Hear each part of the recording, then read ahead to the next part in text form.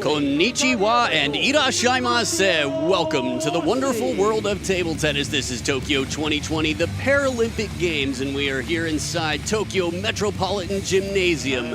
An amazing facility and an amazing day of action ahead. It should be quite exciting. Starting it off in the men's singles Class 3 group stages, Vladimir Toporkov versus Thomas Schmidberger of Germany.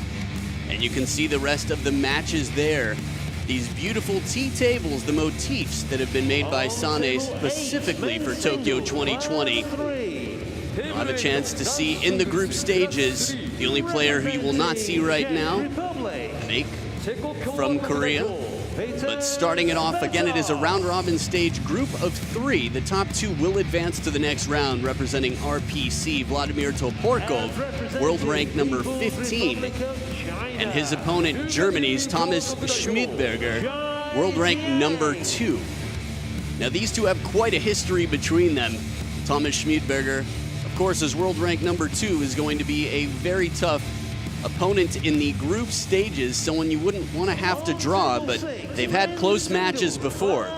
They've played 6 times, and their head-to-head record favors Thomas Schmidberger 6-0. We'll tell you more about that in just a bit.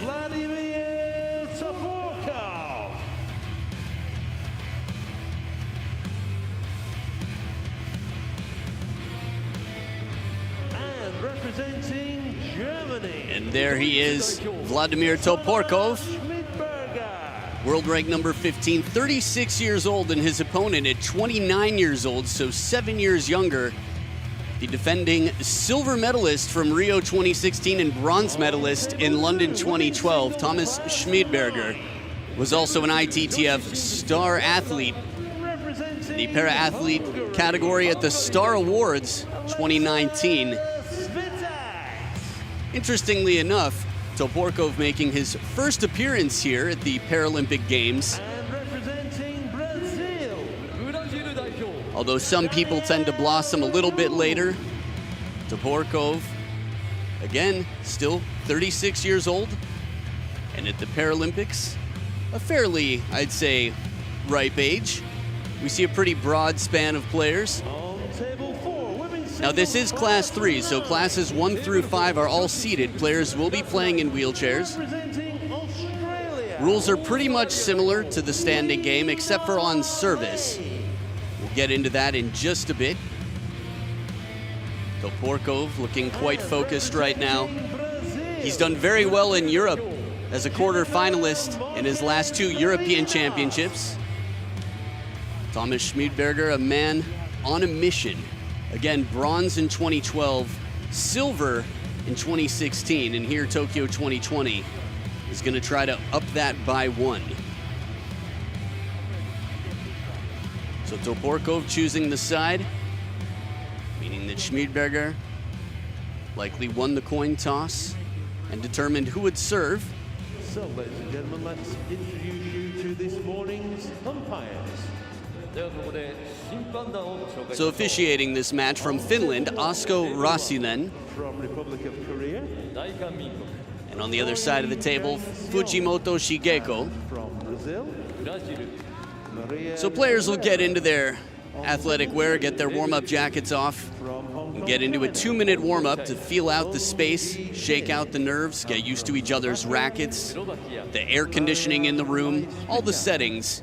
On table 3. And again, caution, absolutely top level at the Paralympic Games, making sure that everyone's safe, so you'll see players with their masks, although playing, of course, for breathing's sake. On table 4. We'll have fresh From Egypt. air getting into them. Coaches on the side for Germany, we have Hannes Düsseler. He's been working with Thomas Schmidberger. On table 5. And on the other side, for RPC, Irina Mordakina. So players will be able to talk to their coaches between points and between games. All matches are best of 5. First player to win 3 games. Games played to 11 points must win by 2. Serves will alternate every 2 points played until 10-10. If it does come to deuce, 10-10, they will alternate serves every point.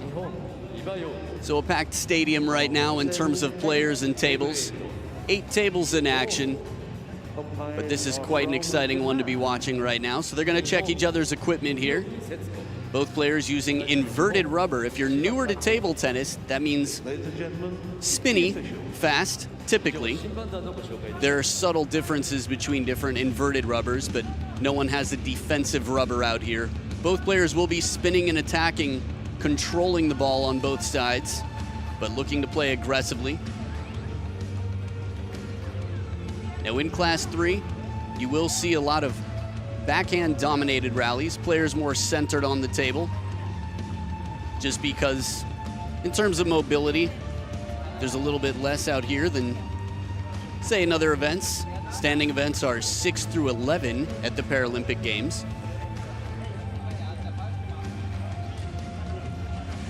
So Schmidberger cleaning the rubber here to make sure he's got full traction, full spin in his game.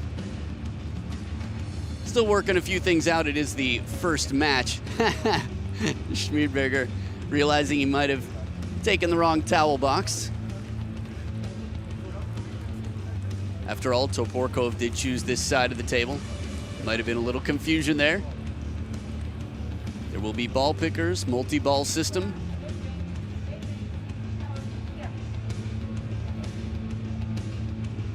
On the other side as well, both players you'll see breathing on their rackets from time to time, cleaning off the dust from the top sheet. So the forehand rally cross court. Now, much like in any other table tennis event, the forehand stroke is the longer stroke. You've got more room for backswing, so it takes a little bit longer to recover from. Players will be in the neutral position as much as possible, but the backhand will be very efficient and very effective. Now, playing from a lower position, as a seated player, the backhand, it's a little bit, I'd say, more challenging to get the elbow up high, but you'll see these players really working to get that elbow up high for the backhand to generate the power and spin they need to really put the pressure on from the backhand side. And our umpire, Asko Rossinen from Finland, only the best umpires in the world, international blue badge umpires for the Paralympic Games. On the other side of the table, Fujimoto Shigeko from Japan.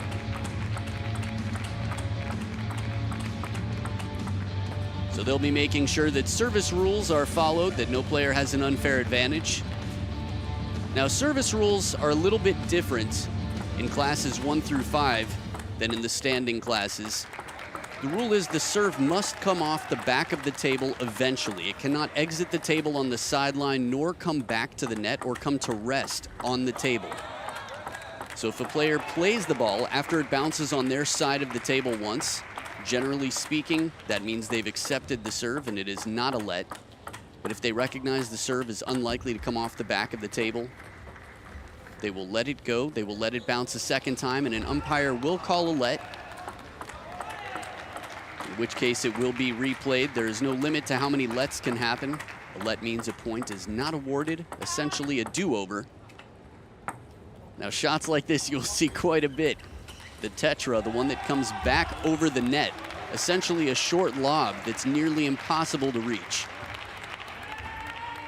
So here we go. It's a best of 5 group stages. Thomas Schmidberger to serve, love all.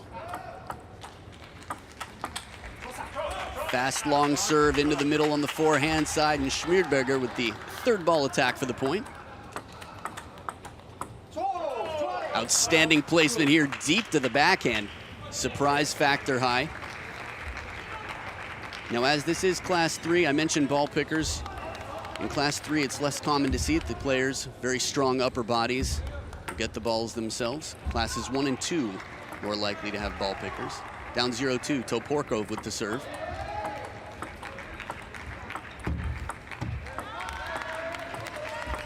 Beautiful angle here, testing the wide forehand, and Toporkov is on the scoreboard. Again, in a best of 5. Things move quickly. In the first game, a larger percentage of the total games needed to win. First player to win 3 games. Second serve here for Toporkov.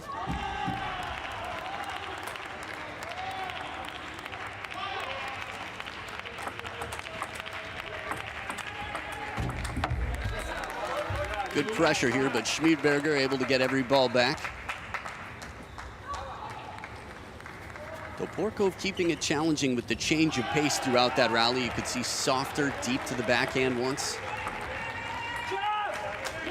Trying for the deep corner here. Just missing wide. Toporkov down by 1. Now, I mentioned their head-to-head favors Thomas Schmidberger of Germany. 6 matches to love. But they played twice in 2019, and Toporkov took it to a deciding 5th.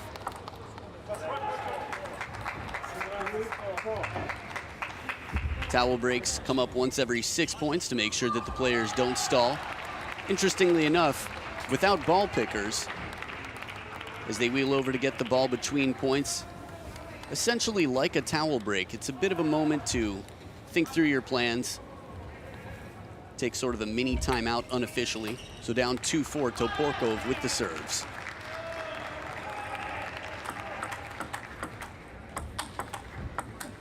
Oh, beautiful combination, one into the middle. Gets the racket head straight up from Schmidberger and then deep to the backhand corner. Look at the forehand. And on top of the bounce, takes it at its peak. Perfect play there from Toporkov.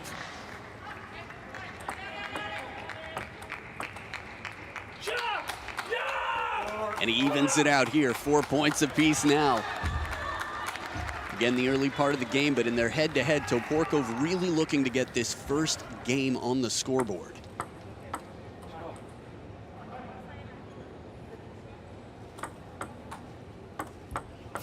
Heavy underspin on the forehand, brushing the ball, loading it up with underspin.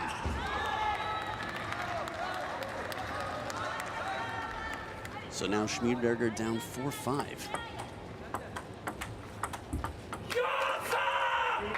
Interesting. Toporkov fired up right now. And in that rally, Schmidberger caught in between. Still maybe shaking off the morning dew. Toporkov not messing around right from the start. High pressure, full octane, and he catches the edge. Schmidberger, a little bit of fortune going down the line, but playing a bold shot nonetheless.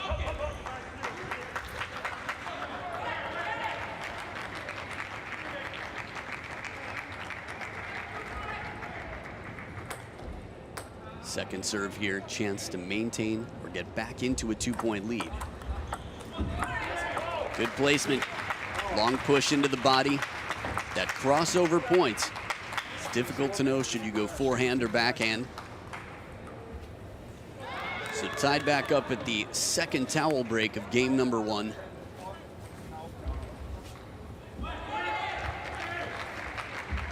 Interestingly enough, Vladimir Toporkov, a player and also a coach professionally.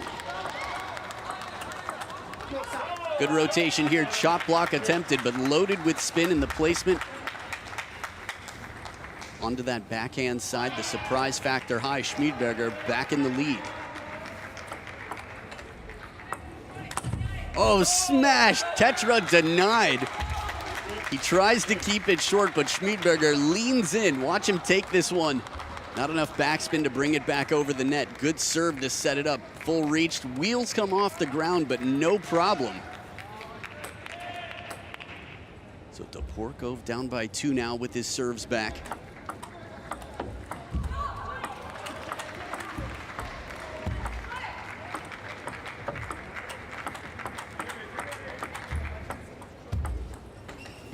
Schmidberger with 2 net recoveries in this point. He is chewing it up, fired up as you can understand. When your opponent gets a few breaks like that and an attempted short shot to come back over. You see the passion there. Just 2 points away from game number 1, Schmidberger. And Toporkov, big second serve here to stay in this.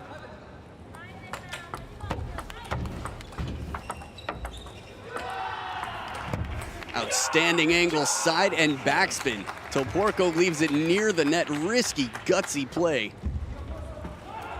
The angles were started off early on in the soft touch game in near the net. Mixing it up a bit, Toporkov gonna play clever.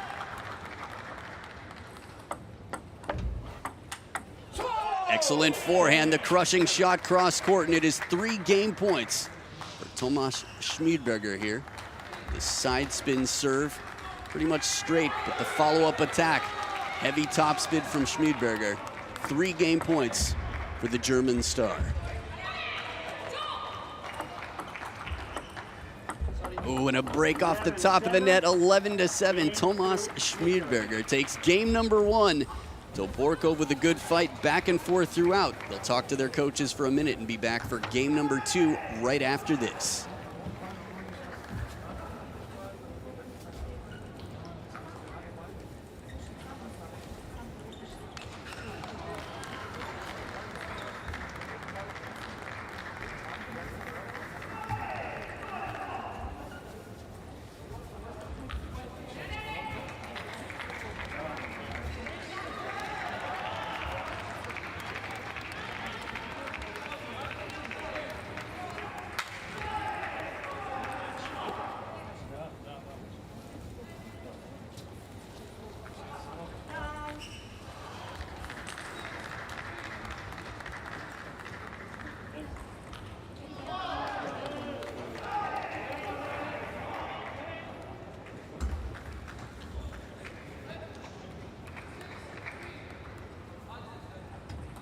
Players back to the table for game number 2. Still getting used to the regulations here. Again, special times, special requirements for safety. We've got Sweat Squad in the house. Schmidberger leading 1-0 in this best of 5. Toporkov to start with the serves. And this one just a bit long. Omiyage, that's Japanese for gift from Toporkov.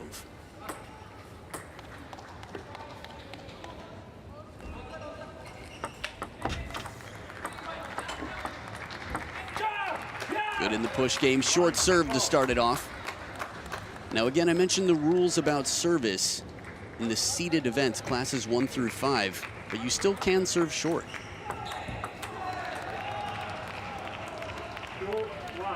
So long as the ball would eventually come off the back of the table. Chop blocks him, side and underspin deep on the table. Schmidberger in control of game number 2 so far. 75% of the first 4 points for the German sensation.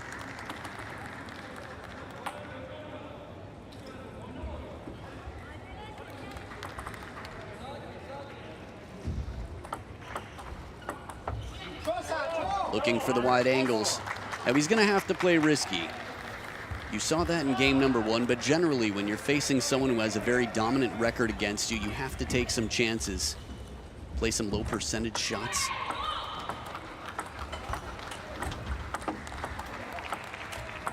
Look at this rally, turned completely sideways after the wide forehand. Schmidberger getting back to the middle, still turned sideways and plays a crushing forehand. Long push, heavy rotation cross court. This is tough to deal with. You can see how much spin he generates there. Torque from the core. In the seated events from the wheelchair, of course, legs giving you less power. So core strength, extra important. Upper body as well, of course. And on the parallel, Schmidberger right now playing some very risky shots. Low percentage shots with a high percentage. Toporkov's going to be looking to do the same.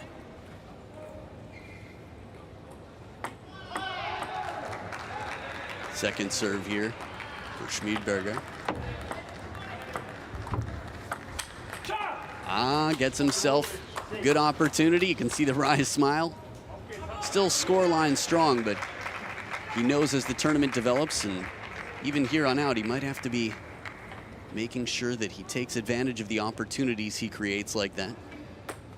Toporkov with his second point, serves back on his side. Ooh, deep shot. Sets up a solid third ball attack. You can see the coach in the corner on his feet. Coach Dusseler, that is. Outstanding defense from Schmidberger, getting the racket up there to be perfectly in position, covering the shot. Not just that, but right at baseline.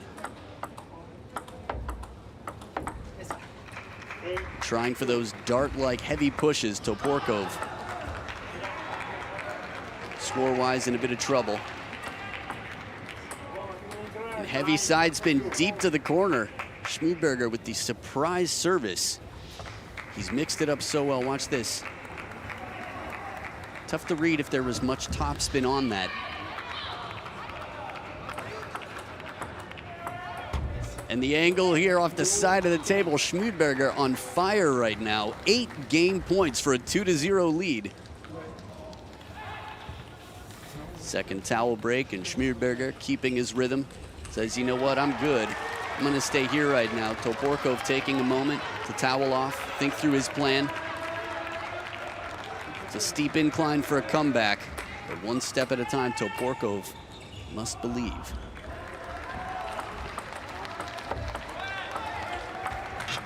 Oh my goodness, gets in to cover the short side of the table and a forehand on the parallel, ripping shot. Schmidberger goes up 2-0.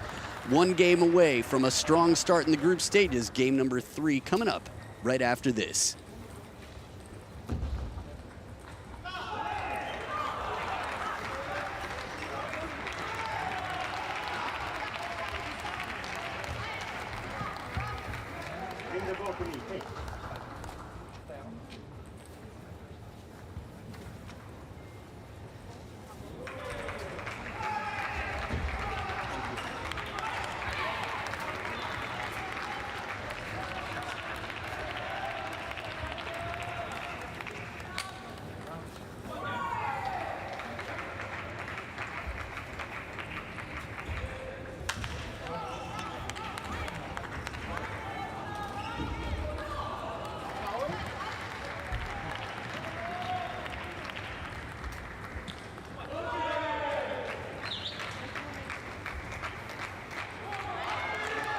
Players back to the table for game number 3. Vladimir Toporkov on screen for RPC.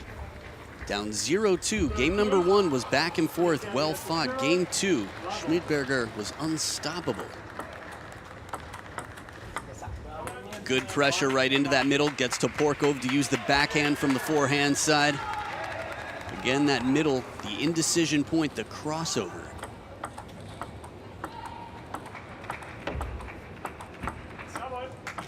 Patient play, steady backspin in the pushing game.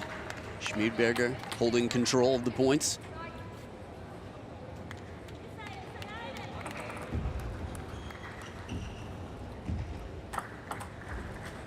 Fast long serve, outright service point. Tough to read the topspin on this ball, but it comes up quickly off the racket. Very surprising fast long serve. And his service game has been dangerous. Toporkov with the surprise factor high.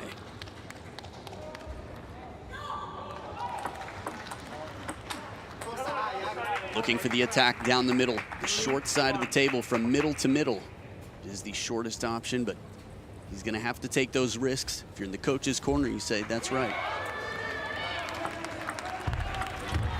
Beautiful angle. Toporkov in, takes it early and finds the deep backhand side of the table. Takes advantage of this opportunity. See the underspin to keep it near the net.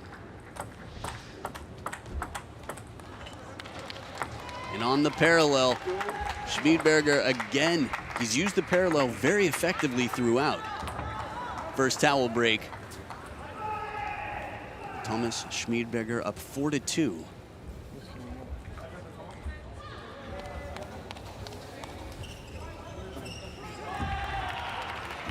Now, players do have 1 timeout per match, up to 1 minute if they choose to use the entire minute.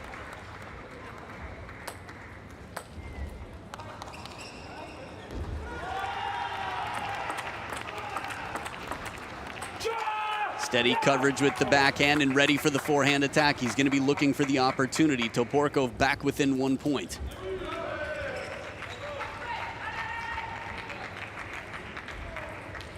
I like the braid. I think it has special powers. Both players stylish in their own right.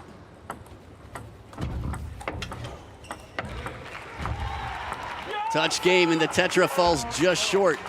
The elevator shot does not make it over the net first. Schmidberger playing with fire.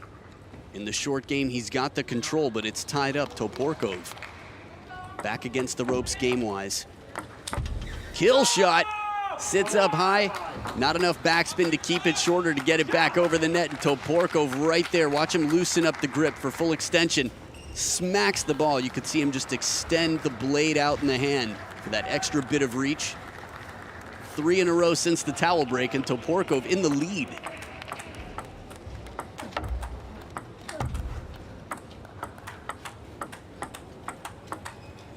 Schmidberger with outstanding defense in that point. He had 2 ripping shots he was able to block back into play and then turn around and take the offensive. Keeping his cool out here. Toporkov going for the deep angle. You could see on his face that quick wince. He knew it was just a bit long. Kill shot with the forehand. Aggressive after the short play. Short serve and followed up with the attack.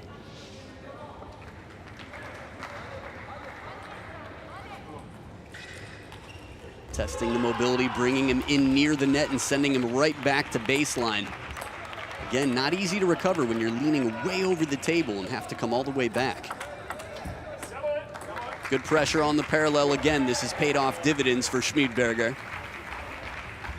So at the second towel break here, dead even. If Schmidberger wins this game, that's it. It's a 3-0 victory. Although it is round robin, so it could come down to a 3-way tie. Toporkov will want to do everything he can to get as many games as possible in this match. In the round robin format, that's how it works.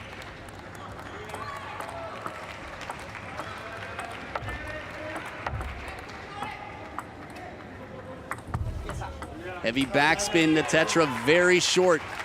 And Toporkov knew he didn't have much opportunity to wait and let the ball rise, so tried to control it early off the bounce, but it is very difficult to do. Excellent touch from Schmidberger to step into the lead.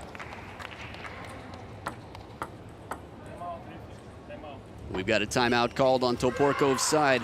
A little conversation with Coach Mordakina, Team RPC.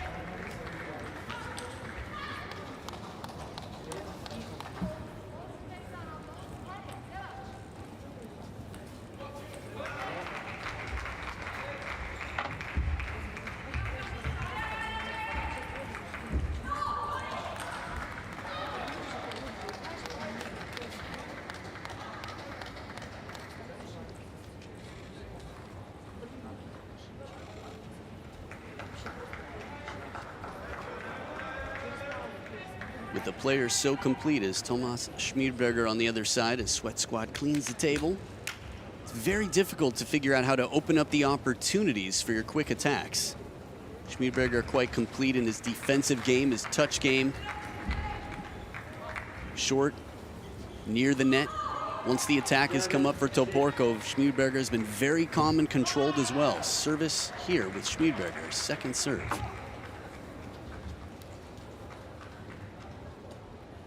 Making sure the officials are ready.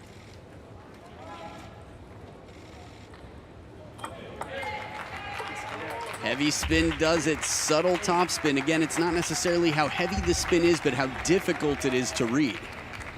A very subtly deceptive serve right out of the timeout to diffuse the opponent's timeout. Toporkov with the serves on his side. They're going to be very important to take, especially after the first point going the other way out of the timeout. Back edge of the table, Schmidberger with a bit of fortune, 2 points away from a flawless victory in his first match. Not celebrating too early though, staying focused.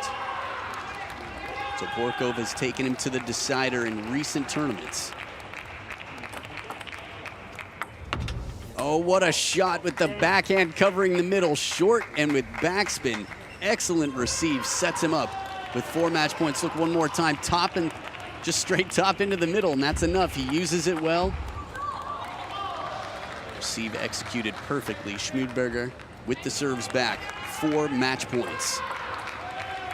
And he only needs 1 serve, 11-6. Tomas Schmidberger takes the first match in the group stages, 3-0 over a very strong opponent, world rank number 15, Vladimir Toporkov of RPC. So starting off his tournament strong again, a man on a mission, looking to one-up his silver medal and turn it to gold in Tokyo 2020. 11-7, 11-2, and 11-6. Germany's Thomas Schmidberger takes the first victory.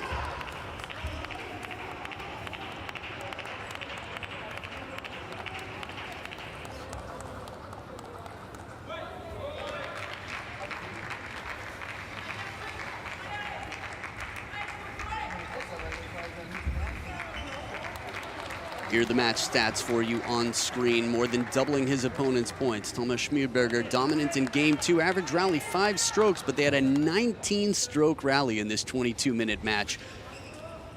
Now for fans in Russia, Vladimir Toporkov, don't worry, he still has a chance. Top 2 advance from the group, but he'll have to pull off a 3-0 victory.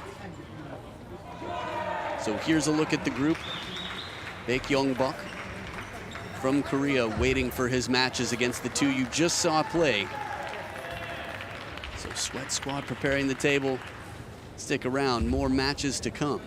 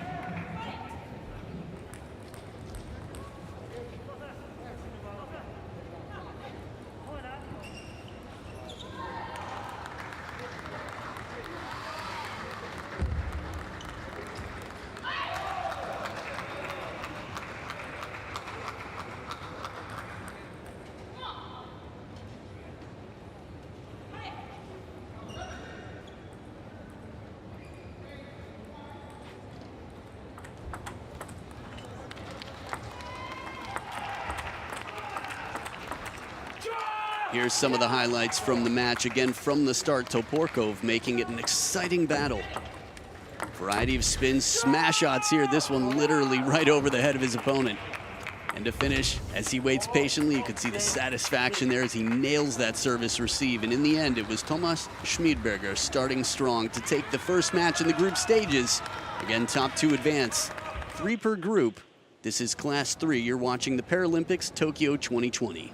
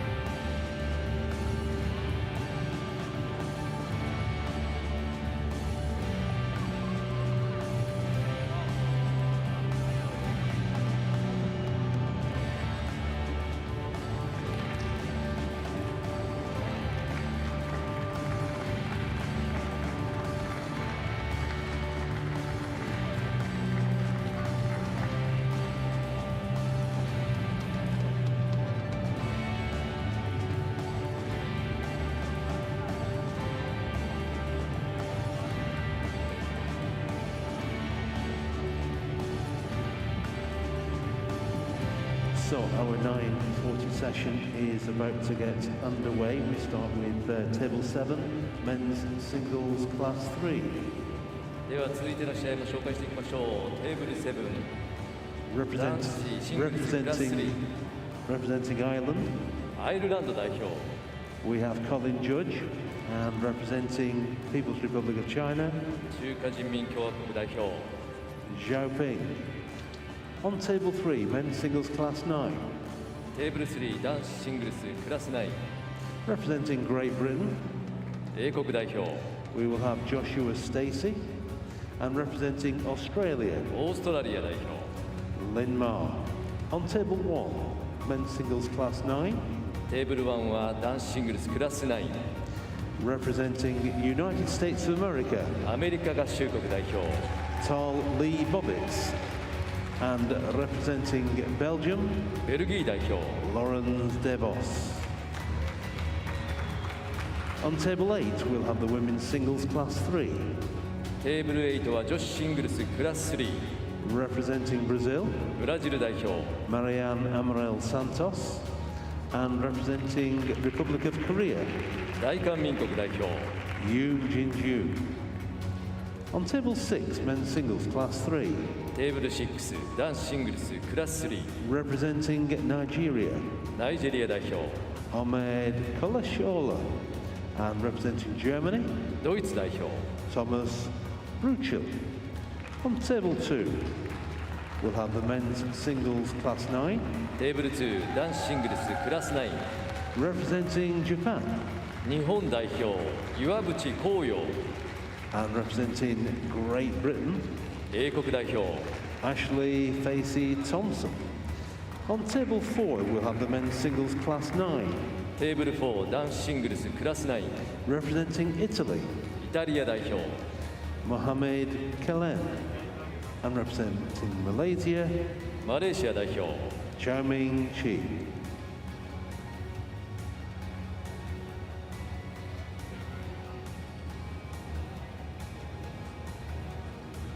Konnichiwa and irashaimase. Welcome back to Tokyo 2020 Paralympic Games.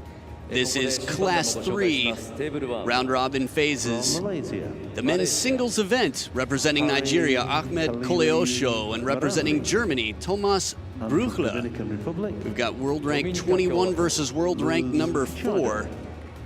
On So table this 2, will be quite a high, I'd say, ranking battle between these two. In the singles event, like others, it'll be best of 5. First player to win 3 games wins the match. Games are played to 11 points, must win by 2. テーブル3、 The Nigerian in the front, 35 years old, Koleosho. And behind him, quite an experienced player at 45 years old, Thomas Bruechle. Table 4, テーブル4、 from Belgium, So they're both using inverted rubbers.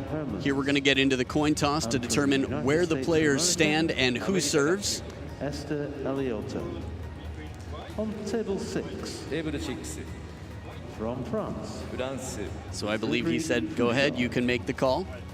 and from Japan, 日本、福田智子、 on table Tough to 7, read the lips from there, but we'll find out shortly. Russian Federation, Players are going to check out, maybe they already did check out each other's equipment, but it's common and from to make Japan, sure that you're familiar with what the opponents are playing with. Now, if you see tape over a uniform for any reason, both officials sometimes from to Japan, block a sponsor, there are limited numbers of sponsors allowed at the Paralympic Games, rule number 同じ 50. く日本、 Sometimes you'll see players with tape on socks, tape on bags, tape on shirts. 審判団のご紹介でし So た。 studying every match, keeping it for the personal library. Some cool wheels there. It looks like we've got the Cosmos. I like it. Bruechle, deGrasse Tyson. It's pretty sweet. So after the talk with the coach in the corner for a minute, towels set away. And they will have a 2-minute warm-up to make sure that they're familiar with the settings. After all, this is the first match for both of these players in the stadium at Tokyo 2020, the Paralympic Games. So in that 2-minute warm-up, you'll see the spin shots here from both sides. Again, players using fast rubbers Now in the wheelchair events, classes 1 through 5, the seated category, the lower the number, classes 1 and 2, the greater the impairment. So class number 3 right in the middle, one of the most popular, I'd say, events between classes 1 and 5 in that group. Generally, you tend to see a bit more defensive rubber than in, say, standing events, something to mix it up. Strong in the receive game. So for social distancing purposes, they make sure that their towel boxes are on opposite sides of the court. All is clear there.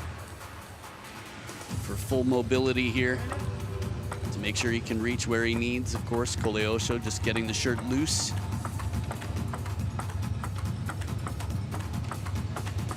So if this is your first time watching Paralympic table tennis, Class 3, again, quite strong. You'll see a lot of strong looping forehands from these players, but they're going to have to be very, I'd say, specific about when they choose to turn for the forehand because it's tougher to recover from.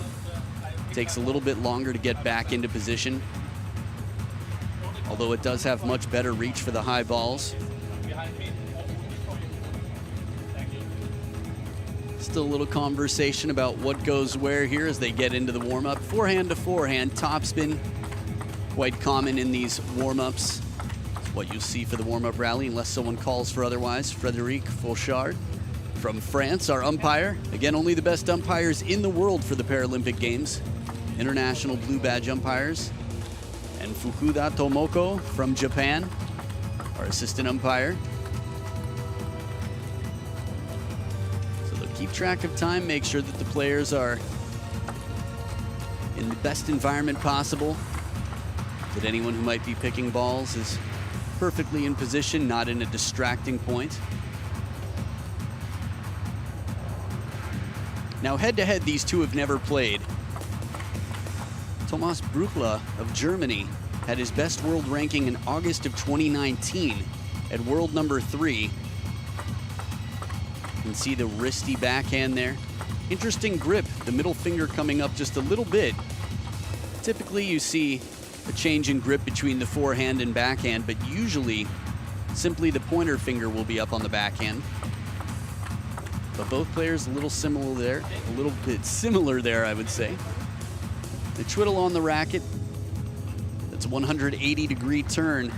A player with pips on one side tends to do that to keep the surprise factor, or maybe just to give a good, honest, traditional warm-up to the opponent. So again, this match is best of 5. First player to win 3 games wins the match. Group stages, so if you're rooting for the player who gets beaten, don't worry, they still have a chance to come back. Bruechle with the serves. An outright service point, heavy side spin and a bit of top from Bruechle to take the first.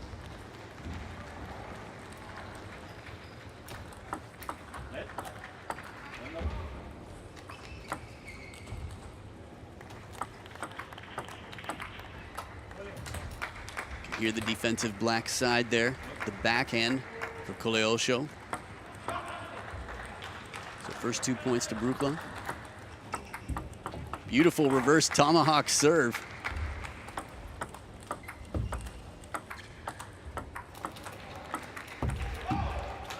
Guiding it deep right at the baseline of the table. A nasty knuckling shot, Koleosho on the scoreboard. So a warning on the service not to toss from the fingers. Beautiful angle, forehand crushing shot out wide. Koleosho sees the opening and seizes the opportunity. Heavy spin to set it up, gets one back a little higher, takes it earlier and goes wide for the point.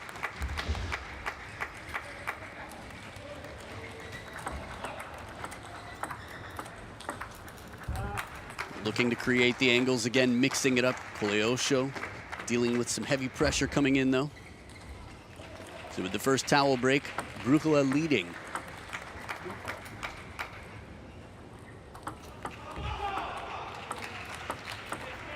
Good aggression off the backhand side. Again, depending on how thick the sponge is underneath the pips, the more control you have, the more aggressive with thicker sponge. But going down the middle, trying to keep it fast and deep. Koleosho playing risky. Bruechle takes the point.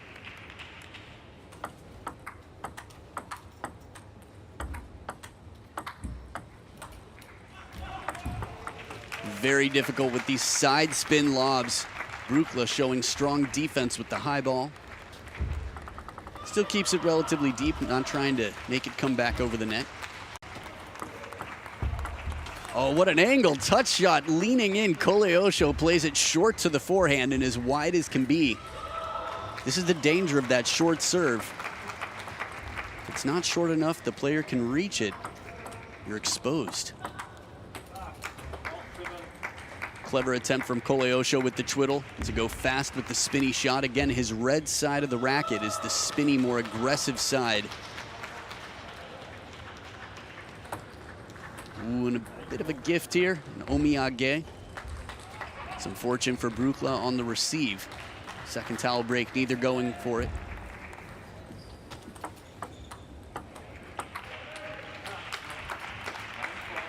Bruechle just steady control there. Top spin keeps it deep.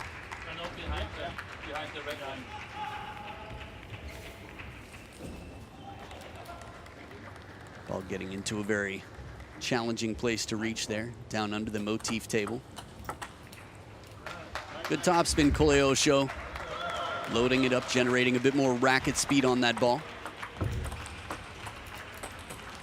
Trying once again to keep it right at the baseline. He's playing a dangerous game, but he's gonna have to again. World rank number 49, Koleosho. See right at the baseline there. Just deep, and now that is it, 11-5. Tomas Bruechle of Germany starts strong, more than doubling the points of his Nigerian opponent. It's a best of 5. We'll see what happens in game 2, Nigeria versus Germany, Koleosho versus Bruechle right after this.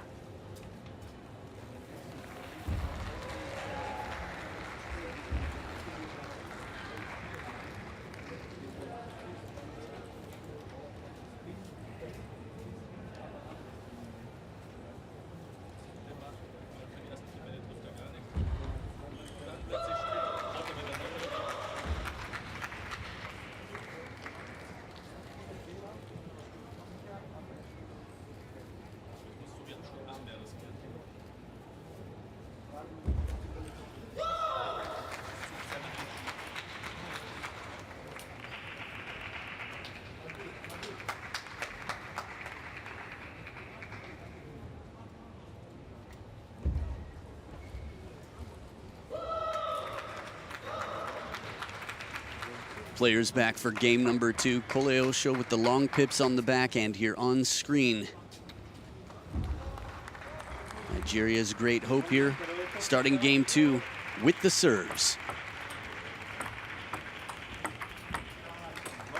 Playing the pips out on the forehand as well, turning it around for the heavy topspin coming in. Bruechle steady in control. Bit of a break there. Acknowledging the fortune, Bruechle with the second point. I really just have to say how amazing that reverse tomahawk serve is.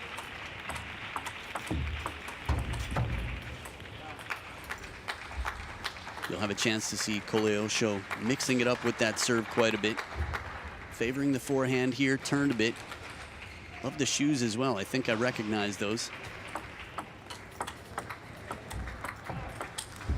Going for the kill shot on the parallel. Dangerous shot just along the short side.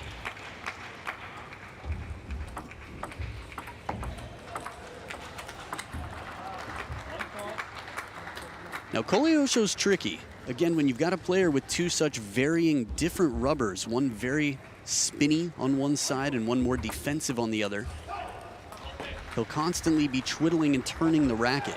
The black side is the defensive one that knuckles the ball back. The red side is the one that's quite predictable.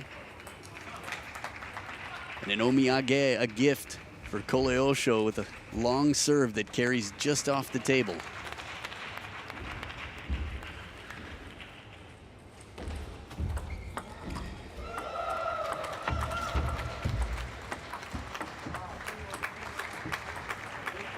Koleosho's been tested. You can see a bit of a difference in the wingspan between the two.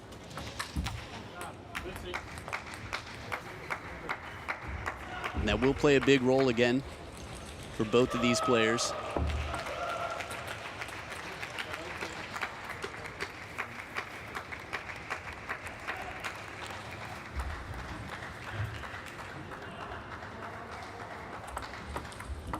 And showing that he's got it too, a reverse tomahawk serve comes out. Very abbreviated one, short stroke in front of the body nearly. Good deception, no follow through on the contact. Very difficult to read Bruechle in the service game.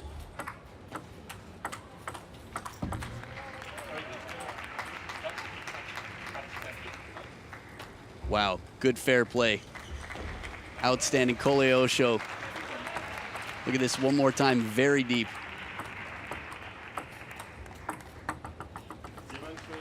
And Bruechle cruises through, but acknowledges the very fair play of Koleosho. When nearly nobody sees it, it's easy to just let it be or let the umpire take the call, but Koleosho said that's your point. So a minute in the corner with the coaches. Koleosho's coach, Surakat Popula. And on the other side, Coach Bojic working with Thomas Bruechle. So 2-0 lead for the German. We will see what happens. Game number 3 coming up right after this.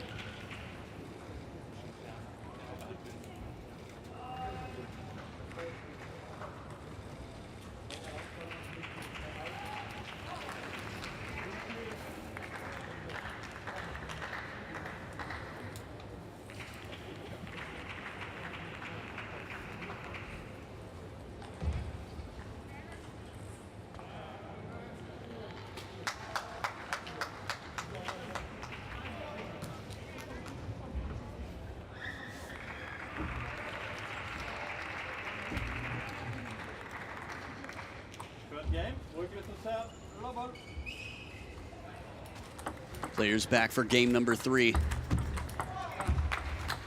And Bruechle testing the wide corner and bringing it right back to the middle. We saw in the highlights between a bit of strawberry action, a bit of side spin with the backspin from Koleosho on the backhand.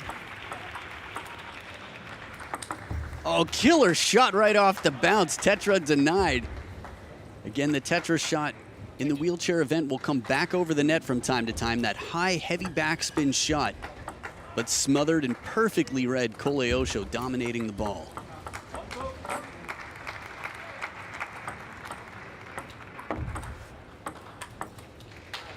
Good inside out forehand here, a bit of side and top spin on it. Koleosho ties it up. What an angle here, a bit of a break off the net. Again, acknowledging the fortune, Bruechle. Again, after the serve, anything goes. So you'll see players creating wide angles, still trying to pin the middle from time to time. Good quick spin here. Koleosho keeping it tricky with that twiddling racket. And aggressive with long pips. Very difficult. You've got a ball coming in fast and flat. Tough to block. Can't just keep the racket closed. But Bruechle with some answers comes back with the topspin, testing the deep backhand corner. He's keeping it very unpredictable, not giving Koleosho a chance to really get in position.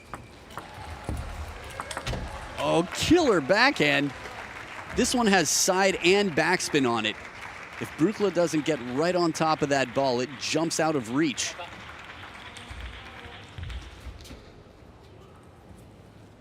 So service with Koleosho.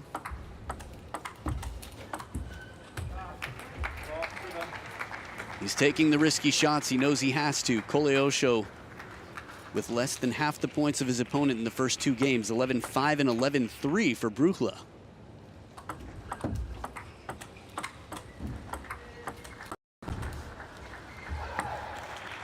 Ball stays on Bruchle's side. Koleosho with the second towel break within 2. Neither player going for the towel. Interesting.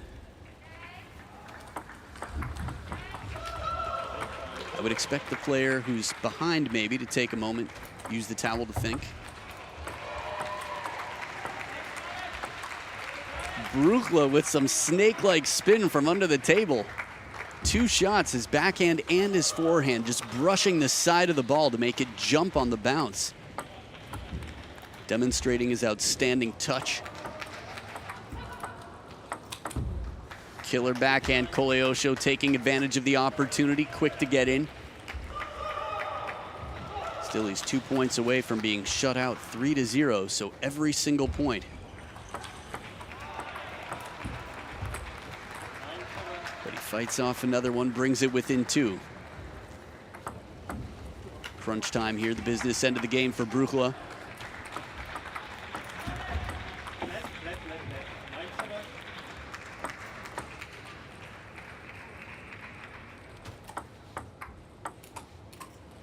Good placement right at the baseline. Koleosho within 1 point. That's 3 in a row from down 5-9.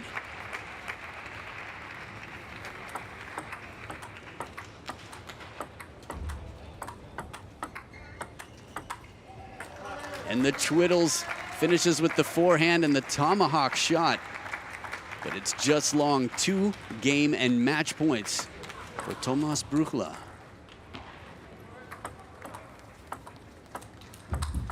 And the heavy spin does it. A spinny backhand right at the baseline, and 3-0. Tomas Bruechle, at 45 years old, has shut out Ahmed Koleosho of Nigeria, the Nigerian player, bringing some excellent tricks, deception, and very fair sports play out here, the sporting spirit that we love to see. For the Nigerian fans and fans of Koleosho, it is a round-robin format, so in the group of 3, there's still a chance for a 3-way tie. We shall see, but a strong start for Germany's Tomas Bruechle, world rank number 4. Again, this is Class 3, Tokyo 2020 Paralympics.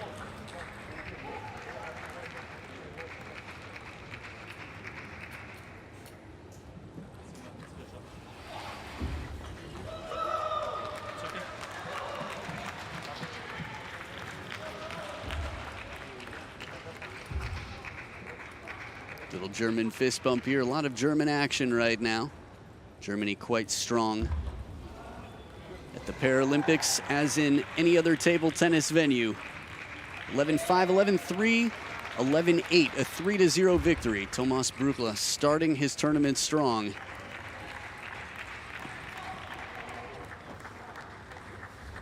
Acknowledgement to the opponents, the team, Coach Popula and Ahmed Koleosho. We shall see. Again, still a lot up in the air in terms of who will move on. Many gold medals up for grabs. Now, China is dominant at the Paralympics, but not quite as dominant as they are in the Olympics in table tennis. So that means there's a bit more mystery in terms of who will medal, who will be fighting for gold. But German teammates so far today have performed well.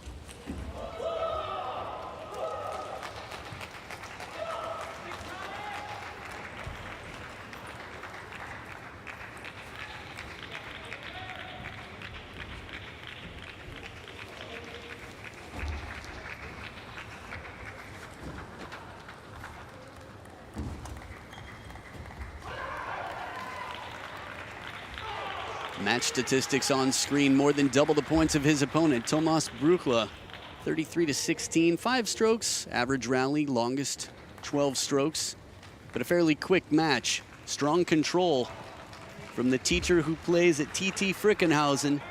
That's Tomas Bruechle. Really just showing his control, very steady play throughout. This is the group. Ukraine's Vasil Petrunev will be waiting to play both of the players you just saw. So as the net gets fixed up again, you can enjoy the highlights here. Right out of the gates, the very wristy backhand. Bit of fortune on that one, but Bruechle really steady throughout.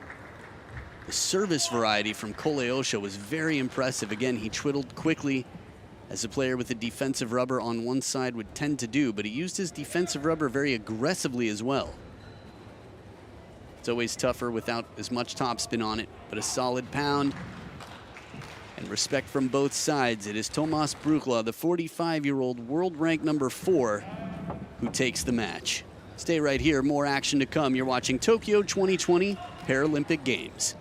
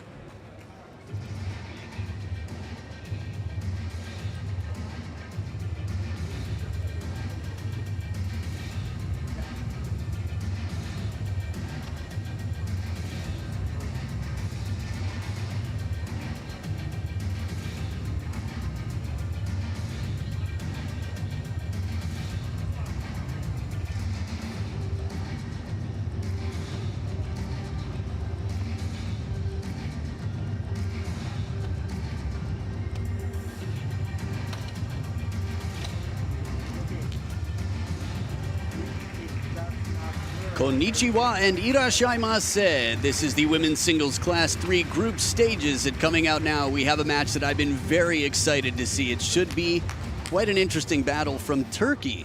Nergis Altintaş, right there on screen, very strong backhand. It's her 3rd Paralympic Games, but behind her from Sweden, Anna-Karin Almqvist from Sweden, the legend, world ranked #1 in class 3, has been around for some time and has been making waves in the para table tennis world. You might have seen her match against Janove Waldner. 49 years old and still world ranked #1. She's got a very deceptive game. Fast, flat forehand, spin variation as well. Oop, coin toss extra exciting right now. Altintaş checking out her reflexes, dodging the coin for a moment. So the coin toss determines where the players play from and who serves. So typically, when you win the coin toss, you have 3 choices. You can either choose to give your opponent the choice, you can choose who serves, or you can choose which side you play from in game #1. Now they will switch sides between games. Every match in this event will be a best of 5. First player to win 3 games will win the match. Games are played to 11 points, must win by 2, alternating serves every 2 points until it comes to 10-10. If you do find yourself at deuce, 10-10, you will alternate serves every point.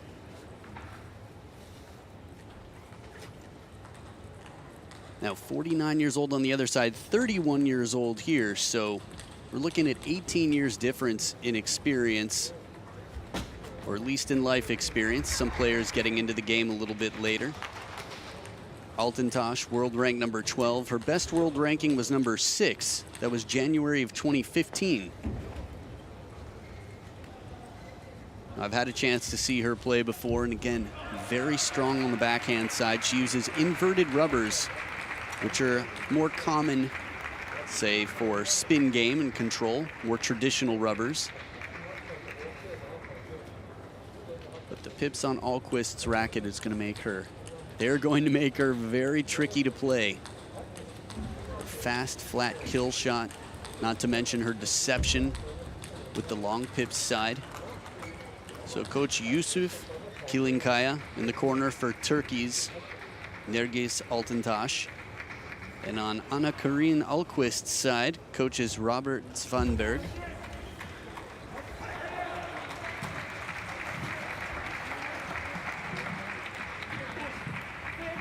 Curious to get a closer look at that tat on the left forearm there on the inside. Sure we'll have plenty of opportunities. In case you're curious why the edge tape is blank and brandless, rule number 50, players aren't allowed to have too much visible sponsorship. So as Anna-Karin secures the racket, edge tape being squared away. Oh, perfect timing. Nice close-up. Ah, could see it.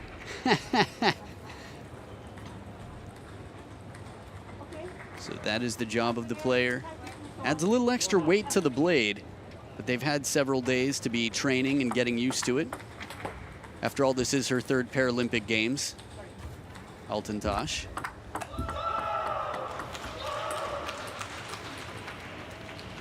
So still just getting loose, shaking out the nerves a bit. It's very difficult to warm up with someone who plays aggressively with a variety of pips. Love the glove on the right hand. Very colorful, much like Anna-Karin herself. Fujimoto Shigeko, our umpire for the match, be making sure that services are fair and square, all the rules are honored. Now, if this is your first time watching Class 3 at the Paralympics, or any of the first 5 classes, assistant umpire Asko Rossinen. In the wheelchair events, the seated events, which are class 1 through 5, the lower the number, the greater the impairment. Class 3 right in the middle, so that's where these women are. The rules on service are, the serve must come off the back of the table eventually. It cannot come to rest on the table, and it cannot go off the sides of the table. That would be an unfair advantage against a seated player. I guess if they both had it, it wouldn't be an unfair advantage per se. It just wouldn't be very interesting to watch. But this is actually something, if a seated player, someone in a wheelchair, plays in a standing event, the rule still applies. I learned this the hard way as a teenager. Served a ball off the side of the table because I thought, oh, this will be tough to return. And my opponent just gave me a look and I realized, okay, I can't do that. And said I'll never do it again. But here is these two rally. Again, less rotation from Anna Karin, so the ball will come back into the net, whereas a spinny rubber, much like Altentosh has on both sides, the ball will naturally come up with topspin off of the racket. Spin is the name of the game in table tennis, and the variation in Anna Karin's game makes her so tricky to play. So as the ball rolls, it is Altentosh to start this best-of-5 match with the serve. Love all.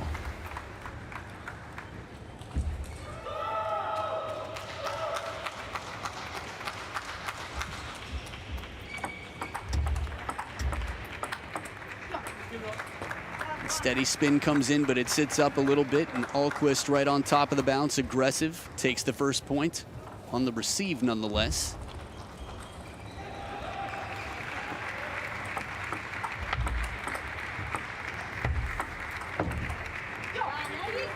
Good defense and comes in for the tomahawk smash. Ahlqvist getting that reach in near the net as well, showing her agility and coverage of the table.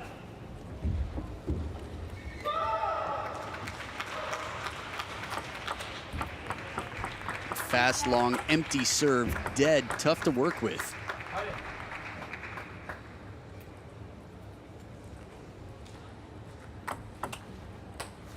And another fast, long serve right near the corner. As long as it comes off the back of the table, it is all good, and that serve was deadly. Not a point dropped yet for the world ranked #1, Anna Karin Ahlqvist.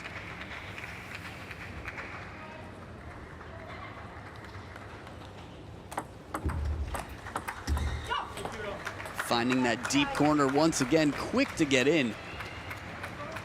Again, with pips, the types of pips that she's using, it's very difficult to rally with. Altentosh is going to be looking to get in with placement and finish the point quickly where she can. But even the long serve, quickly received from the wide forehand. Ahlqvist looking flawless so far.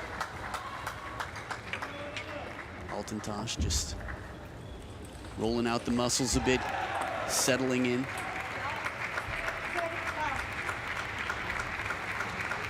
So first towel break, neither player going for it, still just warming up. It's already the 7th point, actually. They're moving quickly right now. Service game has been outstanding from Ahlqvist.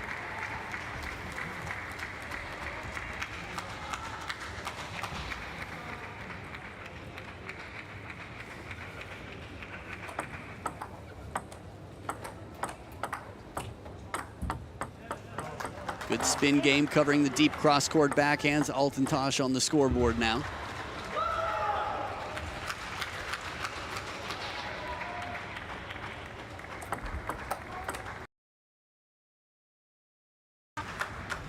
See the frustration out here. Not exactly sure what the reasoning is, but pinned here.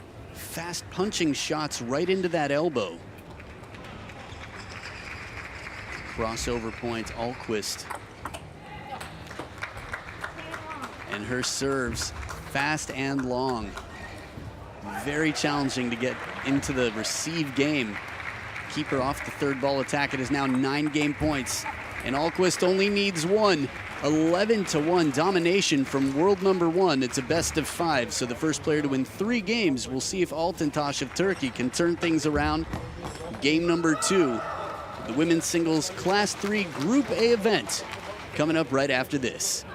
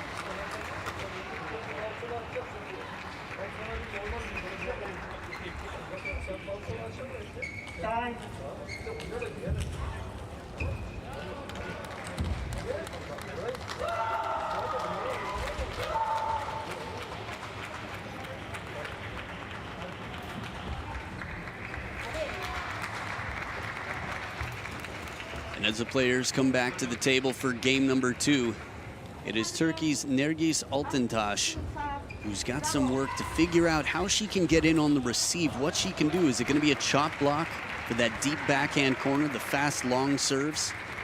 Anna Karin Almqvist, world number 1, with the serves. Right into the middle, fast and long. Again, with the long pips, there's less rotation, more dead serve.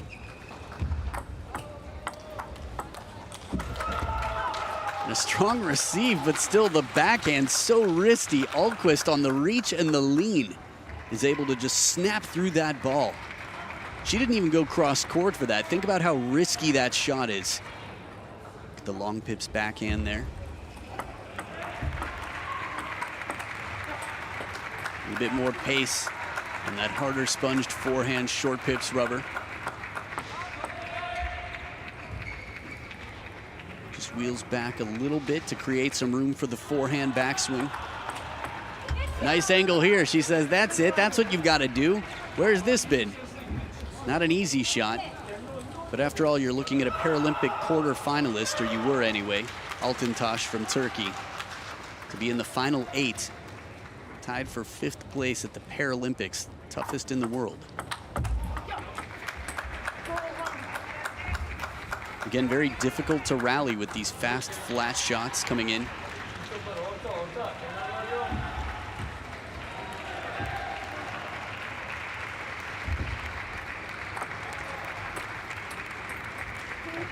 Omiyage, a gift. So second point, Altintaş. The risky serves.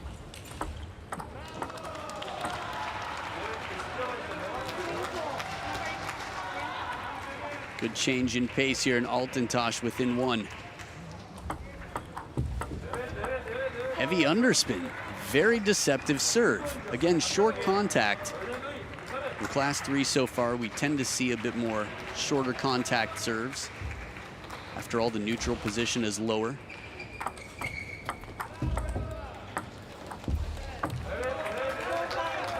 She's really moving in and out her opponent right now. Altintaş playing short just behind the net, 2 shots in a row to keep Almqvist guessing. Quite a turnaround after being beaten 11-1. She's leading here halfway through the game. Good angle, a bit of side spin on it as it bends out wide to the forehand. Almqvist tying it up.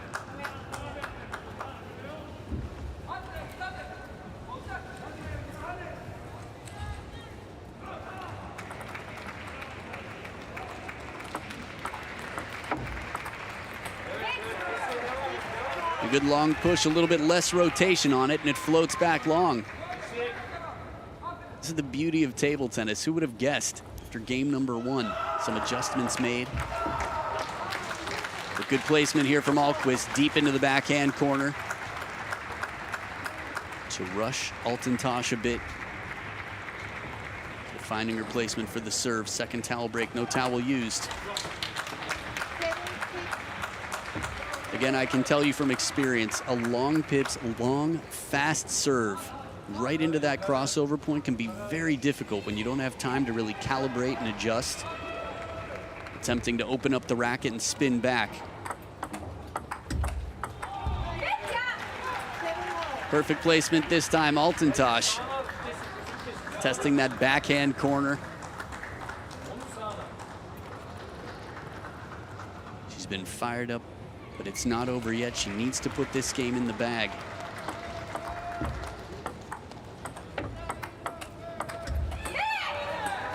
Covered the middle well with the forehand. The second to last shot she made kept her in position so that she could cover the wide backhand to follow. Now, head-to-head, these two have played 12 times, and Almqvist has won all 12 of them. So securing this game would change things up a lot, but not only that, we're talking 36-2 games-wise. Almqvist hasn't lost a game in 10 years, and she's 1 point away from being reminded of what it feels like when Nergis Altintaş of Turkey defeats her, takes a game. 3 game points for Turkey. And Altintash takes it, a big show, a fist bump, and she'll go back to the corner with a lot of confidence. Again, 11-1 dominated in game number 1. Didn't let that get in the way of coming back prepared and turning things around. The playing field is leveled 1 game apiece, and we will see what happens in game number 3 coming up right after this.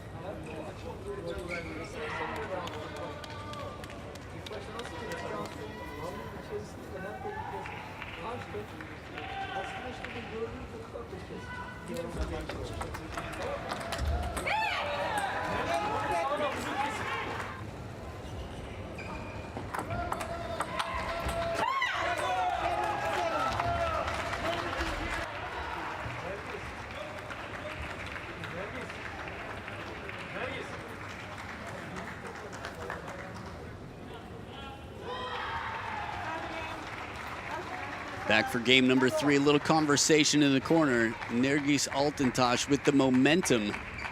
Again, really an impressive comeback in game number 2 as she cleans off the top sheet of rubber to make sure she has full traction and control in her spin game.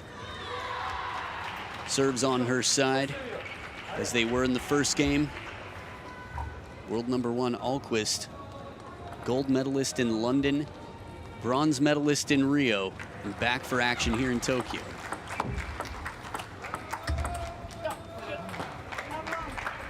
Good pressure here with the backhand. Ahlqvist starting strong.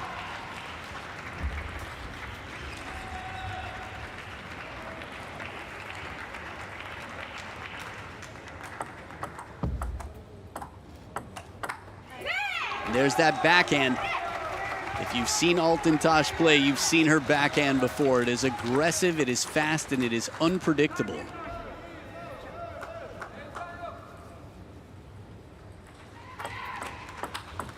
Look at that third ball attack deep to the corner, fast and flat. Ahlqvist, this is one of the reasons she's world number 1. She's got a tough serve and a very tough third ball waiting, just in case you survive the serve. For example, changes it up here. Handles the high ball coming in with the forehand kill shot.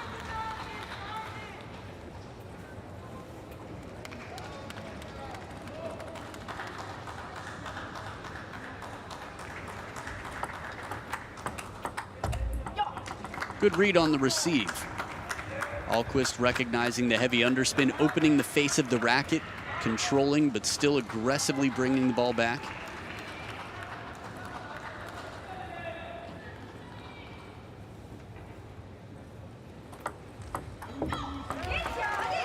Outright service point for Altintash.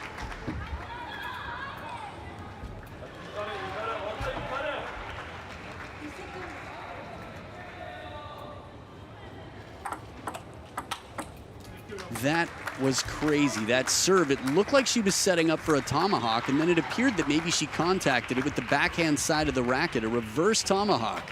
Now remember, she's got 2 very different surfaces. Ahlqvist with different lengths of the pips, different rotation,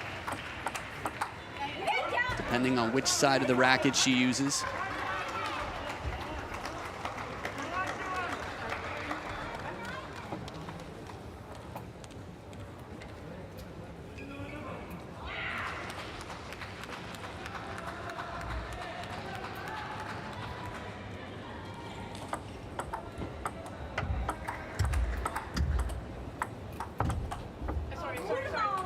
Trying to make her move back in. Altintash dealing with a bit of fortune for the opponent. Acknowledged by Ahlqvist for that break off the net. Now, people often ask, when you hit a net or an edge, why do the players apologize? And it's something they're not intending to do, but it breaks the rhythm of the opponent. Just long on the parallel. Altintash looking to bring it back down the line.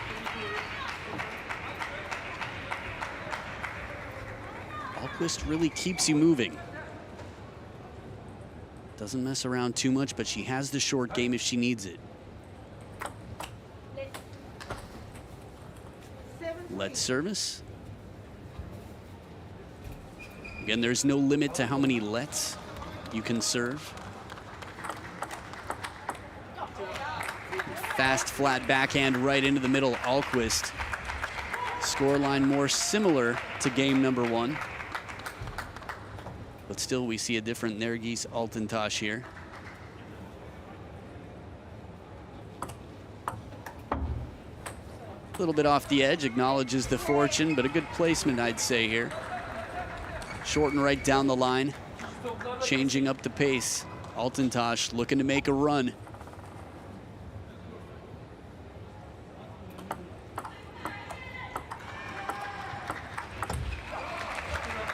And in that push game, both players looking for the opportunity to attack.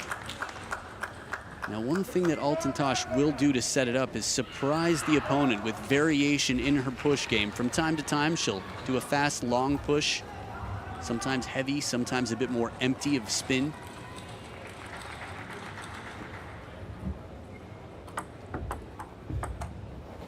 Looking for that angle, a bit of a chop block shot here. Side and underspin goes just wide, and it is now 6 game points for Sweden's Anna-Karin Alquist to go up 2-1.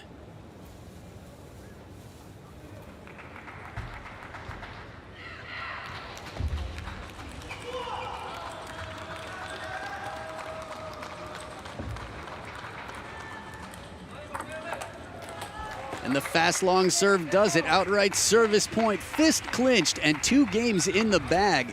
Alquist just 1 game away from a 3-1 victory, but the fight goes on, and game number 4 will come up right after this.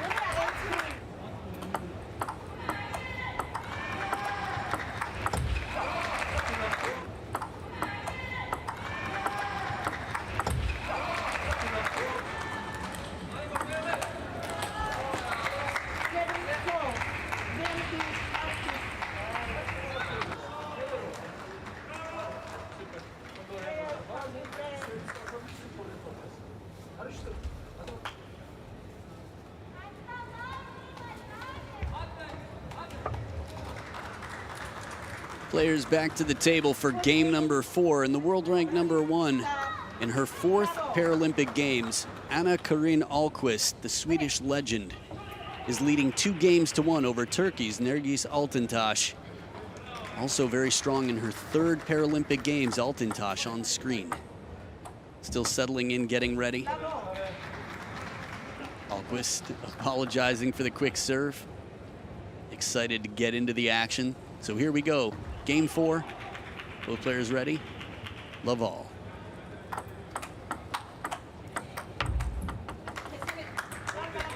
Good pressure here from Alquist, getting the opponent to play her game, less rotation, flatter shots.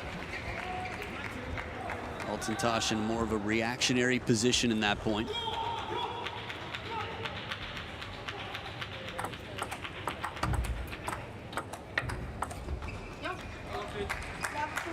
Alquist really testing all parts of the table here. Short to the backhand side, starting off long to the middle.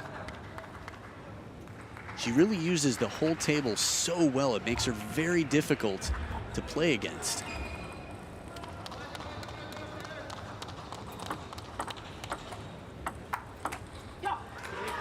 Reading the spin perfectly, opens the racket and counters into the middle. Alquist, not a point dropped yet. And a timeout on Altintash's side.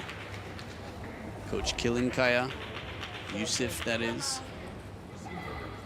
looking for some new tactics possibly out here, some reminders about what is most likely to cause trouble against the world #1. See how composed she is to take that backhand from the forehand side and turn for the forehand.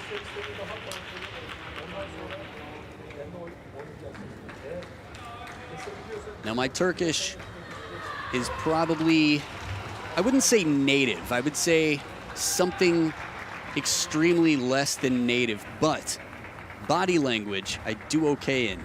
And based on the body language, I would guess that there was some conversation about spinning a shot to the middle where you can and then playing wide angles early, following up, but using that inverted rubber, the spinny rubber, keeping it deep on the table to set up the follow-up attack. So the timeout has been pulled. The lifeline is no more for Altentosh. We will see. Ooh, it's always tough to come out of a timeout and give the opponent an omiyage, a gift. It's Japanese for gift, in case you want a gift or want to give a gift. And the bend on that long serve, right at the baseline. Scoreline right now, Ahlqvist, again, looking very dominant. Something you might expect from the legend, the veteran.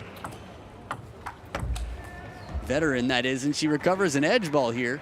Not a drastic one, but you could see it took a bit of a kick off the edge on that bounce.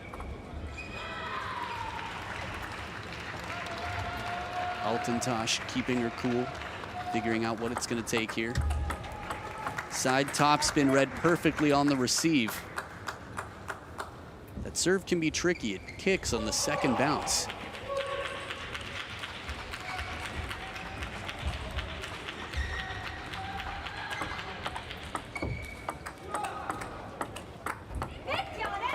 There the backhands are. 2 in a row cross court, taking them a bit early here. Using her serve to get in control early on. Make her opponent play her game. Not easy to do against Ahlqvist, but Altentosh now on the scoreboard.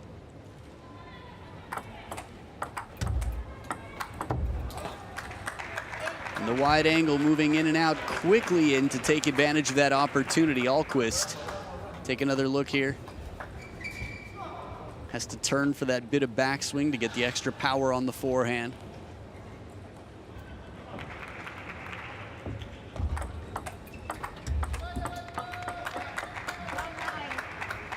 And continuing on, Anna Karin. With an 8-point lead on the receive now. Altentosh, deep in thought, has 2 serves ahead. Changes her mind, goes for the backhand. And just too solid on the receive. Ahlqvist brings it right back deep on the table and has 9 match points.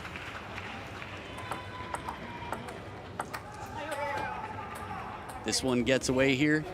Deep push. And it is Altentosh who takes the point, saving match points. Still a long way to go as Ahlqvist tries to remain calm. Remind herself that the finish line is near, but she hasn't crossed it yet. And good pressure as Altentosh keeps it right at the baseline. Looking for that middle, the crossover point. Not testing the wings just yet. She'll be looking for her opportunity. She'll be very specific and very intentional when she takes that chance.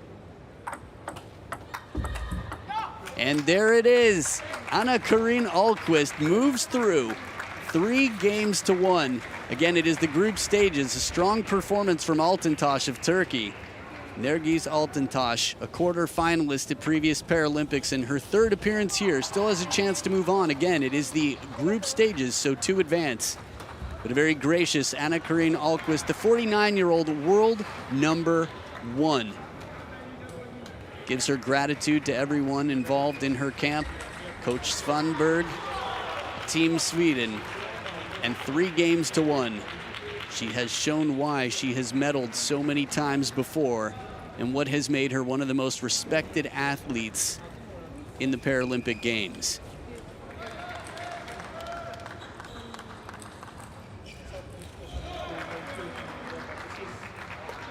So there will be a change into the more casual shoes to relax. for less intense moments. She puts the racket away to make sure that stays well protected, stays clean, and even with pips, there is some traction.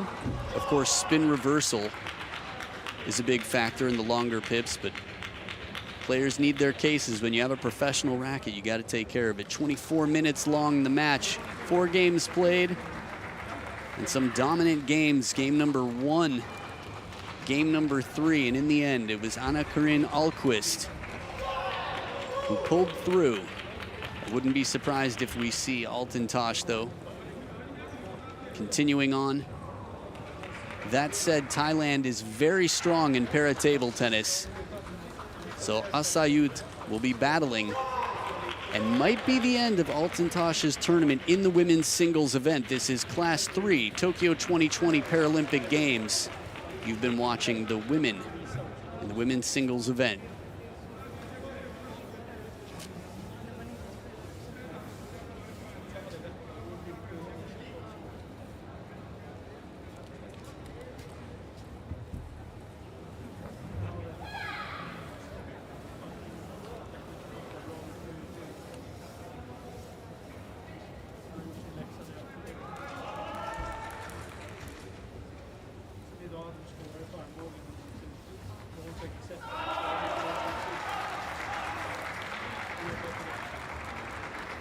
Again, for Turkish fans, Altintash will be happy to have your support as she continues on in the round robin. Top 2 advance, groups of 3.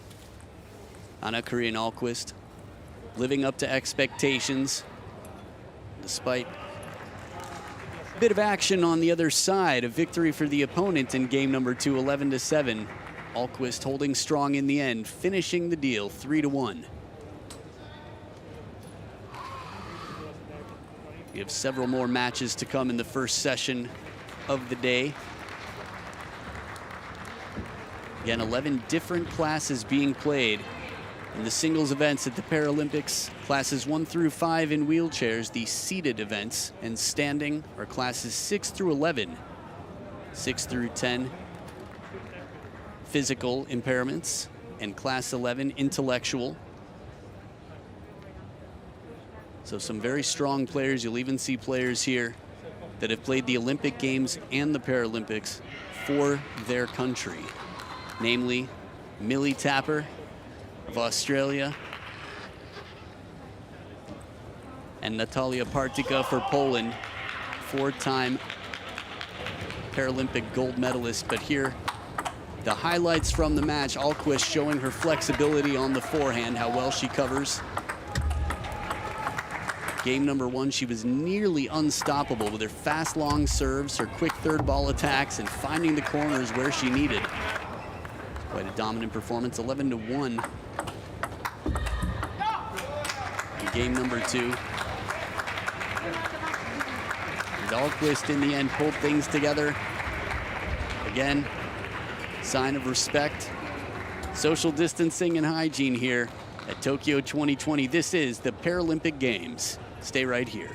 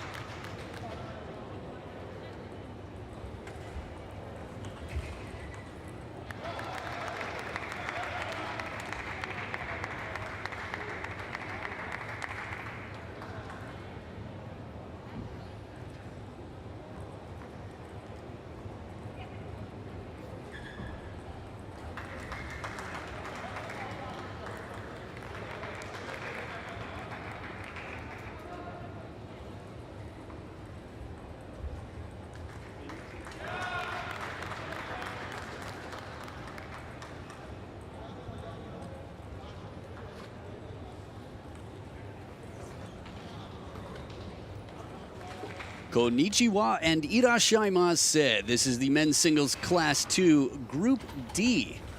So we've got our two players ready for battle here. Minami Nobuhiro of Japan and of Korea, Cha Soo-young. World ranking 16 versus 4. Now a story about the Japanese player. He's 52 years old, so quite a veteran player. And between the years of 2007 and 2015, wasn't seen much at all. Cha Soo-young, age 40, currently world rank number 4. Got into the sport quite late. Minami-san Nobuhiro, looking sharp. It's interesting, back in the day, had much shaggier hair. Looking fresh out here.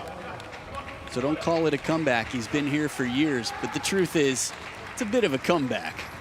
In the last several years, he's had some major tournaments to play, but these two, head-to-head, have played twice before. And both of those matches have gone the way of Cha Soo-young, the South Korean player.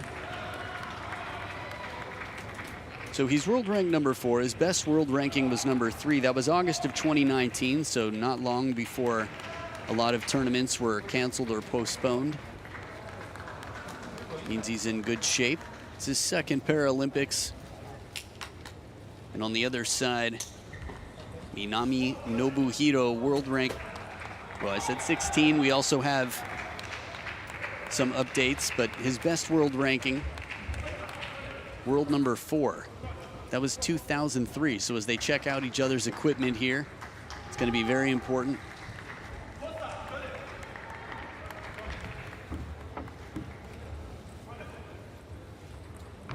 Interesting to see a pinhold grip out here. That means the middle section will be covered by both the forehand and backhand side, typically, at least the handle blade, or the blade of the handle rather, looked much like a penhold racket, a J-pen style. You can hold the racket however you choose.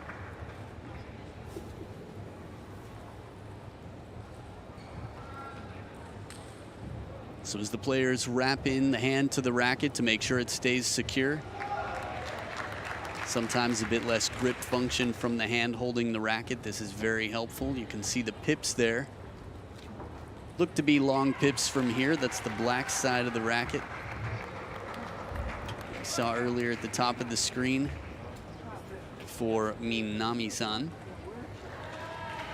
What appears to be an inverted rubber on the black side, at least from here. We'll have a chance to check. They take care of the coin toss here.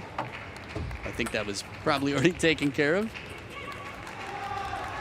I'll introduce our umpire and assistant umpire in just a bit. There will be better moments coming up. Players get into their 2-minute warm-up here. Just keep the ball on the table, get the feeling for the room. So interesting.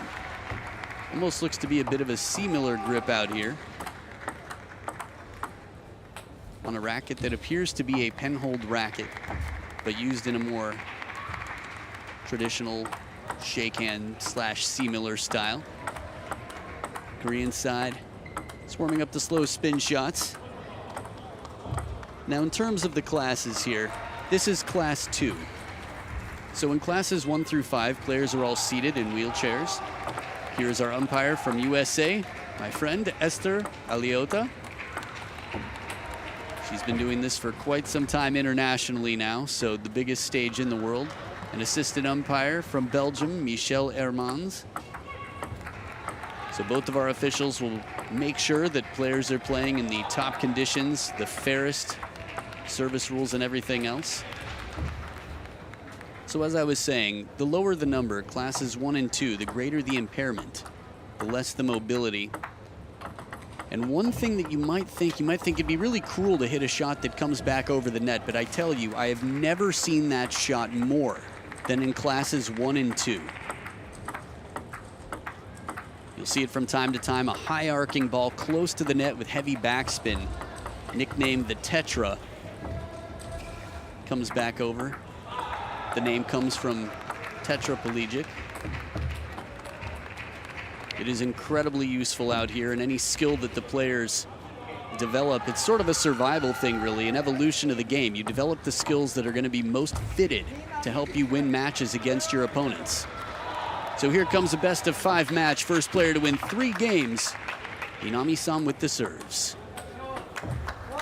And an outright service point, quick to get into it, fast and long. Seeing the opportunity here for the aggressive shot, Cha goes for it. And immediately cleans off his rubber to make sure he's got full traction.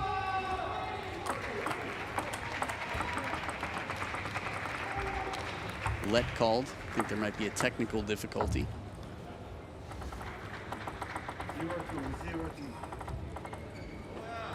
Scoreboard catching up, and there it is, all is set. It is 0-2 because the umpire did call let.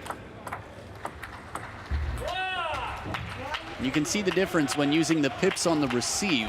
Minami plays the defensive shot on the receive and it knuckles back. It comes back slow and awkward.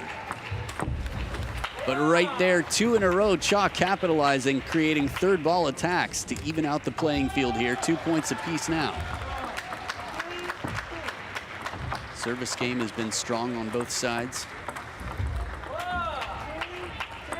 Short rallies so far, both players looking to get in and aggressive after their serves.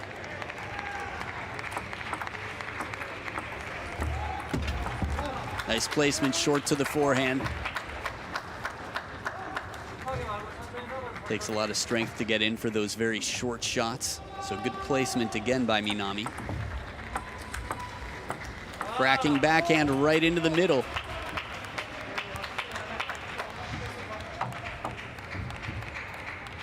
Ball sits up just a little bit, and even with that defensive rubber, tough to get in front of a shot.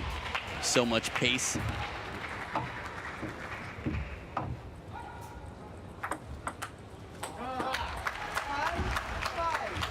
Now remember, Minami is 52 years old. The most experienced we've seen yet on the table. At least the most senior player.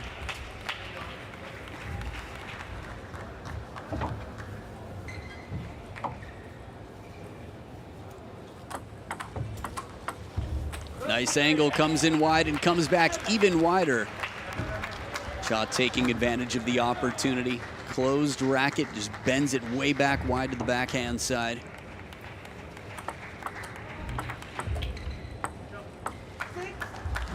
Now, in case you're newer to Para's class, 1 through 5, players playing in wheelchairs must serve a ball that would come off the back of the table. That said, if a player plays it from over the table, it's considered live on the receive. Ooh, attempted tetra, but it comes down short. Gutsy play there on the receive.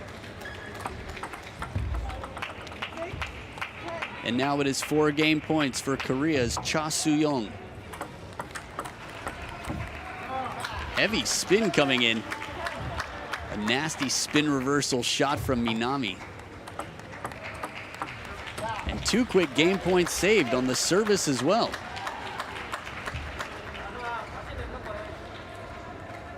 Two more game points to go, Cha.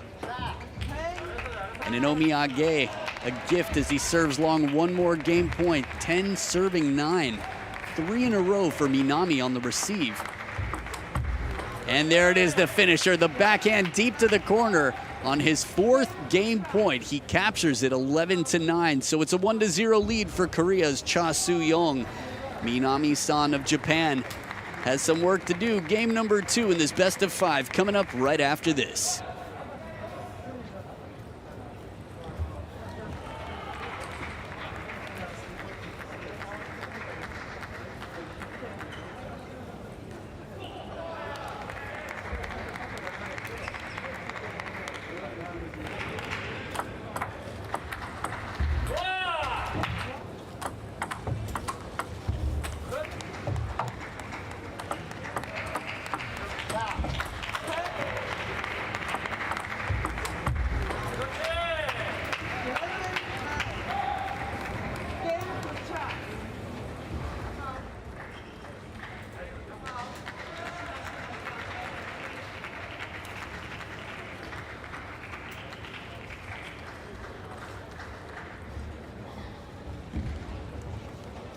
Players back to the table for game number 2. This time around, it's going to be Cha Soo-young with the serves to start it off.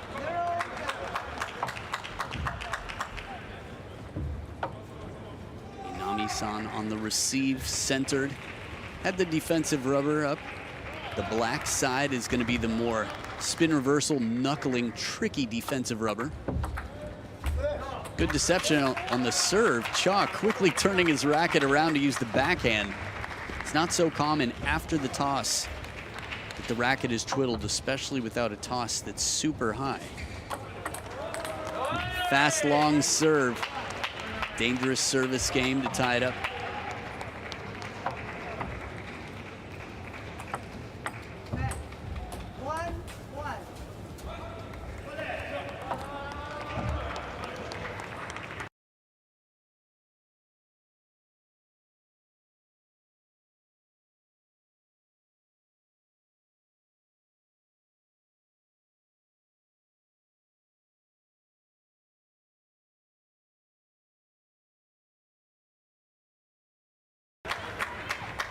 Good chola there. A lot of varieties of cho and chole you'll hear throughout the game. Chola, chole, chu.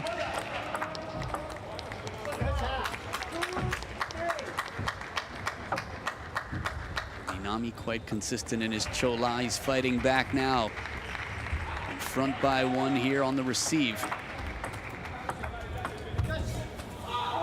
Yosh catches the edge here, going boldly for the wide shot after the deep baseline play.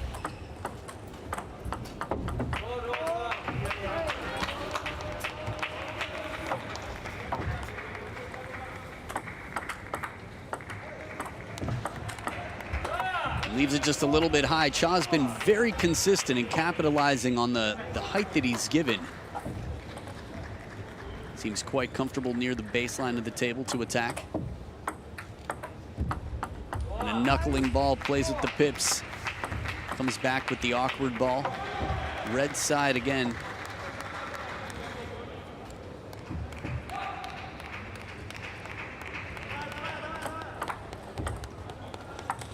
Tetra, perfect placement.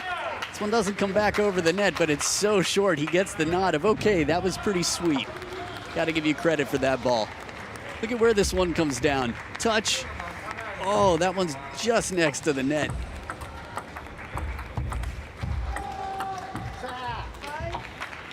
A good reactionary play. Minami takes the ball off that knuckling red side of the racket. Again, the pips are on the red side for the Korean player, black side for the Japanese Minami-san. Wry smile here. Not everything's coming together for Minami, but he's very much in this game. 2 points between them, just like at the end of game number 1. Ooh, omiyage, so generous. Normally it's the host, the local person, who's giving the gifts. But in table tennis, neither player intending that here. Oh, what an angle. Good side spin right off the bounce, playing it wide out to the backhand. Minami ties it up.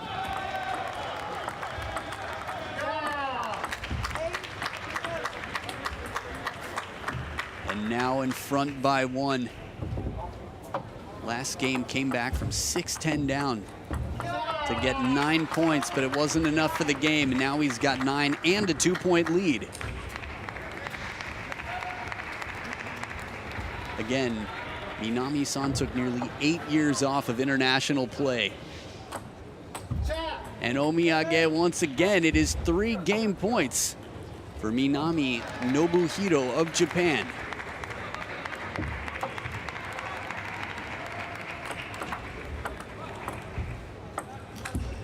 Good reach in the defense. It comes down on the table. That effort, you never know, just getting one more back on the table, and it pays off. 11-7. He's turned things around. We're tied up at 1 game apiece again. It's a best-of-5 match. First player to win 3 games takes the match. Game number 3 coming up right after this.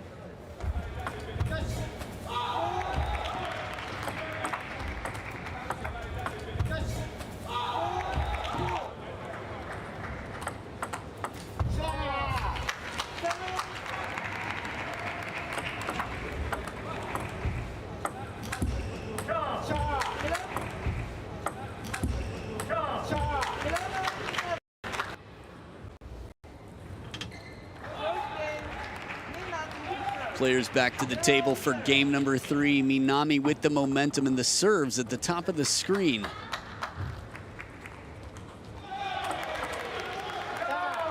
Fast long serve. His variation in the service game has been outstanding. He serves slow, half long, side spin, underspin. And changes it up here again. A little bit more of a half long serve. Now a half long serve is a serve where you can't tell if it's going to come off the table or not on its second bounce or after its second bounce. Anything to get some hesitation out of the opponent to your advantage. Beautiful placement once again. Cha owns that space just behind the net on his forehand side. Now remember, head-to-head, these two have only played twice, and Cha Soo-young has won them both. Good fast placement, fast pace, I should say, and good placement against the pips coming in. Very tricky style, Minami, with the flatter long pip shots. Once again, Cha, the sweet spot on the table. He loves playing it short to his opponent's backhand.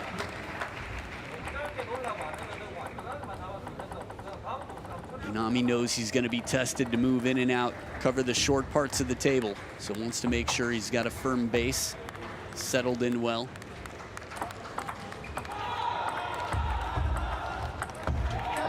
Good placement, shorter on the forehand side, making Cha move in a bit as well. Saying two can play that game. Twice in a row now, that short forehand side. The fact that Minami can find that from near the baseline, middle of the table, that is not an easy place to hit. Some high-risk play right now. He's playing with fire, but he's burning the opponent. The momentum continues for the 52-year-old veteran. Can we call him the comeback kid? So far, it seems that way. Oh, beautiful backhand follow-up. Flick of the wrist as he leans in. Quite deceptive. And still right off the bounce, still on the rise.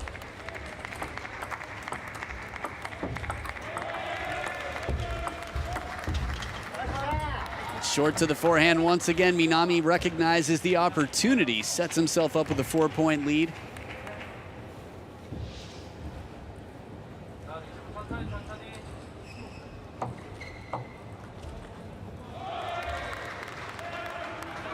Getting all squared away. Had some pretty taxing rallies so far, both of them with those short shots. Good variety in the placement. Nice parallel backhand here.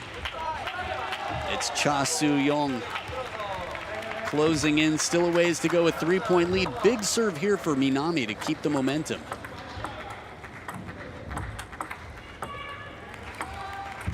Perfect placement, Cha slowing it down. The players are able to use the table to straighten themselves back up.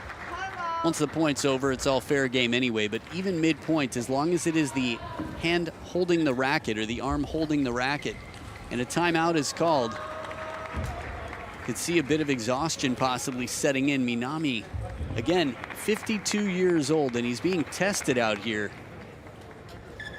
He's being moved all around. Sweat Squad doing their job. Again, Tokyo 2020 supplying the best care for their players. Thank you, Sweat Squad.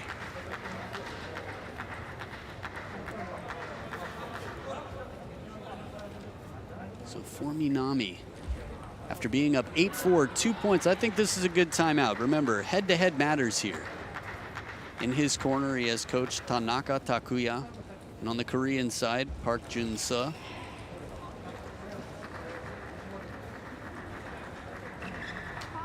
So time is called because Minami-san, who called the timeout, comes back to the table, does not have to use up the full minute. He can choose when to end the timeout. It's one of the advantages of being the player that calls the timeout.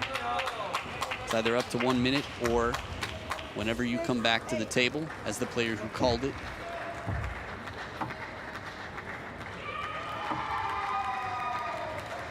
So we'll see how it goes here. Back from the timeout on the receive, Minami. Ooh, and a bit of fortune. Cha Soo-young with a fast low shot, clipping the net to continue his streak. That's 3 in a row for Korea.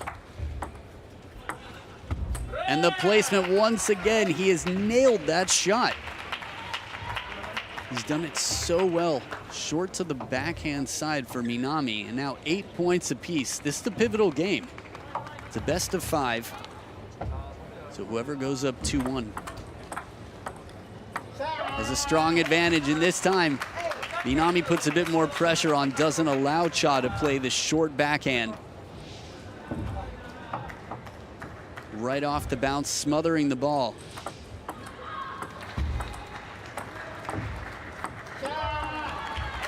And 2 times we've seen it now where he's really controlled the short game and not allowed Cha to hit that high arcing soft shot. 2 game points for Minami. Good angle on the receive, and he clips the top of the net, but he fights through. 11-8, a 2-1 lead. It has been a close game every single game this match, but it's not over yet. A 2-1 lead for the underdog, Minami Nobuhiro, world ranked at his best, number 4. And we will see what happens. Game 4 coming up right after this.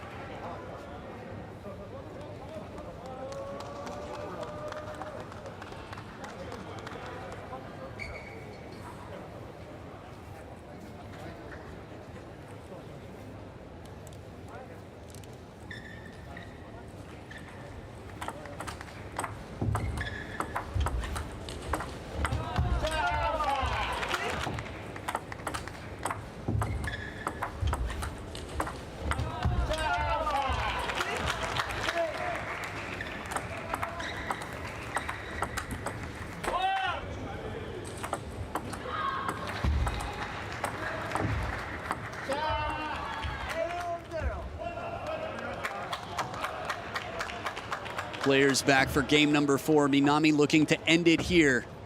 Minami on the receive. Korea's Cha Soo-young with the serves. And an outright service point to start it off. Again, it's the round robin stages. So in groups of 3, the top 2 will advance, but neither player here wants to start off with a loss on their record. Oh, the depth here. It is so short, and the angle.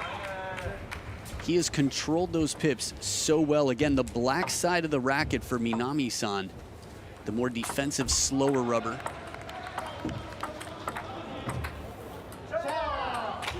And he's using them so versatilely, too. He's attacking with them. He's playing deep from time to time, slowing it down. Wouldn't be surprised to see a timeout on the other side soon. Look at the angle once again. I would probably be calling one. If not now, maybe one more point goes the way of Minami-san. Cha looking deep for some answers right now.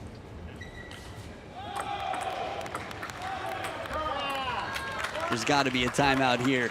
Okay, and the timeout is called. Cha Soo-young, conversation in the corner. So feeling good right now, but it's not over yet. He can be positive, but he's gonna have to stay very focused as he hydrates. Minami lost game number 1. He was down 6-10, came back to 9-10, and then lost by the narrow margin of 2 points, the narrowest margin you can lose by in table tennis. So both players now, having pulled their lifelines, will only be able after this to hear from their coaches between points with limited time.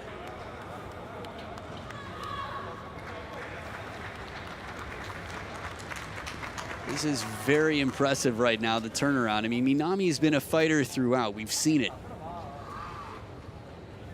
He's hungry for every point. He's working hard to cover the short backhand side of the table where he can. He's controlled the pips very well. Now again, in classes 1 through 5, you tend to see more pips. The lower the class, the more pips you tend to see.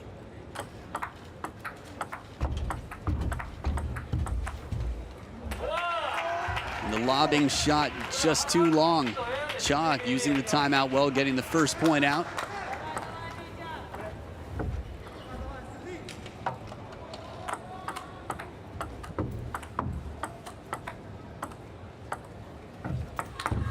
Oh, Tetra, and a killer shot. That was so fast off the bounce, it was tough to even see which side it came down on. Look, right off the bounce, perfect execution.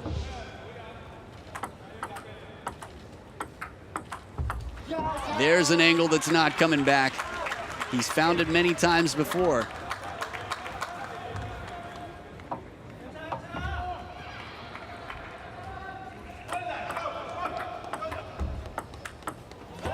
And backhand rip right down the middle of the table.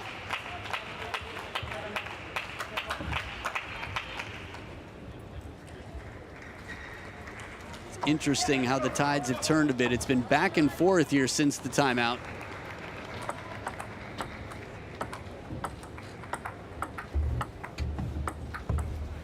Pressure earns himself that with the short forehand ball. Cha sets himself up for a good follow-up attack. This could be a marathon match here. Could come down to the decider the way it's going now. Parallel so quick. Gives no sign of where he's going to go with that shot. Just a fading forehand down the line. Deception.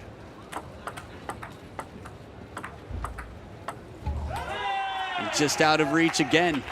Moving it around, working the table well. Cha, he wins the last point with a parallel. Here he goes deep to the middle and then shorter to the forehand side. Tactically right now, on fire. Cha with the second towel break, up by 2. I think Minami-san is needing to make sure that he's all squared away, his equipment is secure.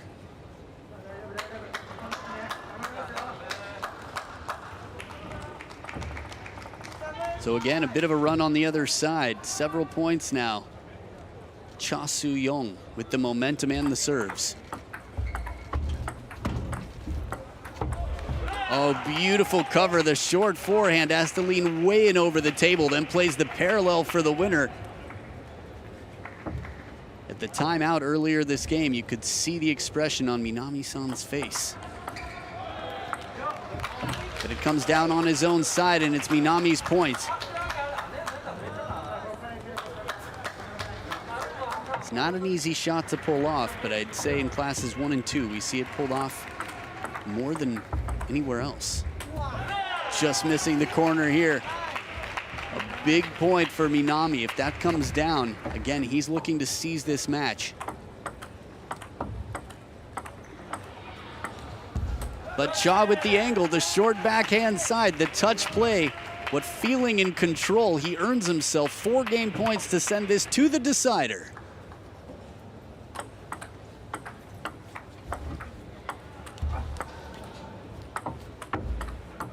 At full extension on both sides, Minami works very hard and digs deep to reach those. He saves a game point.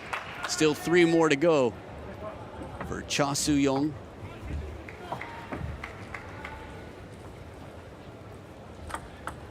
Oh, an ace, an outright ace right down the line, burns him with the parallel serve. The backhand is not touched, so grab your drinks, grab your snacks, and tell your friends where they need to be. Game number 5, the decider, with Cha Soo-young of Korea and Minami Nobuhiro of Japan right after this.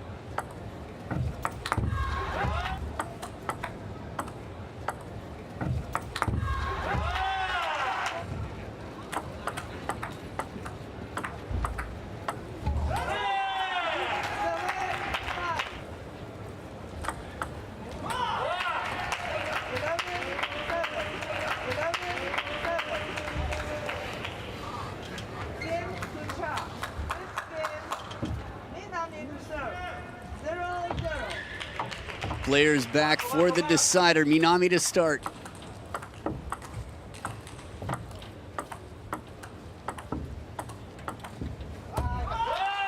One of the longer rallies we've seen so far, players testing each other in the passive play, the push game, looking for placement positioning and the opportunity for an attack. Perfect placement, Minami to that short forehand. He's moved around the opponent, he's kept it unpredictable. Man, reading the story of Minami Nobuhiro. Oh, perfect. Again, this lobbing shot with backspin to keep it short. That's a smile of hats off. My friend and opponent, respect. Ripping backhand, not an easy ball. This one's in near the body. Remember, both players have pulled their lifelines already. No timeouts left. So deep in thought here, both players.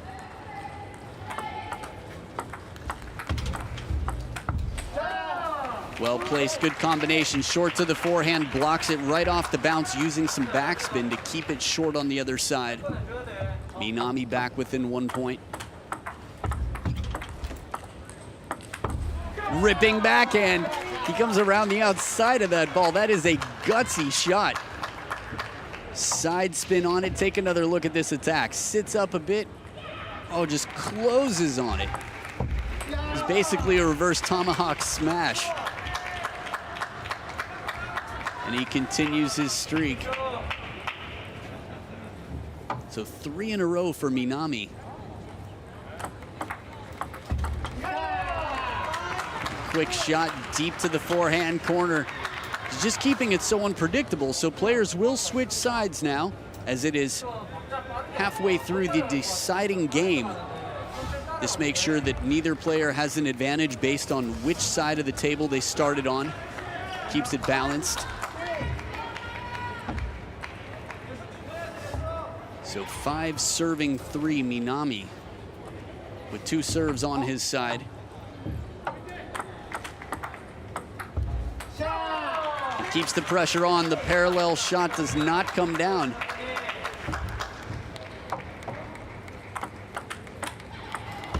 Right off the bounce, again, short forehand, the angles and the control, the feeling he has. With the pip side, the black side of the racket, look at that.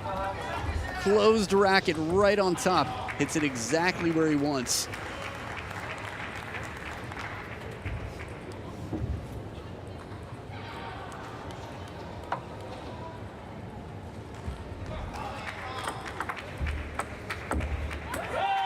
But this one sits up high, and it's a little bit in between. Not short near the net, not deep enough at the table, and it leaves an opening opportunity here that Cha takes advantage of.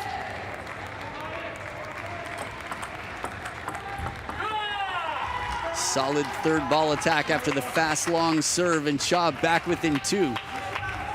Second towel break, neither player going for it.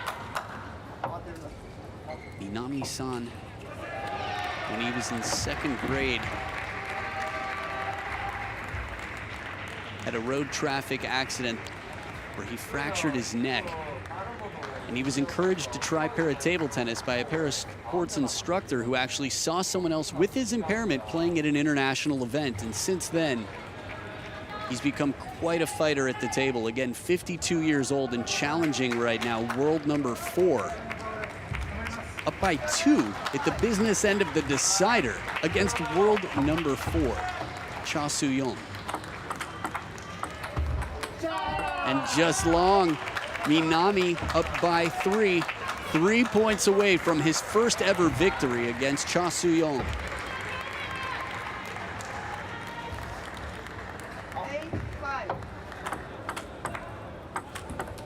A little bit of fortune acknowledging the top of the net there, Cha.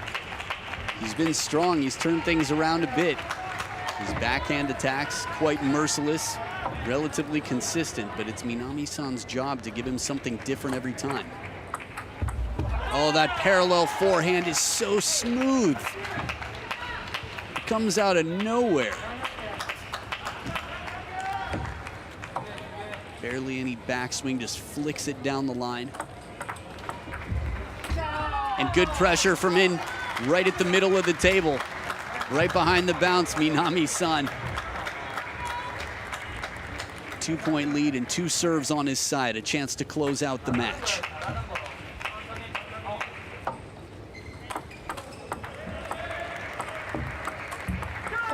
And a bit more cautious play, looking for the parallel backhand. It is now 3 game and match points for Minami Nobuhiro to take his first ever victory against the world number 4.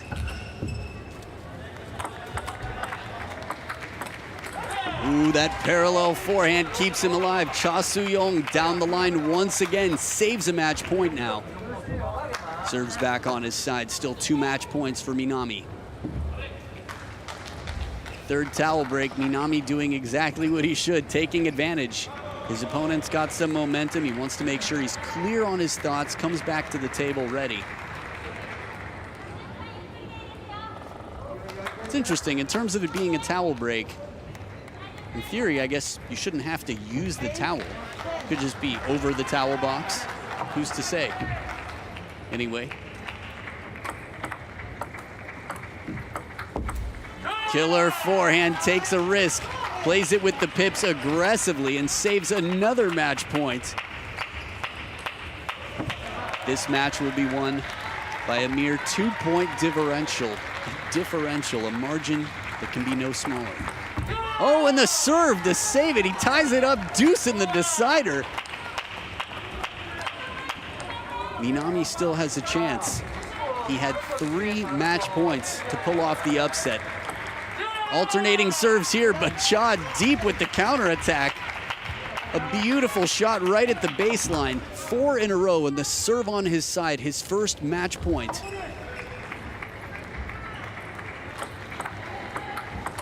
The parallel forehand does it, a killer comeback, 5 in a row. Cha Soo-young had his back against the ropes. He had everything against him. 3 match points, was looking defeat right in the eyes, and a fist bump of respect.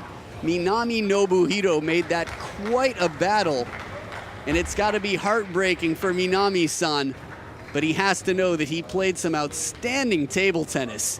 And cool as can be, Cha Soo-young, you wouldn't even know he just finished a match, other than the reaction right there. 5 in a row from down 7-10 in the decider to hold on to his flawless record against the veteran, the 52-year-old Minami Nobuhiro. It is tough. It is tough when one like that slips. That said, he gave an outstanding match, so hats off to both players for putting on this spectacular, nail-biting, edge-of-your-seat in every sense performance. Match statistics on screen, only 1 point between them total. Cha Soo-young 49-48, a 33-minute match. Average of only 4 strokes a rally, but a 13-stroke rally in the midst of all that. It was a stamina tester, a nail-biter. Slovakia's Jan Riapos will be waiting to play both of these opponents who really demonstrated that they are in it to win it, and they can hang in there for the long haul. Wow. Right from the start, we saw a comeback in game number 1. They set the tone. No matter when you tuned into this match, if you thought it would be anything less than a thriller down to the wire, I don't know what you were thinking, because this was simply spectacular. Congratulations, Cha Soo-young of Korea.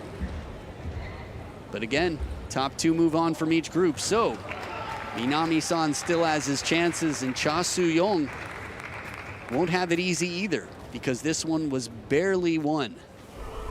Here are the highlights for you to enjoy. Control, and you can see the passion from Minami. Again, quite different in their demeanor on the table. Minami fighting every point, celebrating his victories hard. Again, he's 52 years old, but you wouldn't know it watching him fight out here. A bit of a C. Miller grip, controlling with the pips, right on top of the bounce, covering the middle well. In a more traditional style, Cha with the forehand and backhand. I have to imagine that over the years, these two have developed a bit of a respect for each other, a friendship. No matter who's the superhero, I feel like there is no Batman without the Joker. So rivals on the table, but friends off, I'm sure. It was an outstanding show to watch. Congratulations to both, but especially the victor, Cha Soo-young.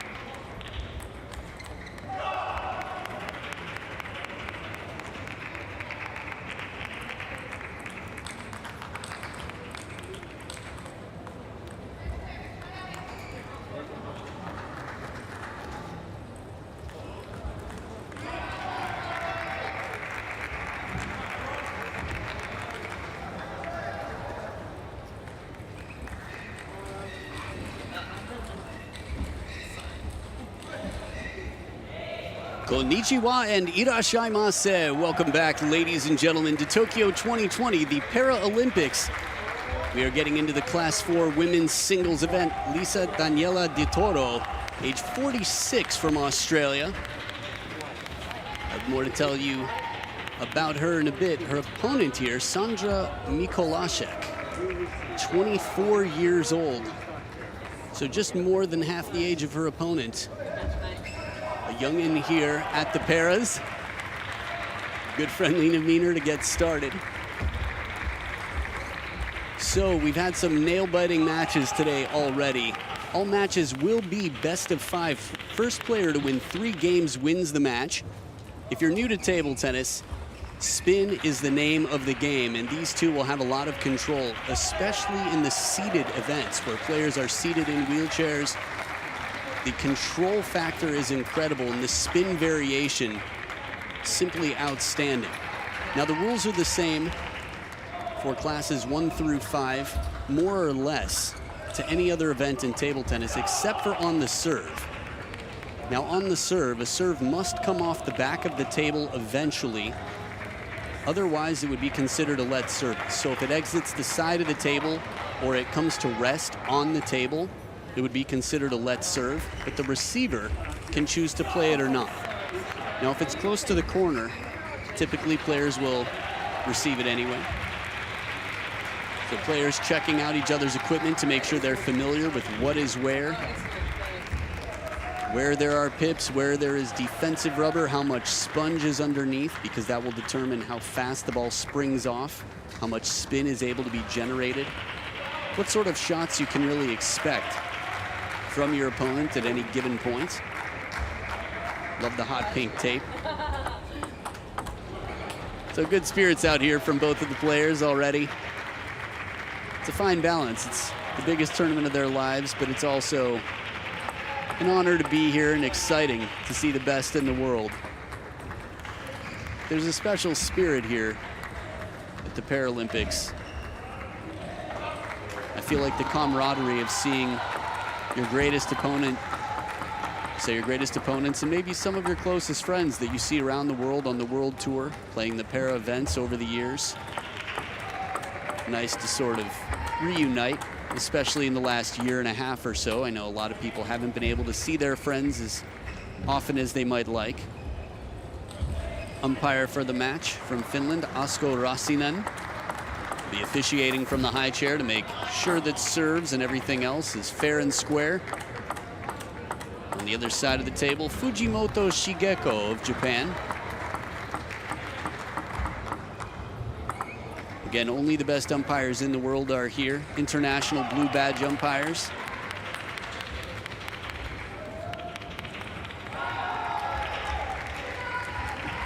So this is the warm-up. For 2 minutes they have time to sort of get set, get stable, make sure they're familiar with the environment, from air conditioning to lighting to just shaking out the nerves and getting prepared for the match. The matches can go quite quickly. Mikolashek asking for a few more forehands.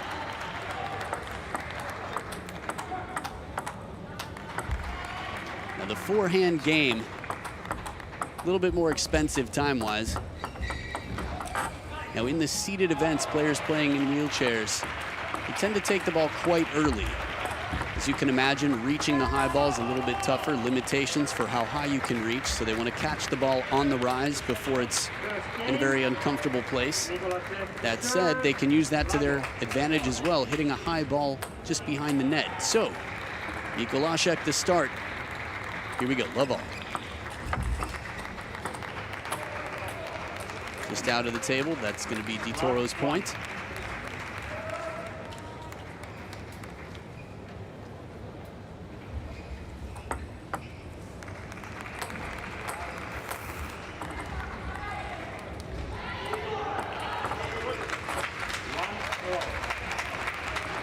Mikolashek on the scoreboard now, ties it up. Good placement here on the receive, recognizes the side spin and works with it. The ball naturally would go that way. So she just plays it a little more central on the table to make sure that it stays on. Tomahawk serve, but this time less topspin on it. Again, it's not necessarily how much spin is on the ball, but how difficult it is to read for the opponent.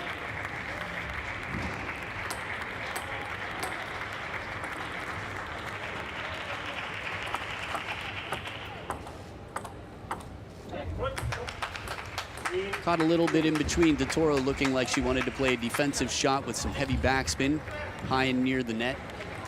But good control from Mikolashek. And good movement as well. Now, in terms of muscles that are important out here, the back and upper body are going to be the main, core as well. But obviously there's less power coming from the legs here. It's more about agility and upper body strength. And a kicking serve here, jumps up to find the edge of the racket. Good top and side spin. Mikolashek varying her serves quite well so far.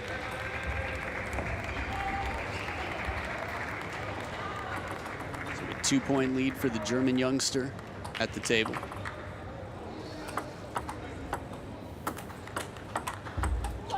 Beautiful angle after an arcing spinning shot.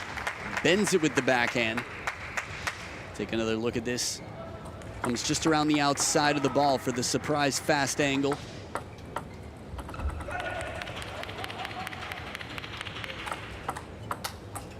Ooh, cracking shot. Beautiful placement. And it appears to go just long. Hitting the opponent just after the table. So it's Mikolashek still in control, up by 4. And an omiyage, a gift to the opponent.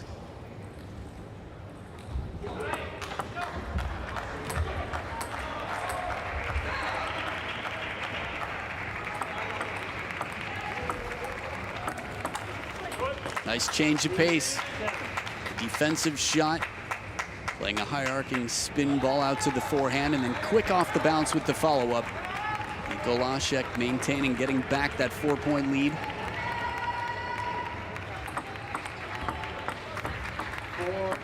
Good depth on the serve. Straight side spin, it appears, on the tomahawk. Some good spin from under the table. Loads it up with top and side spin. Toro doing a good job to make sure that there's a bit of surprise there, but pressure to keep the opponent away from the net. So with the second towel break, Toro abstaining. Pleading the 5th, not speaking to the towel for a moment. It is not mandatory to use the towel every 6 points, simply an option that the players have. Ooh, trying for the short serve. But an omiyage once again. Going back to the long serve and deep to the corner. The head shake from Mikolashek almost said, what were you doing toying around with that short serve? You're in control in the long game right now. Get into the open rally. That was the body language that I read. And re-gifted, serve goes off the table. Point Mikolashek.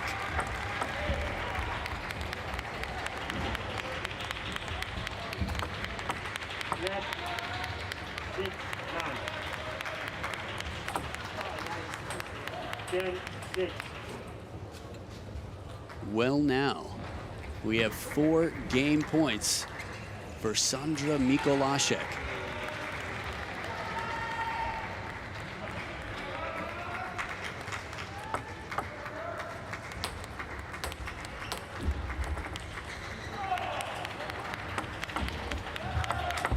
Oh, killer backhand goes out of the barriers. I'm surprised she went back to the short serve after the way things had been working out. That was the last thing I would have expected.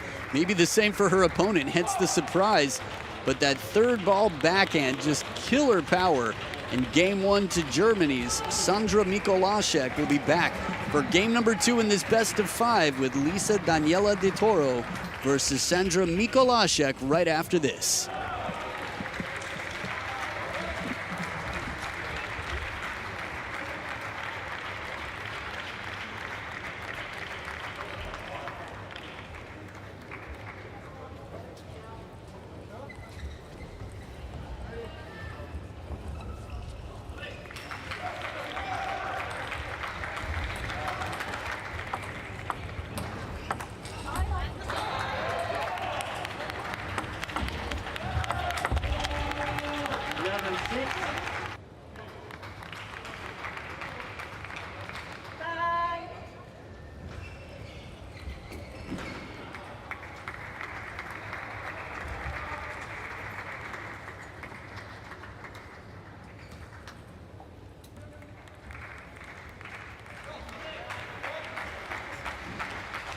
Players back to the table for game number 2. Little conversation in the corner for Australia, the coach, Maggie Mung. Talking to, of course, Toro. And on the other side, our coach, Hans Dusseler, who you might have seen coaching earlier today, depending on when you tuned into the broadcast. Toro to serve. So Toro now with the serve, down 0-1 in games. Love all. Good reach to cover the first forehand, but the follow-up attack too strong. Mikolashek's backhand, I think, has really made quite an impression on us all after the way she finished off last game.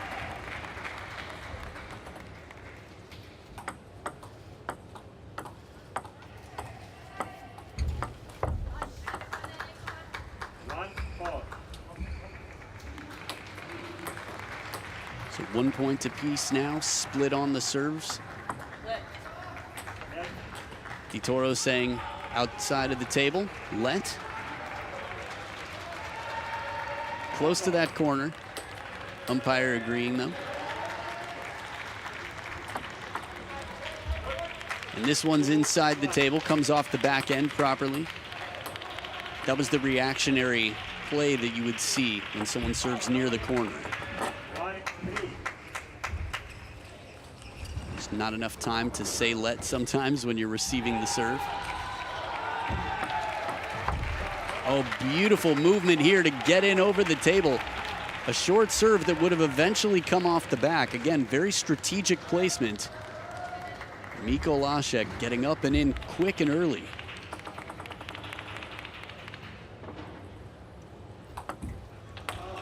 Ooh, another Omiyage service game.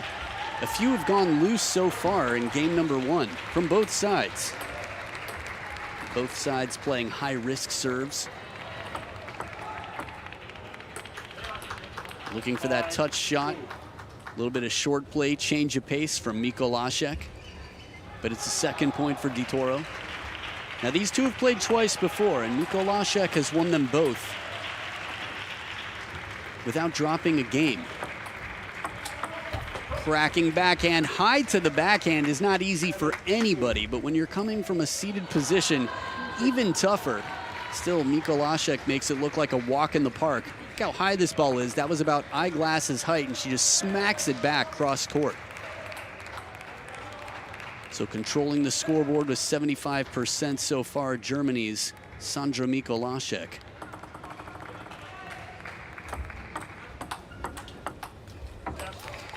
Toro looking to use those short pips, try and create some angles. She's playing well, just has a very strong opponent right now. After all, Mikolashek is world ranked number 5 in class 4. Toro showing though why she's world ranked number 33. Controlled shot.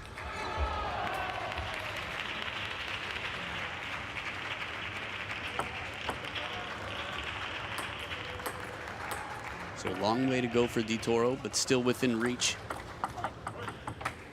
Deception on the serve, long side and underspin. Mikolashek being very strong right now. We've seen her backhand attacks throughout, but her service game, it's been tough to read.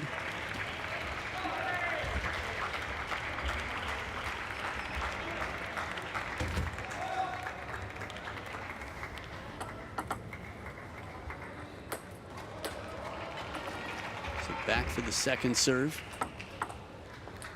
Deception as she pulls up at the point of contact. Subtle topspin and an outright service point. Toro's got her work cut out for her here.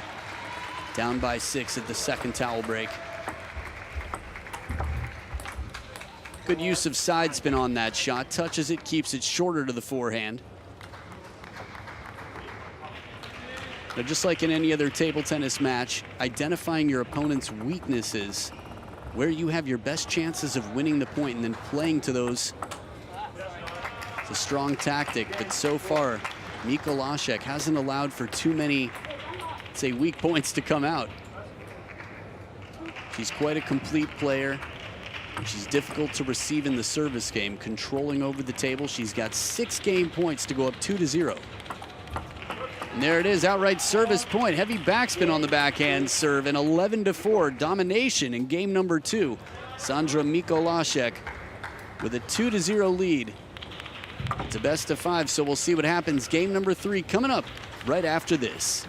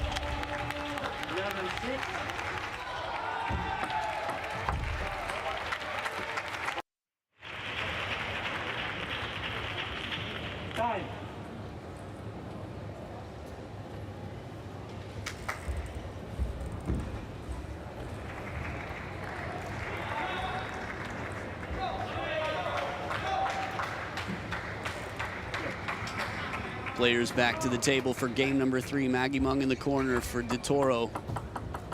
Toro down 0-2, looking for some answers here. Again, with short pips on the forehand, flatter shots fast can be tough to counter and rally with. And a good short serve. Again, short serves completely allowed so long as they would eventually come off the back of the table. Right near the corner. You have to wonder if it plays on the mind of Toro. Is that ball exiting the side? Either way, she gets her racket on it, so seems fair enough. A beautiful forehand rip, textbook technique out here, just a perfect forehand shot. Watch one more time. Oh, so flexible, so fluid in the wrist, just snaps through it and pulls right up to the forehead, and we've got a timeout called on the Toro's side. 3-point differential. I think this is a good time to use a timeout if you've got one, which both players do or did. Toro saying, you know what? We need to discuss some plans here.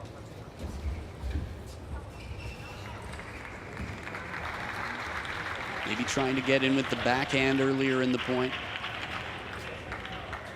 Again, it's tricky because Mikolashek, she's been good in the short game. She's controlled on both sides.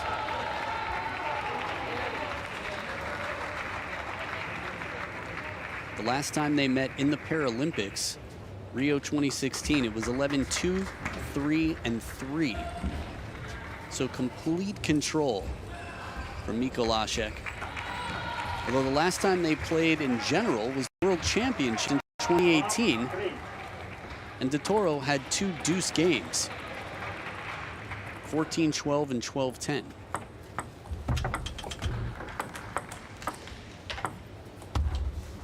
Good hustle here from Toro, but the control factor, Mikolashek moving her opponent around, short to the backhand, short to the middle. With a bit of fortune on one, maybe came off the edge of the racket.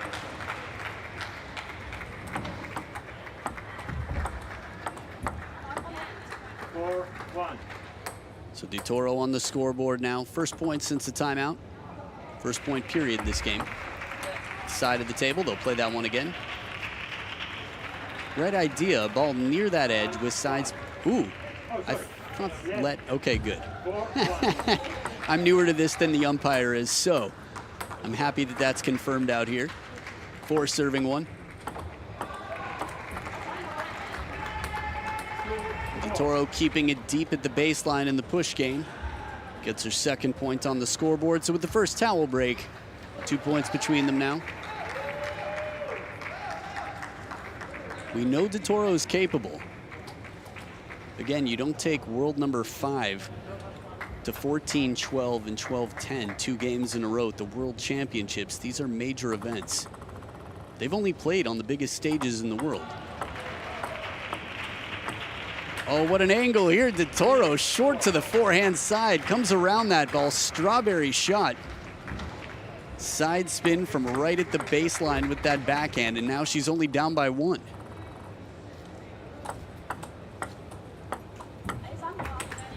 And complete control after that fast, long serve. She's mixing it up very well. Toro, with a bag full of tricks out here. Still a long way to go, but ties it up so far.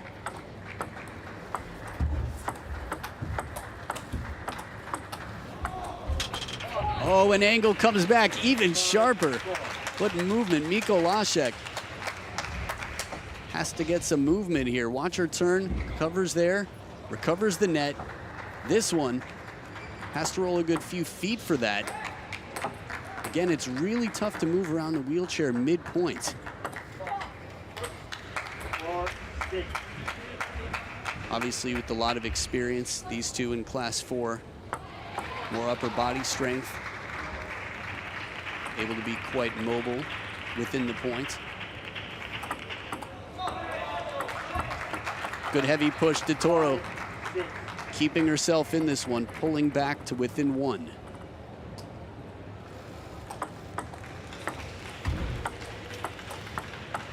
What a cover here. Mikolashek covers the middle with the forehand and plays it short to the forehand side. Not an easy ball. Not an easy ball to play, let alone recover. Ooh. Omiyage, gift to Toro. Second serve now for Mikolashek. Big one here. Net 7-6.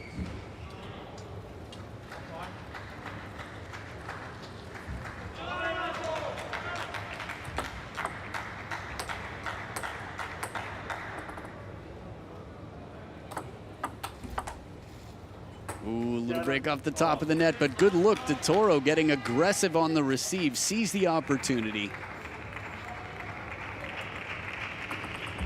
Takes it straight to the bank, 7 points apiece now, serves on her side.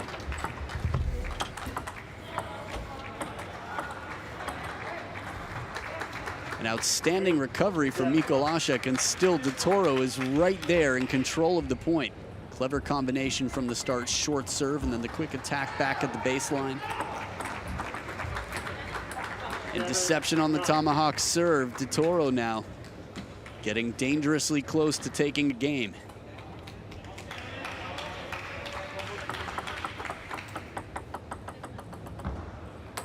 Cool little move there with the pass to herself.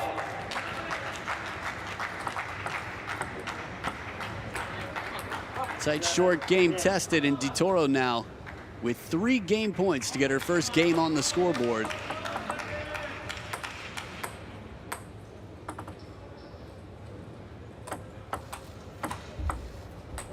Good bend on this side spin from Mikolashek to save a game point. Third towel break, and now just 2 between them.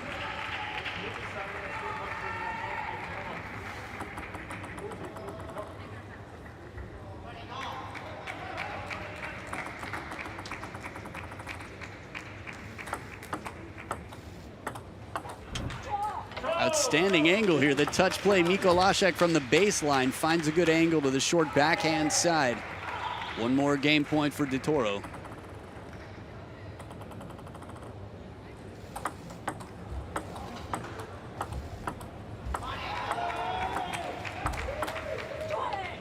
And the cover, but still the aggression and the controlled play. Mikolashek saving several in a row now and takes it to deuce in game number 3.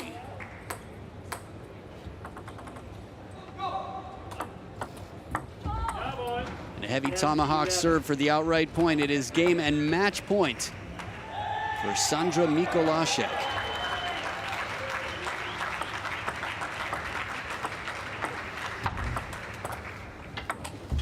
Ooh, this one gets away. Good defense, though. Lisa Daniela Toro keeping the ball in play after a bit of movement tested on the forehand side.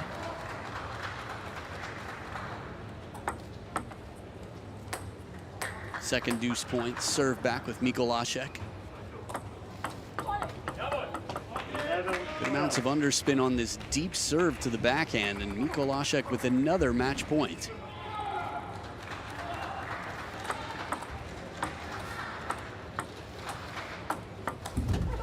Controlled spin from under the table, but Mikolashek stays on top, stays firm at the back of the table, fast and strong. It is a 3-0 victory. Well played in game number 3 by Australia's Lisa Daniela Toro. But just too strong on the other side, the world number 5, Sandra Mikolashek. Remember, it is a round-robin group stage right now, so the top 2 from each group will advance.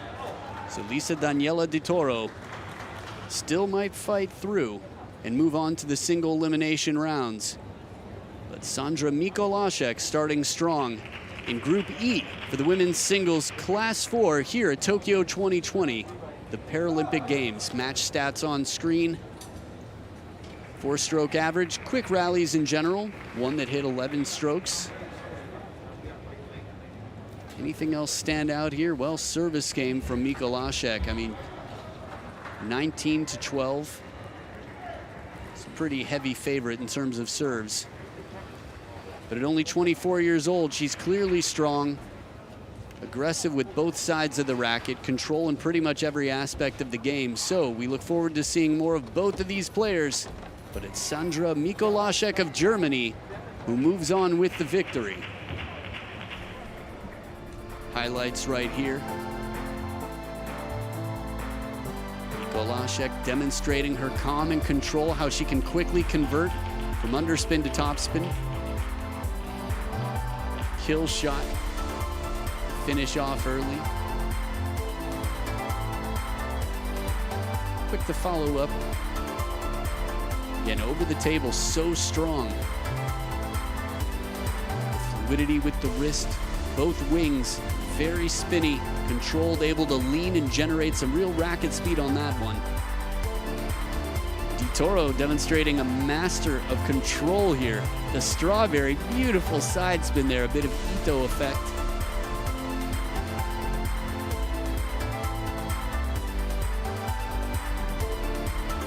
And that no-look shot on the move from the forehand. Mikolashek, facing away from the table, still finds the angle.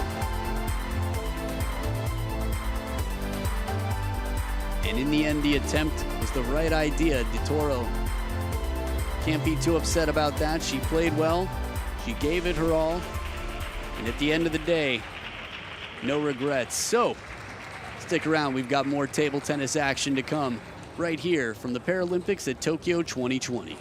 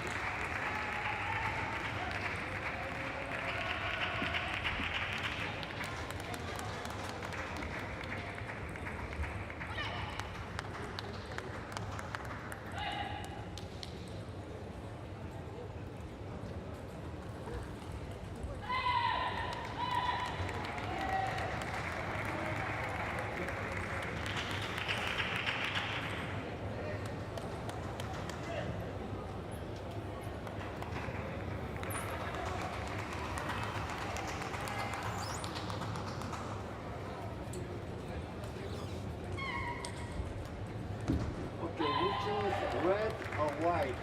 Now she choose. Konnichiwa, nirashaimase. Welcome back. Some laps to start as we get into the women's singles class 4 at Tokyo 2020's Paralympics. This is a battle between Sue Bailey of Great Britain versus Serbia's Borislava Peric Rankovic.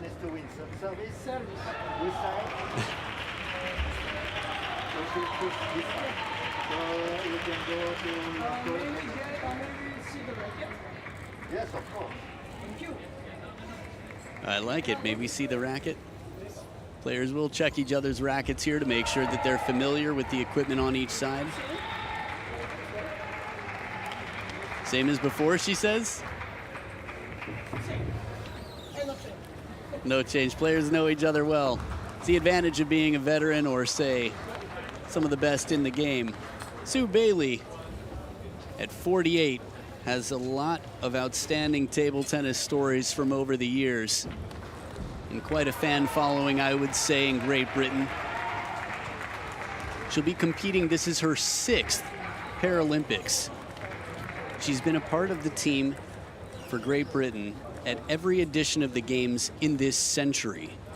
So thank you, Table Tennis England, for Sue Bailey. Borislava Peric Rankovic, 49 years old, 1 year the senior. Great sense of humor right from the start. Says, your choice, I'll let you call the coin toss. I love it. I love the spirit here. I can tell you more about Borislava as well. But Michel Hermans from Belgium, our umpire for the match, will be sitting in the high chair. So let's see here. Since Beijing playing the Paralympic Games, Borislava 2008 took a silver medal in class 4. The silver again in London 2012, Esther Eliota from United States, our assistant umpire there. And even more interestingly, a Paralympic gold medalist, the defending gold medalist in class 4 for singles, Borislava. So better and better at each Olympic Games. Very impressive. Well, I guess maybe 2 silvers, not too shabby. You could argue that's not necessarily an improvement depending on the match specifics. So, a great sense of humor, but also clearly a strong sense of determination out here. The defending gold medalist in blue versus Sue Bailey, who's quite a veteran herself. So in terms of the rackets here, you can see strong forehands, both using inverted rubber on the forehand side, but on the backhands, they've got different pips. Borislava using short pips on her backhand, be the red side of the racket. And Sue Bailey with medium pips on the backhand side, which means a little bit less spin generated, a little bit less speed, but slightly more variation in the pace between the forehand and the backhand.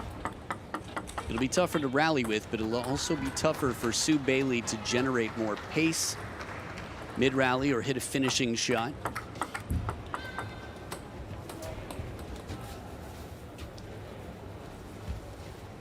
So during this 2-minute warm-up, players just sort of getting the feel of the table and the space.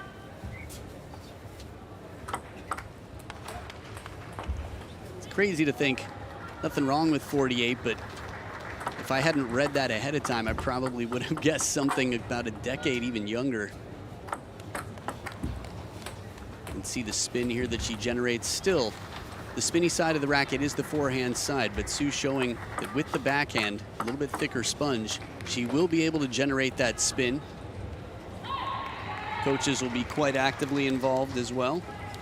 For Sue Bailey, we've got Neil Robinson in the corner doing the coaching, and on Borislava's side, we've got Zlatko Kessler. It's not me, it's my boss. But,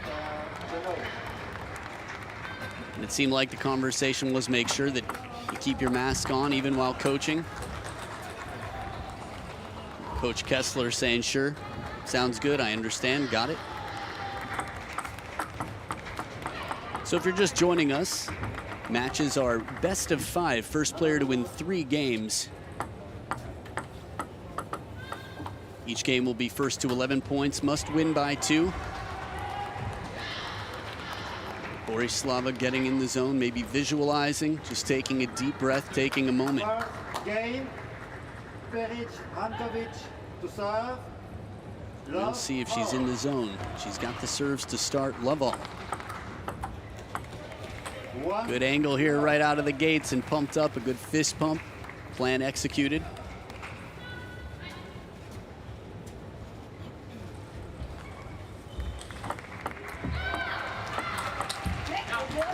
Good opening attack from Sue Bailey. Forehand a bit more central on the table than the cross-court shot.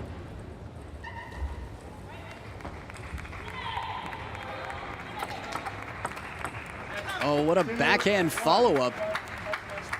Quick to finish the point. Serves long, watch one more time. Flick of the wrist, just raises it. Shadow practices a chop block just in case. Service warning here. Higher toss, please. 2-1. Says our umpire, Michel Hermans.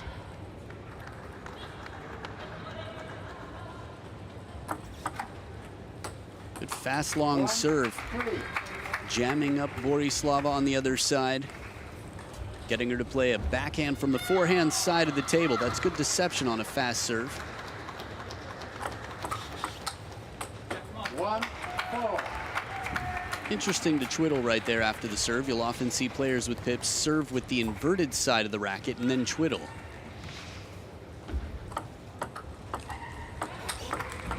Borislava twiddling throughout, stays with the inverted rubber on the backhand side, and Sue Bailey in control of the scoreboard right now.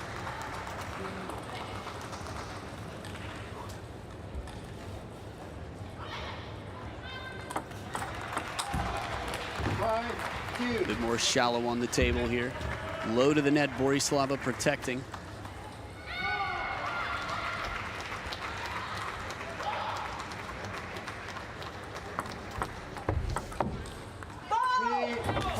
Good fast movement there. Borislava realized that she was in trouble on the receive, that the baseline was waiting for her, that she took the bait and she sort of had to. Looked like the serve would eventually come off the back end, so an excellent serve from Sue Bailey. Now head to head, these two have played a lot of times. 37 of them have been won by Borislava. And with a counter like that, you can understand why 16 have been won by Sue Bailey. So a little bit less than a third of the matches won by Sue Bailey. 4, 5, Ooh. 6. Fault called, service, toss not high enough. Interesting, interesting. Sue Bailey clearly not happy about that.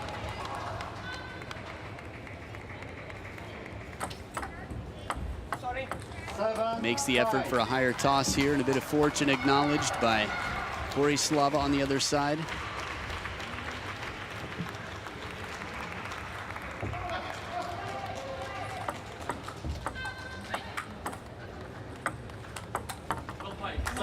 Very smart play. Parallel forehand and then follows up with the tomahawk smash. Takes her time, doesn't rush it. Says, I've got the height on this. I'm going to hit something that's tough to return. 6, 8. Sometimes it's not hitting it as hard as you can. It's more about placement or rotation. And Sue Bailey had both on that.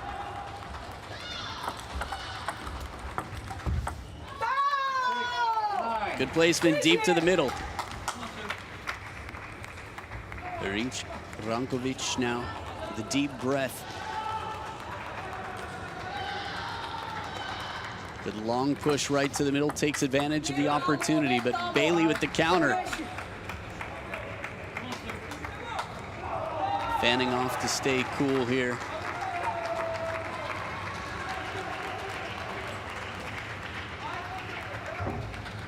So score-wise, 9 serving 7. 2 points in front, the defending gold medalist.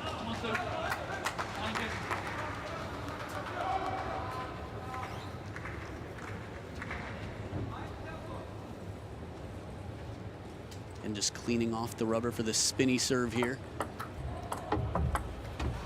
Good placement, a bit of side spin on it, shallow to the forehand, and it is now 3 game points for Borislava.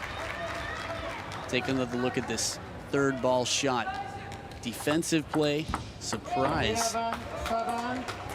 And the bounces on Sue Bailey's side means that Borislava has won the point and won the game 11-7. The defending gold medalist starting strong. We'll see what happens. It's a best of 5, and these two have had a lot of experience, and it could go either way. We'll see game 2 in this best of 5 right after this.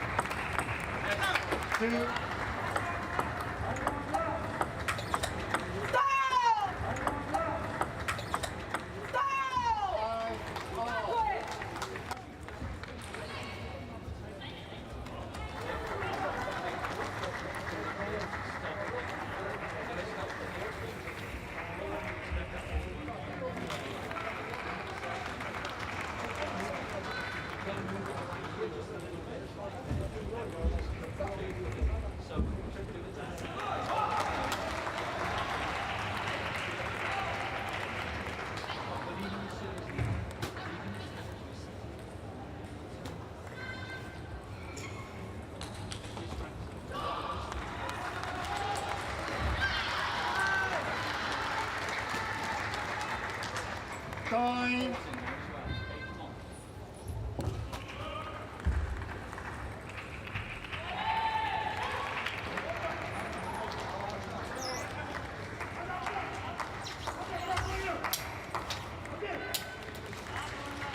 Players back for game number 2. Sue Bailey on screen, down 0-1 in games, and the defending gold medalist of Class 4. Borislava in blue from Serbia on the receive. Racket looking really thick for Sue Bailey. Oh, second fault called. Minimum 66.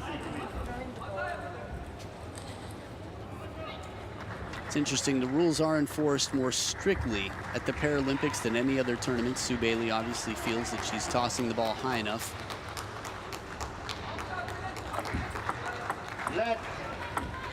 And it does tend to play on a player's mind. If they've been faulted twice, that means they have one more thing to think about. Wait. You are not ready. Good fair play. Umpire just making sure both players are at the table and ready when the point starts. That's tough. Adjustments are going to have to be made. It's never easy, especially if your favorite serve is the serve that's getting called. That backhand serve. In the seeded events, you see more backhand serves. 3 love. Timeout.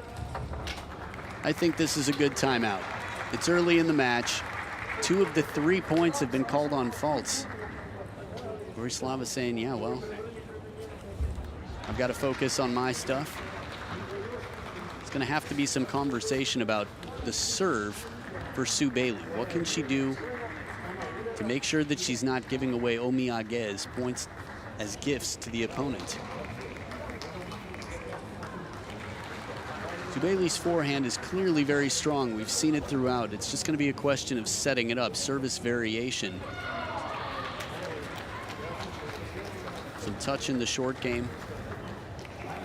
Now, if you've been watching from early, classes 1 and 2, there's less mobility from the players, greater physical impairment, so they're not able to, say, cover quite as much of the table or be quite as aggressive from inside or from a strong variety of places.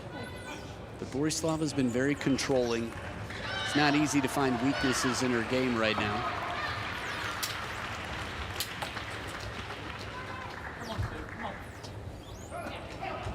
So a bit of motivation from the corner, back from the timeout with Neil Robinson. It's Sue Bailey in red at the top of the screen.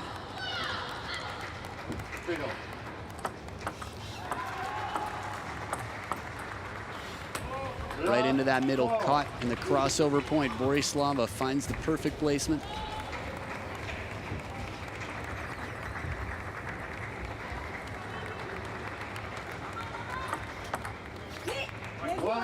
Serving with the pips, a little higher toss serve this time around, and it works out well for Sue Bailey. She's on the scoreboard here, first point this game.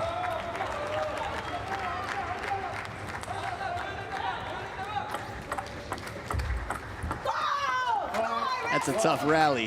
Borislava getting every fast, low shot right back. The celebration shows she knows she had to really up her game for that point.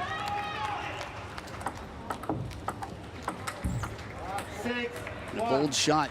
When you hear the sound like that, that cracking shot, it means less spin. A bit flatter, more aggressive shot. Higher risk from Sue Bailey. Good cover of the backhand corner. Long serve. Borislava still up by 4. Not celebrating anything yet, getting ready for every point.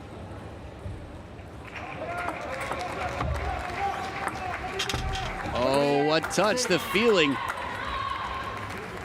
Like the tetra, backspin just behind the net. Keeps it out of reach of her opponent. Very gutsy shot from Sue Bailey. Good placement into the elbow. Borislava right in that crossover point. Extends her lead back to 4. We did see Bailey bring out the tomahawk serve. Both players here doing the same. 8-3. And a bit of a Chiquita banana flick attempt as she goes for side and top spin from inside the table with the backhand, but that is the less spinny side.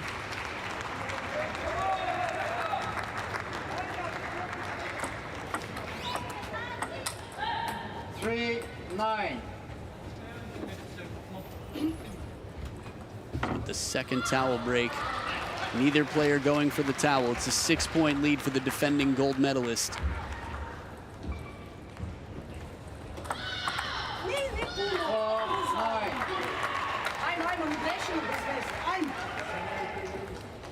Borislava very vocal.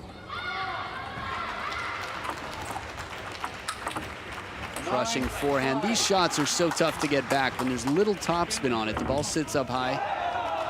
Sue Bailey recognizing she didn't need much topspin, so hit a finishing shot. Clever idea. I think if I'm in the corner for Sue Bailey, I shake my head, I say, that's right. Got to take those chances. But now it's 5 game points for Peric, Rankovic, Borislava. Sweat squad. Yes. They are so quick to get in. Table clean and ready. Players as well, 10 serving 5. Left, 10, 5.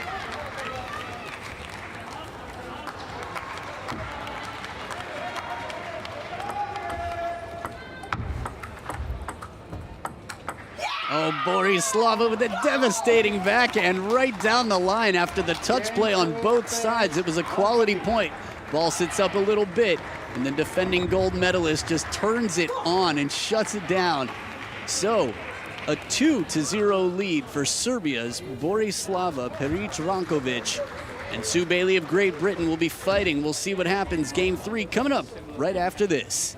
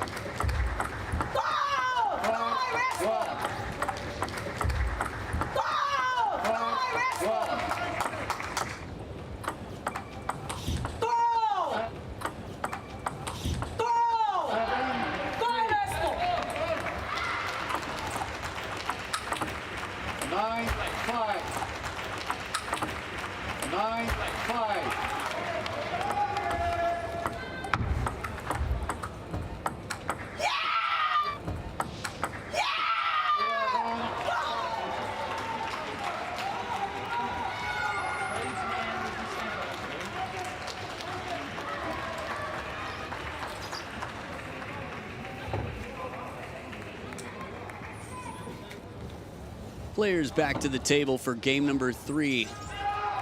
Borislava Peric Rankovic. Again, the defending gold medalist versus the defending bronze medalist from Rio, Sue Bailey. Peric, Rankovic, to serve. Again, Bailey, a legend, having played in Sydney 2000 and every Paralympics since. 1 love. Just missing the contact here. Kicking serve, Borislava getting the first point.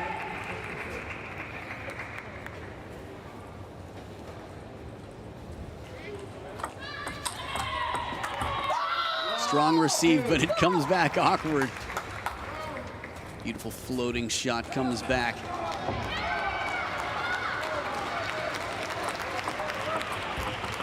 Love 3. I love it. The fight in Borislava. 4 love. That's tough. She's changed it up. She's pulled out the tomahawk serve. Again, she was faulted, I think, 3 times on her backhand serve, so she had to change it up. But on the lean, on the reach, Sue Bailey covers that one and smacks it back into the body. On the scoreboard now, Bailey.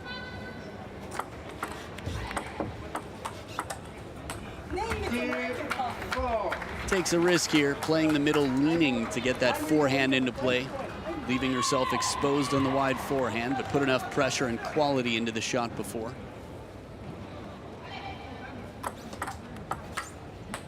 Going for the deep corner here, just long. Borislava up by 3 now.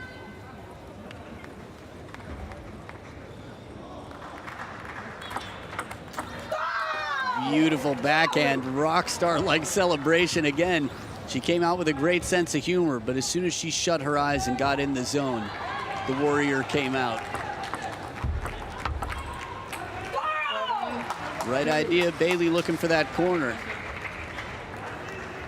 Borislava in the control game in near the net. So well protected.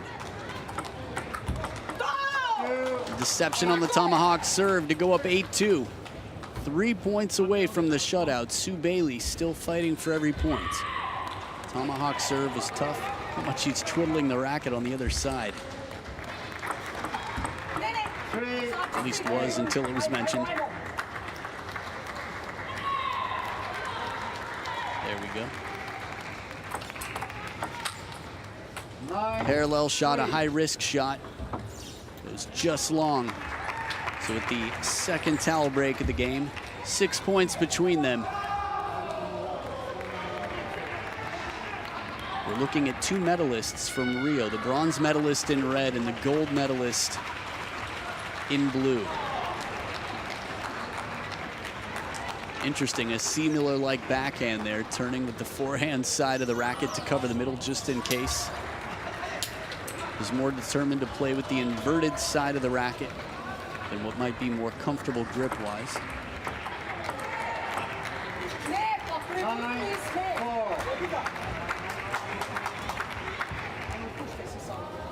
Wearing her emotions, her heart on her sleeve. Borislava still up by 5.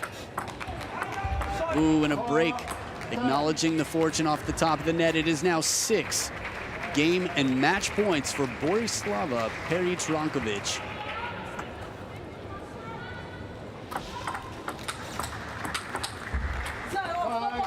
Just too strong, too many in a row. Still, Borislava gets several back, but the finishing shot comes from Sue Bailey, who stays alive, saving a match point. Good top and side spin, perfect placement. Sue Bailey, crafty on the serve. 4 match points left for Borislava. And the ripping backhand does it.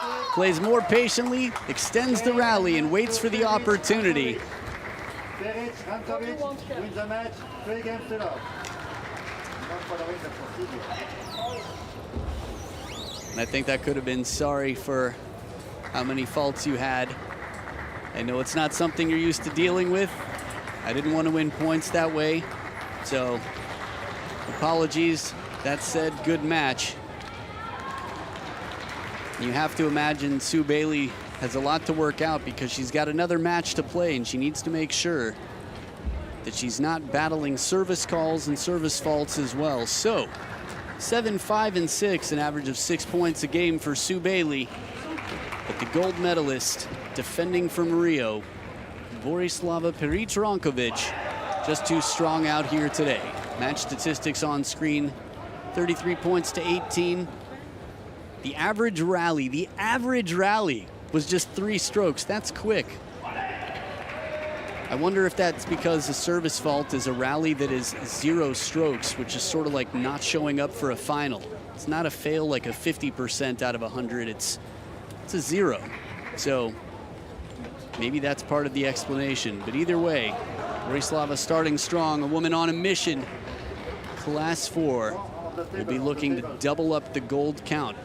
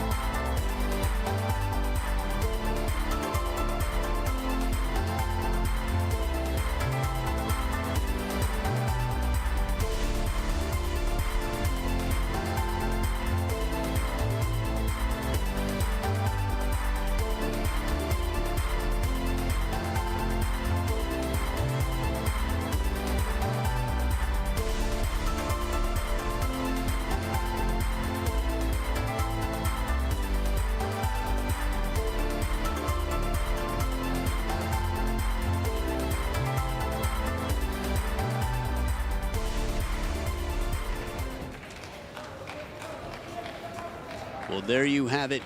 A strong performance from the defending gold medalist, and after a respectful racket bump, maybe saying, "You fully vaccinated?" "I am. Let's do a handshake." Either way, she moves on with the victory. Borislava Peric Rankovic and Sue Bailey still looking strong. We'll have one more match to play in the groups to determine if she moves on. You're watching Tokyo 2020 Paralympics.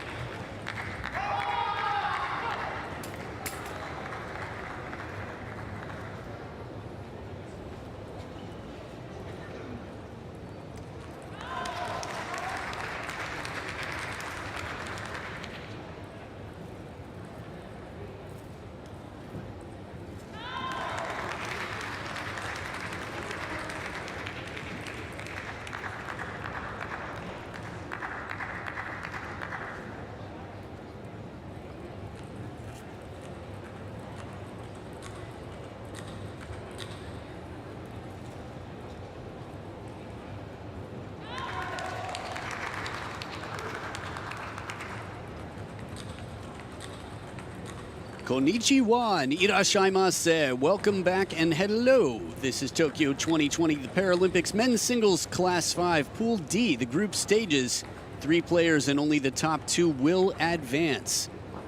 So class 5 means the most mobile, the least impaired of the 5 seated events, the 5 events that are played in wheelchairs. So there'll be more mobility here.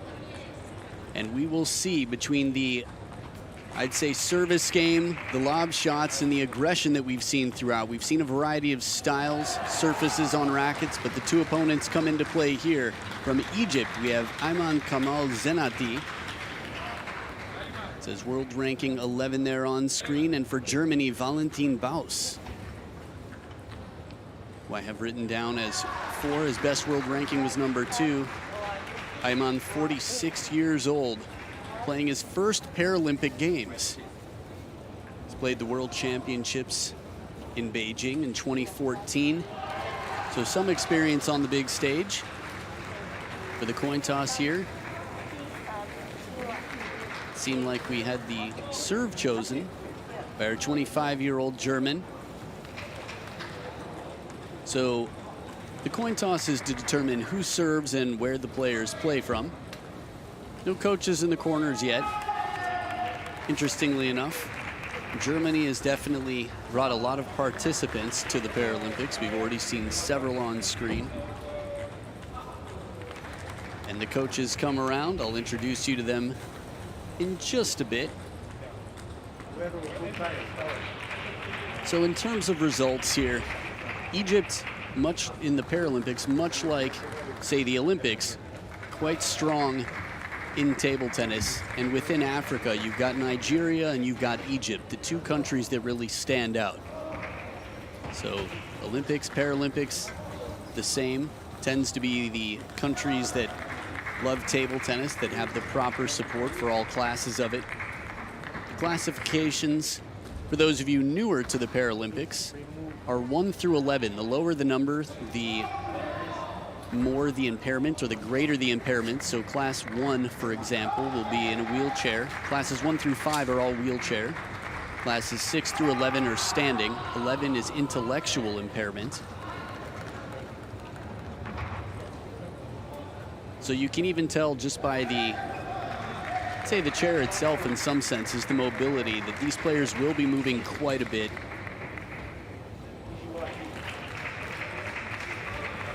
What an honor, what an exciting time.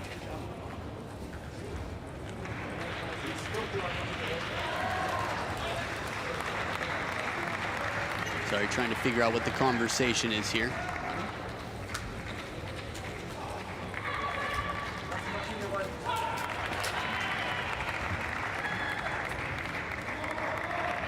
Possibly the credential. Either way, something clearly not sitting just right, with the assistant umpire making sure that everything is fine. And interesting.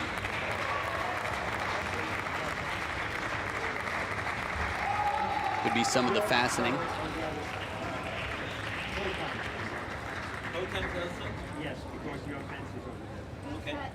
So getting the towels squared away again. It's new for a lot of the players.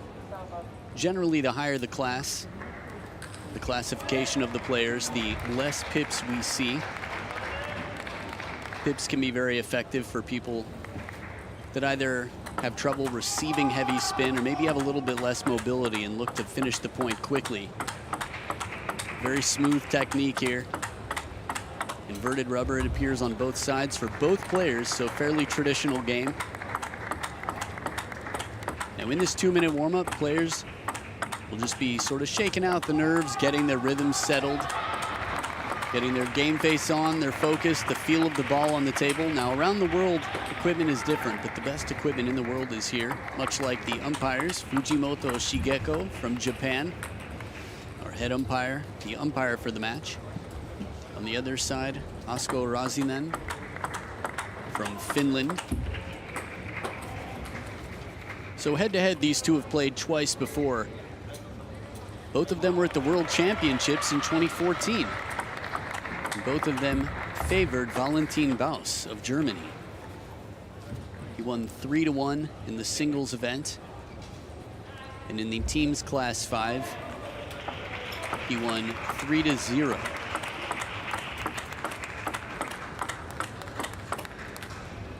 So again, Valentin Baus has been as high as world rank number 2 in class number 5. That was October of 2019, basically just before the pandemic came to be. So with less tournaments being played, there's no question he's probably not far from his peak, or at least relative to other players. And it is tough to know. It's a bit of a wild card how much practice players have had. Different parts of the world have been hit differently and had, you know, varying amounts of access to training facilities. But it's also very much a personal thing. Some people doing home workouts and home training, staying mentally and physically sharp. Ayman at his best was world rank number 17. That was October of 2013. So Baus will start this best of 5 with the serves. Heavy spin comes in, loads it up with topspin, turns to play the long stroke forehand. Zenati starting strong.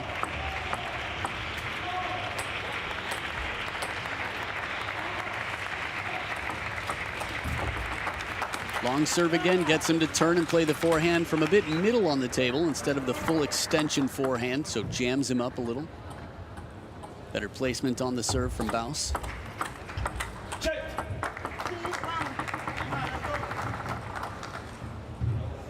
Now in general, both players will, I'd say, it would be to their advantage to be closer to the table.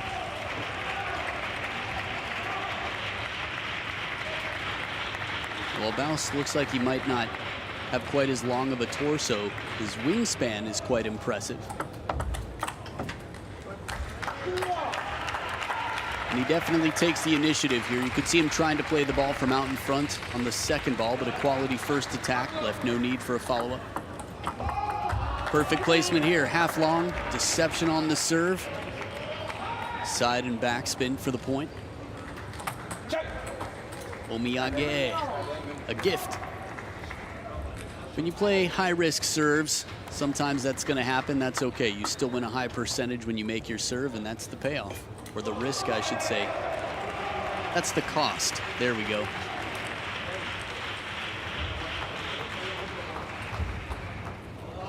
If you're newer to table tennis, players breathe on their rackets to clean off the rubber.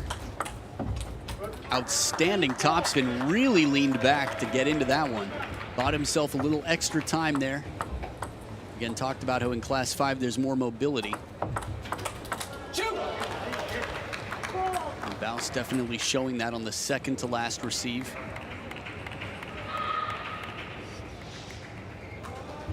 Tomahawk serve, fast and long, short strokes. Zenati doing a good job of not allowing time for Baus to prepare.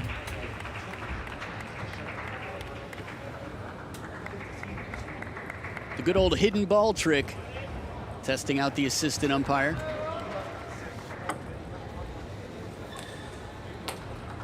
Doesn't have quite the same effect out here as it does in baseball. Baus has used that placement very well. Forehand side of the elbow.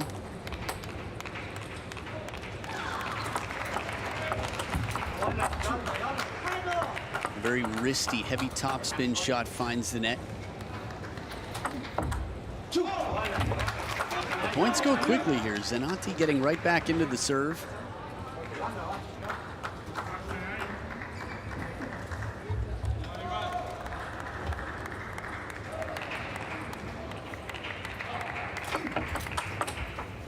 Ripping forehand on the parallel.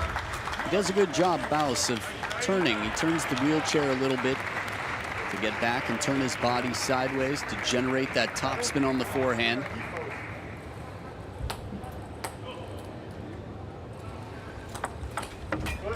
And a kicking serve.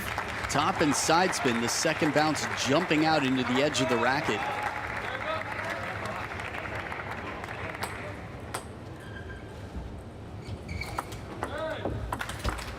There it is. This time he lands it on the reach, the backhand at full extension. Heavy wrist usage there. Watch how much spin he generates. Leans, The whole chair coming up the right wheel. One more time.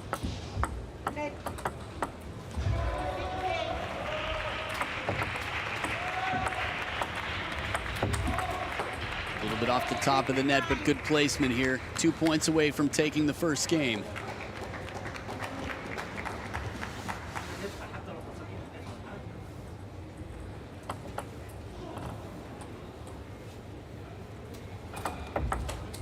Ooh, headshot.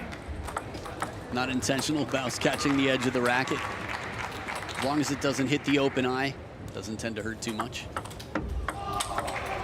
Cracking forehand as he leans back to cover the middle of the table with the forehand, and Valentin Baus with 3 game points to take the first in this best of 5.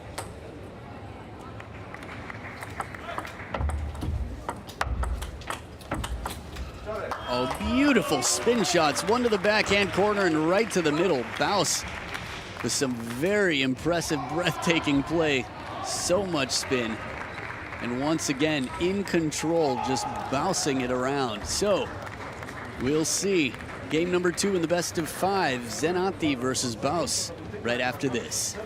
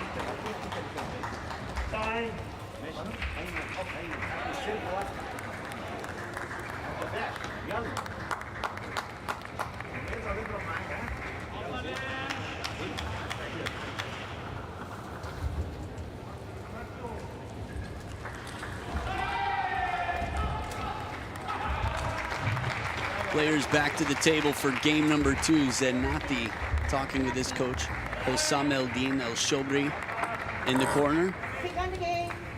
And on Valentin Baus' side, it's Volker Ziegler, the coach.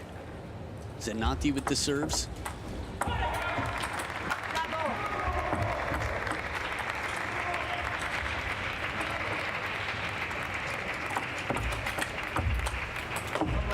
Quality block right off the bounce, back into the middle. Zenati takes the first point.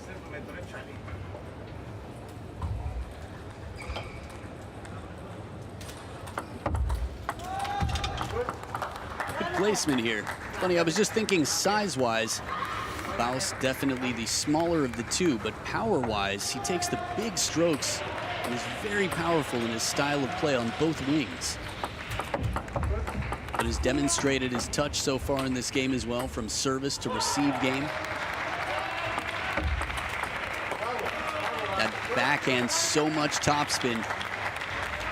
Really is able to get the elbow up high to give the wrist some room to get below the ball first, and snap up and through.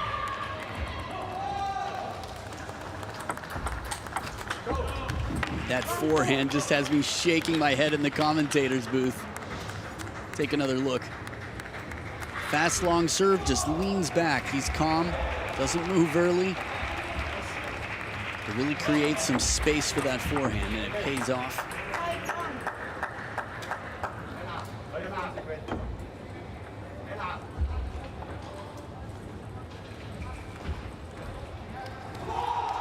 With the first towel break, Baus is the Baus.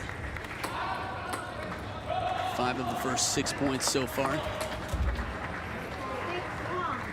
A good half-long serve right near the baseline of the table. Streak continues for Valentin Baus.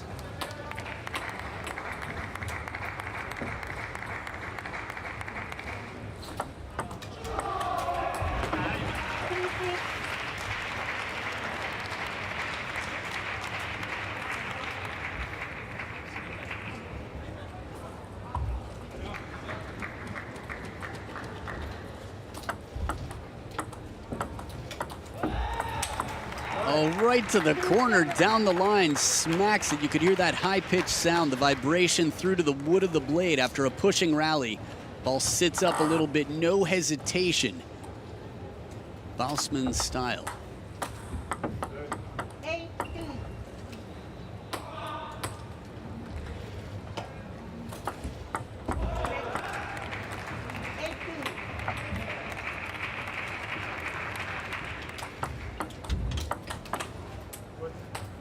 Showing he's got the tomahawk serve as well, but the follow-up third ball attack just dominant.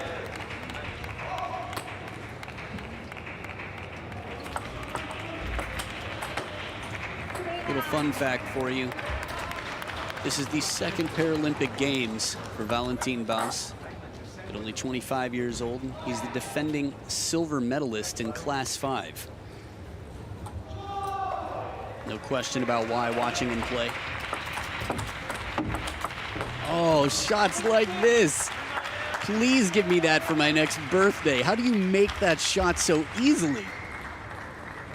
Just leans in over the table at full extension, snaps it with the backhand.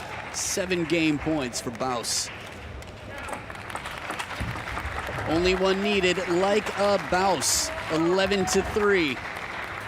It is a 2-0 lead, and Germany's Valentin Baus is 1 game away from a shutout. We'll see what happens. The Egyptian player Egypt, Ayman Kamal Zenati, has an uphill battle waiting. Game 3 coming up right after this.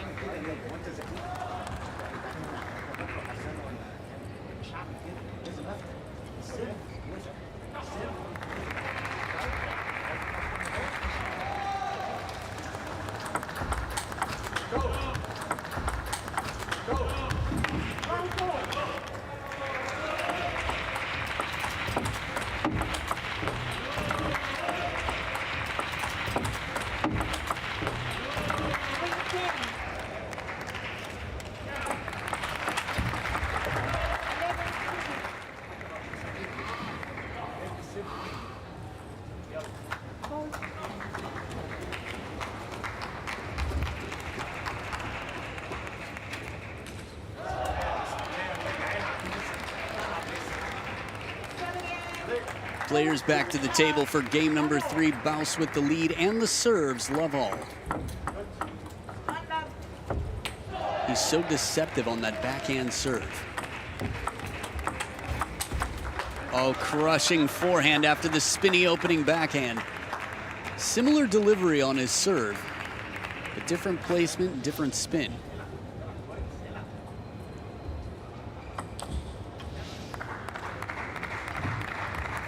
Just so impressed by how much racket speed he gets. Oh, on the parallel, jumps the barriers. That ball was low when he hit it.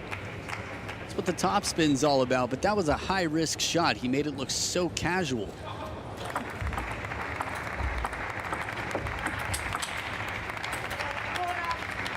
Very agile. Baus is able to lean back and all around to get that forehand into play, to make an uncomfortable shot a routine shot. Look at how he turns. Push. There's the turn. Leans back and rocks through.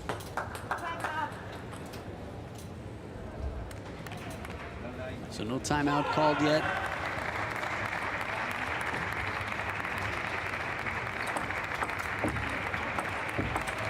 Spinny backhand on the parallel, and Valentin Baus continues on his streak, and we've got the timeout now.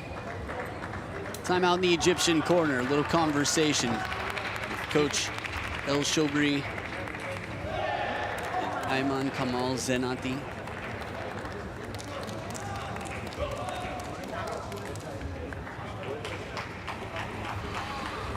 It's tough when you're playing a player who's so well prepared and seems to be able to do just about everything. It's funny seeing my friend in the background there, Ian Seidenfeld.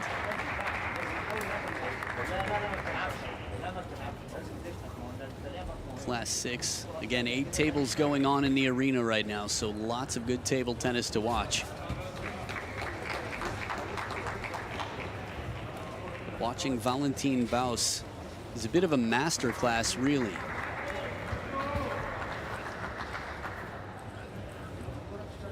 I feel like whether you play in a wheelchair or you're playing standing, the technique that we see from him, the use of wrist, and even tactically, just going on parallels, shot selection, deciding when he wants to go for the big shots, when he wants to invest in a slower, spinnier ball, something a bit more safe. He's playing tactically and technically very sound.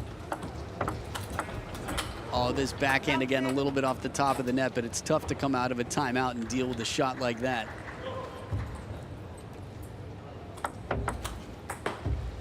Good tight serve, heavy spin, and Zenati on the scoreboard now. Protects himself a bit from that opening attack.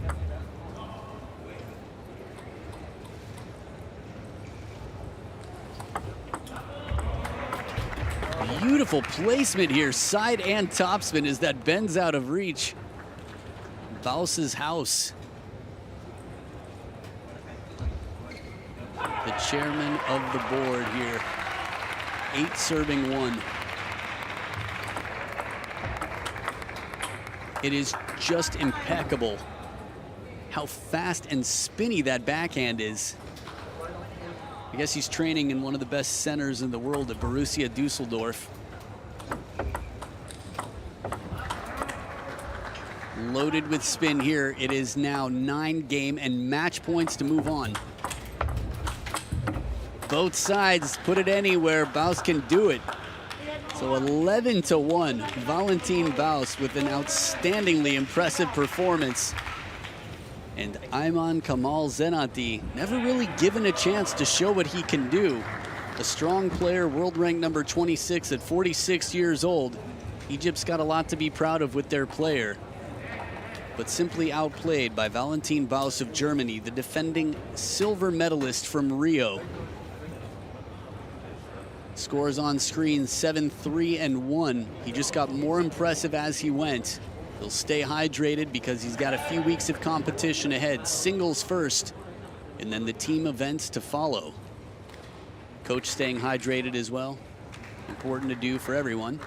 Even spectators at home. Don't be shy with your water. Depending on where you live, you might even have it for free on tap. So, the German camp's strong. Here are the match statistics on screen. 3 times the points of his opponent, Valentin Baus. Average rally only 3 strokes, 16 minutes, just barely over 5 minutes a game on average. Maybe even less if you count the time in between. The 1 minute in the corner between games and the timeout. Here's another look at the group. Turkey's Ali Öztürk will be waiting to play both of these players. So, points already on the scoreboard. Germany with 2 points.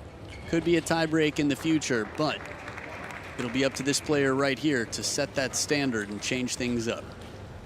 You're watching Tokyo 2020 Paralympics. Stick around, more table tennis to come.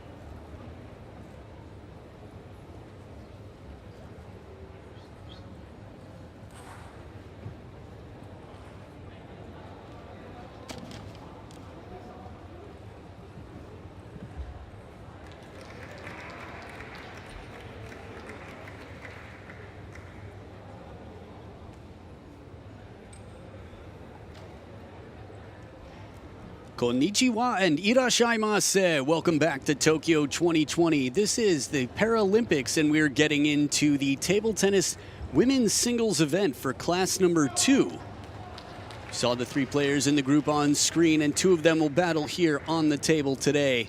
Should be exciting. We've got the world ranked number 1 from Italy versus the world ranked number 9 from Argentina. Tell you more about them in just a bit as they come into play.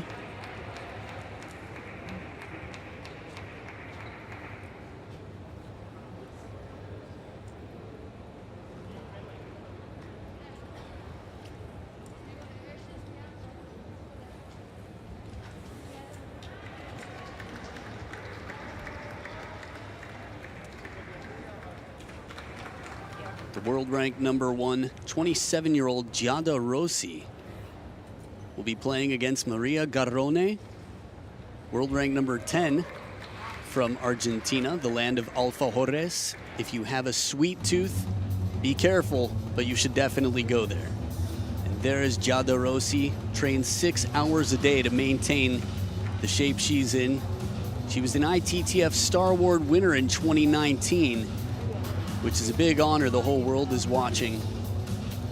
Interestingly enough, well, became quite strong. She played in Rio and took the bronze medal. And here at the coin toss, her opponent, Maria Garone, 24 years old, on the left side of the screen. So she will be coached by Alejandra Gabaglio, and the Italian coach for Giada Rossi, Alessandro Arsigli. Argentina coming up in the world of table tennis all over. Had a chance to play there just a few years back. Many different facilities around. It's growing in popularity, so it seems. Some big stars on both sides of the game.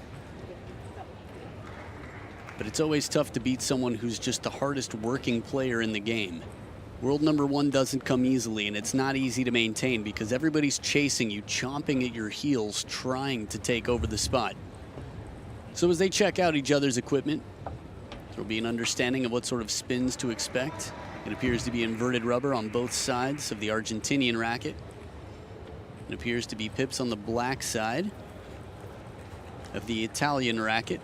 Of course, the racket itself not necessarily Italian, but the player holding it, Italian. So there you go. Interesting in terms of Giada Rossi. She had an accident. She was a competitive volleyball player, and in her parents' pool actually broke part of her vertebrae. And after that, was told to get into table tennis simply so that she didn't have to watch other students run and jump, and got into it and became world number 1. So that's pretty amazing. It's always nice when someone suggests something just to keep you busy so that you don't have to watch something else and then you become a superstar because of it. I think that has a lot to say in terms of work ethic or somebody's just sort of grit.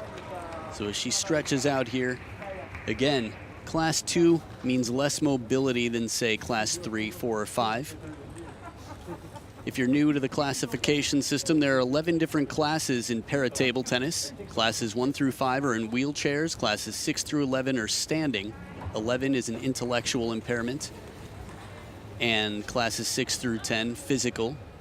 Classes 1 through 5, physical as well. So class number 2 means less mobility, but still, Giada Rossi looking quite physically fit. We'll have a chance to see Maria Garone as well, using her wrist placement. And again, spin in table tennis is the name of the game, so spin variation. I mean, table tennis is just such a brainy game. It's one of the reasons they say that it keeps Alzheimer's away. It's very good for the brain. You're constantly solving puzzles and thinking about so many things in any given moment. Combination play, what you can possibly do to find a hole in the opponent's game. A lot of analysis going on. So this is the group stage. Again, 3 players, the top 2 advance from each group to move on to the single elimination rounds. Each game will be best of 5, which means the first player to win 3 games wins the match. Each game played to 11 points, but you must win by 2.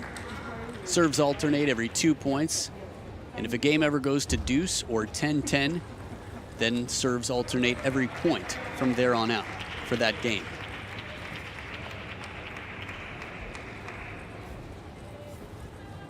If you're just newer to the Olympic Games or the Paralympics, the table, the motif, is a T for table tennis and Tokyo. It's not a coincidence that the support underneath is red to match the floor, so it appears to just be a giant T standing in the middle of the court. So inverted rubber on both sides there, which means spinny shots from both sides. For those of you who've never played table tennis before, just happen to be scrolling, surfing the channels right now and found this, well, lucky you. Professional table tennis rackets are a game changer. Everybody's played ping pong before, but when you try one of these rackets, it's like a catapult, like a trampoline. You can spin the ball so fast, and the feeling of controlling and curving the ball, or even blocking somebody's shot, is just so exciting. So here you can see the red side of the racket is the spinny, springy side. And for the blonde-haired Italian, the forehand is the short pip side, or the pip side, I should say. The specifics were tough for me to read. But the players will just be warming up their top spins out here for now. Getting used to the arena, the table, the ball, and everything else. Higashijima Masae, our umpire from Japan. Again, the umpires, the best in the world. Hey, Gert Selig from Germany, long time no see. International blue badge umpires, again, only the best for the biggest competitions in the world. So the pips on the forehand, what does that mean? The way she's using them, I would guess they are short pips. That means that the ball is going to have less spin than if she was using, say, the red side of her racket. It's going to be a faster, flatter shot, which means that the opponent is going to have to lift to keep the ball out of the net and isn't going to be able to block the ball quite as easily.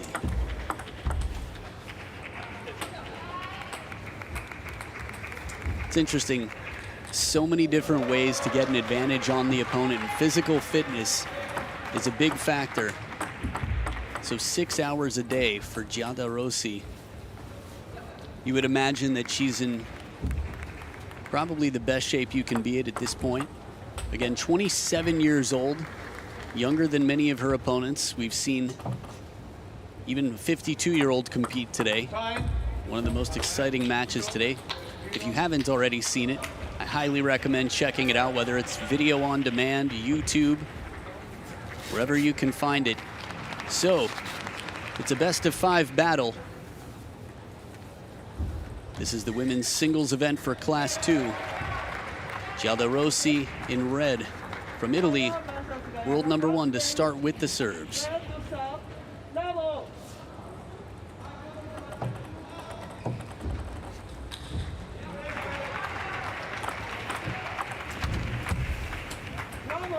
Good play from Garone, covering the table, creating an angle early on.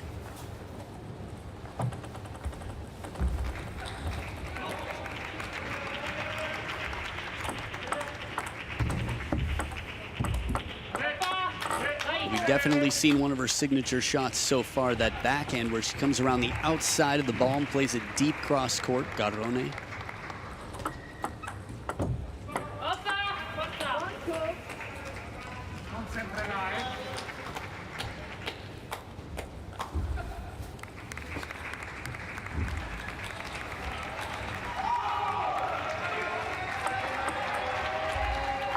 Backhand serve tempting the opponent, making it bend out to the forehand side near the elbow.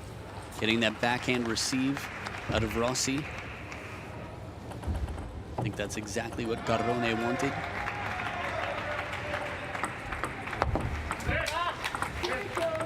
Now, one rule that's different in wheelchair events, classes 1 through 5, rather than standing, is the ball must exit the back of the table eventually on a serve. So you can serve short, but it can't come back towards the net or come to rest on the table. Outstanding short serves, not easy to do. The risk with a short serve is when someone gets in on the receive, they can play very wide angles out of reach. So you leave yourself quite vulnerable as well.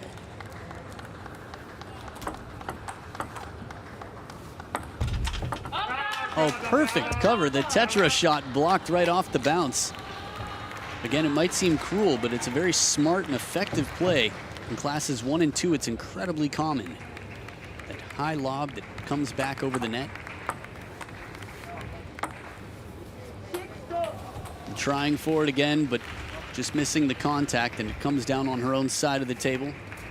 So Rossi leading 6 points to 2.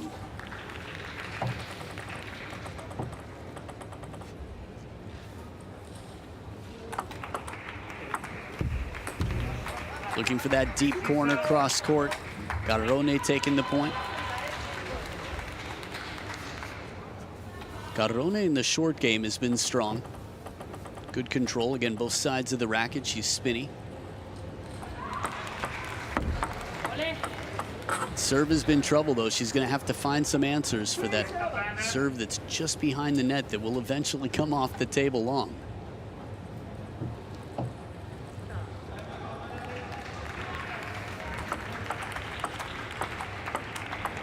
Oh, beautiful backhand. This is the signature. We saw it from early on. It's like an aggressive push, but with side spin on it. A bit of a chop block attack. Wow. How do you rally with that shot?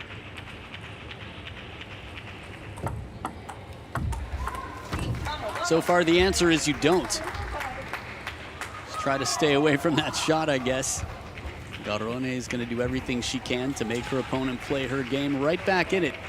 Score-wise, it was looking a bit one-sided for a bit, but the second towel break, there's only 2 points between them. Going for a flatter shot. Serve drifting long down the middle. And the turn from Garone, just a little bit late. Oh, cool, Italian nails, I like them. Team spirit.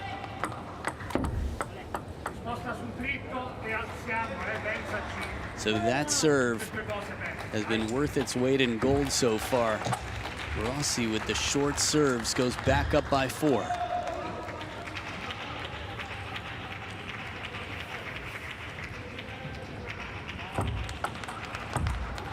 Good use of side spin on the receive, a banana split, under and side spin with the backhand from the forehand side.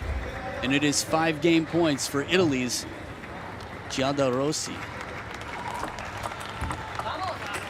Tempted once again, but vamos, says Garone, let's go.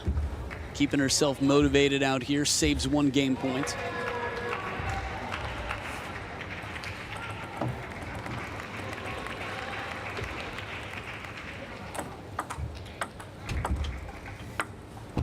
And a good short shot near the net with the backspin. This time it works out. Gutsy play, not especially high either.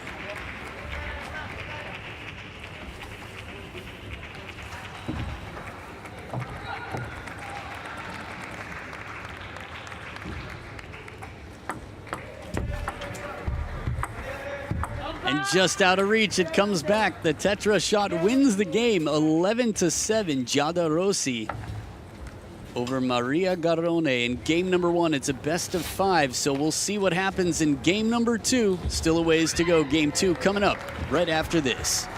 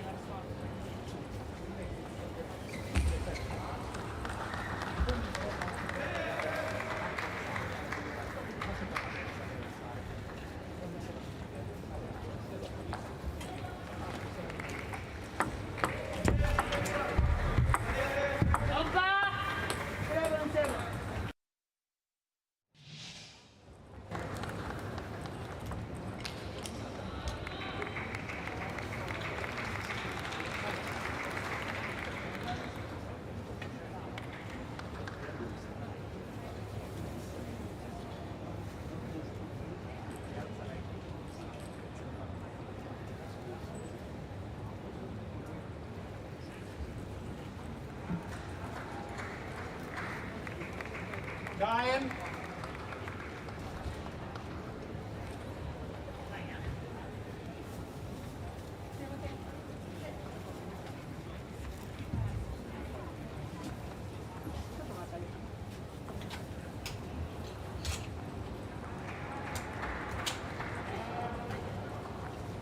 Players back to the table for game number 2. Giada Rossi, world number 1 of Italy in red. And here we have world rank number 9, Maria Garone of Argentina, the 24-year-old who gave quite a fight against world number 1, going down 11-7 in the first, but some adjustments made late in the game in terms of receiving that short serve. With a few receive adjustments, I would say, game 2 could go either way. Again, the signature shot, that backhand, sort of reverse tomahawk smash of Garone. So as the players get strapped in here to make sure that the racket is ready to go, the battle will be interesting and it'll be very tactical. Garone cleaning the rubber there. She's got spinny rubber on both sides. We call it inverted because the pips, the little bumps that look like Legos, are turned inwards towards the sponge, the springy surface that's beneath the rubber itself, but still on the outside of the blade, the wood and or carbon, whatever materials are used to make the racket.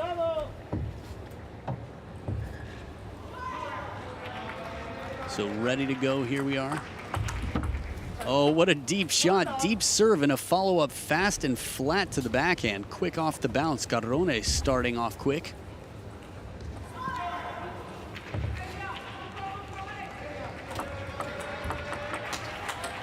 A tomahawk serve, crossing the body, bending into the forehand has been effective.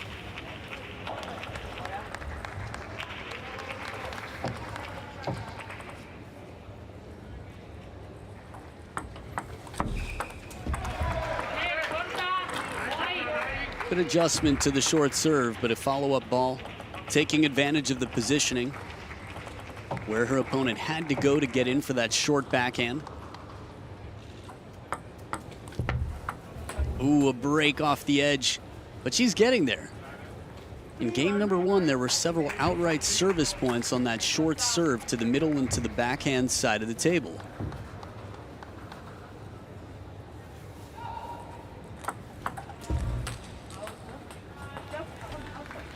Think they'll play that one again. Rossi saying that would have exited the side of the table. That's what it appeared to be for me as well.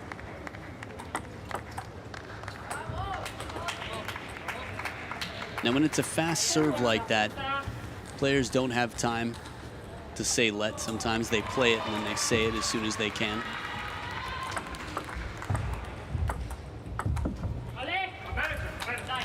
Good touch shot here from Rossi.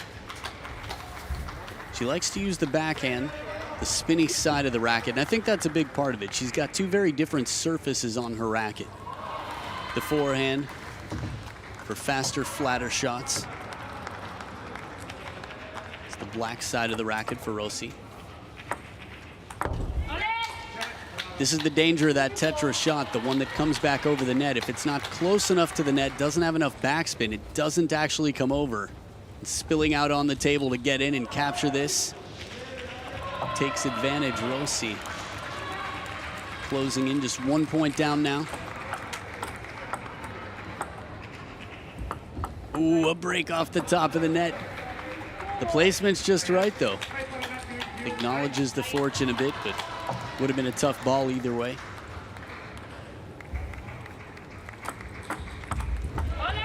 Fast receive right off the bounce. Good hands, Rossi. We call that touch, feeling. Even the earrings. Italy, from the nails to the earrings. Earlier today, we saw some wristbands, patriotic wristbands. Good receive of the tomahawk serve this time around. Makes her move, gets comfortable, counters back.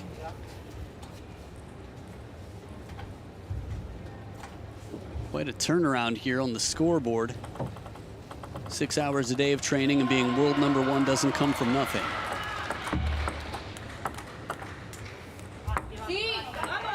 But good pressure. Garone deep to the backhand, puts the pressure on early.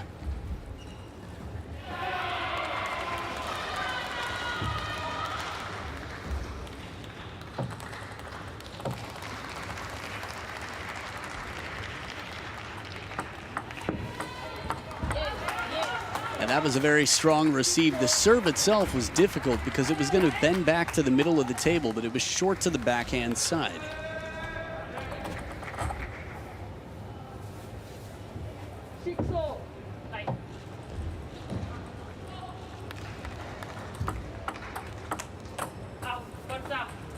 Was out. Once the ball crosses the back line of the table, if it hits the body of the opponent or they touch it, no problem. The ball's already missed the table. Same in any event. Deceptive amounts of underspin on this tomahawk serve. Talked about spin and how important it is, but the deception factor with that spin, crucial out here. So we're tied up 7 points apiece.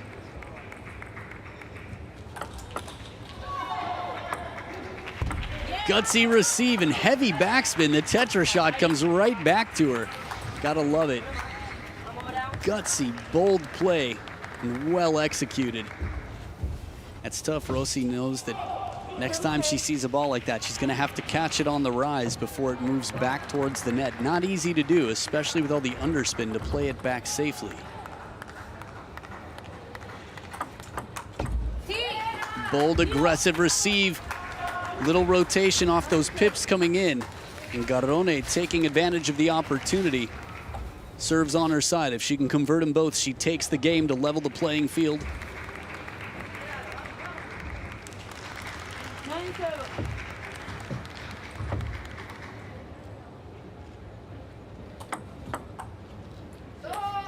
And now 3 game points for Argentina's Maria Garone.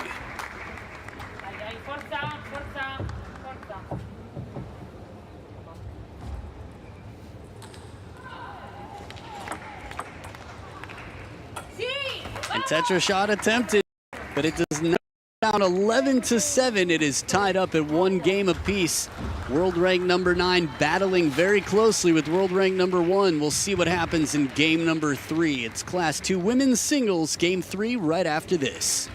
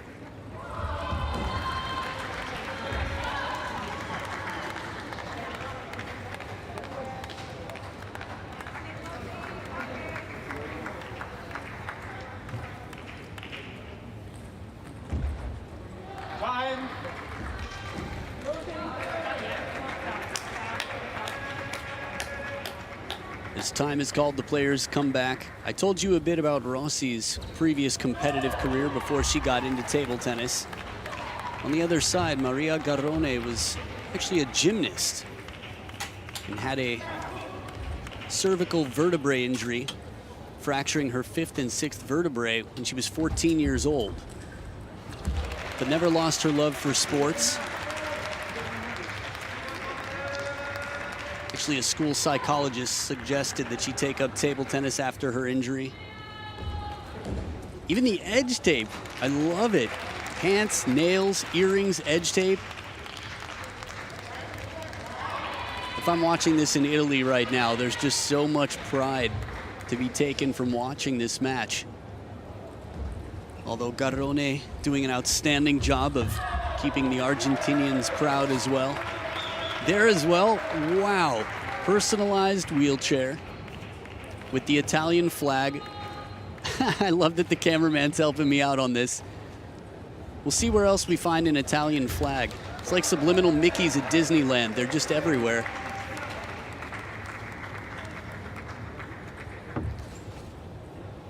We have to check the shoes later. Socks?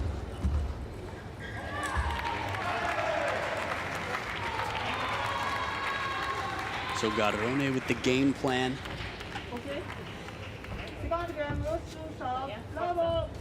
Looking for an Italian. Okay. Maybe not the Italian side.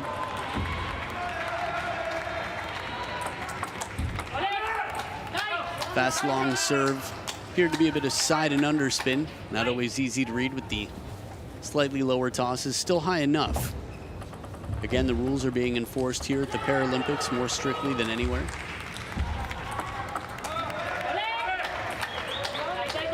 Similar serve, a little bit deeper, good variation on the spin, and a change in the receive. Garone trying to slow it down and spin it.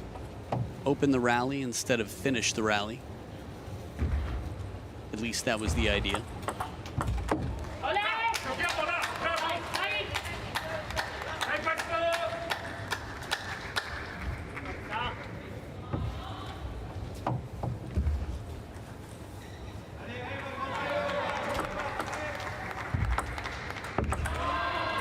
Good control here. Maria Garone reads the spin well, plays it right back. Now the residual side spin on the ball can be very uncomfortable when you hit heavy side spin and it comes back to you. Sometimes what you started is tough to deal with.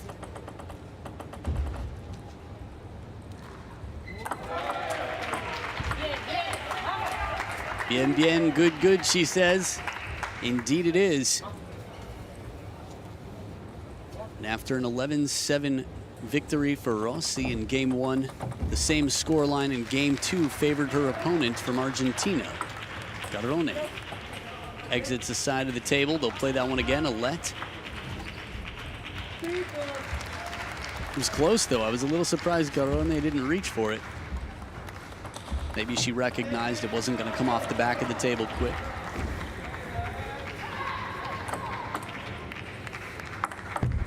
Oh, perfect control, Rossi. We saw what happened last time she didn't take a ball like this early. Still has to play with a very open face of the racket. That's an uncomfortable shot to make. The players in class 1 and 2 have a lot of experience against that.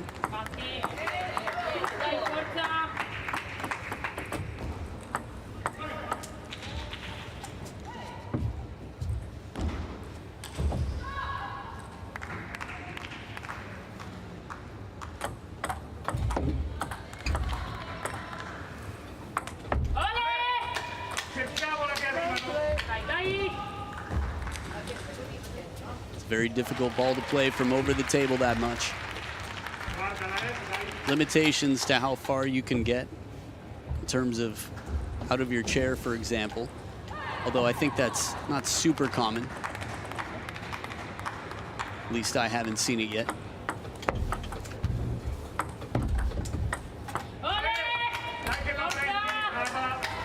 Showing her experience here and versatility, Rossi really mixing it up in terms of the defensive play, the touch play for placement.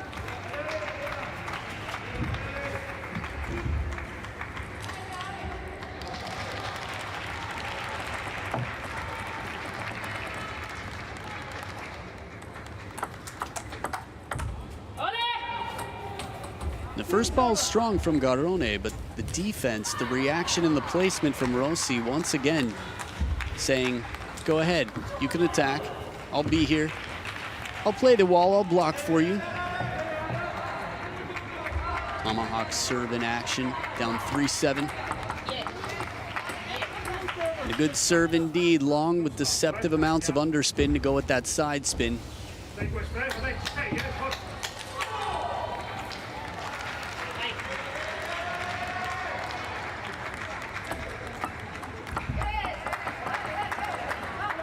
Interesting, interesting. The power of deception, these serves, even with time. Rossi having trouble. It's not just keeping it on the table, it's making sure that she puts it in a place that Garone can't attack. Garone handcuffs her with the placement on that serve.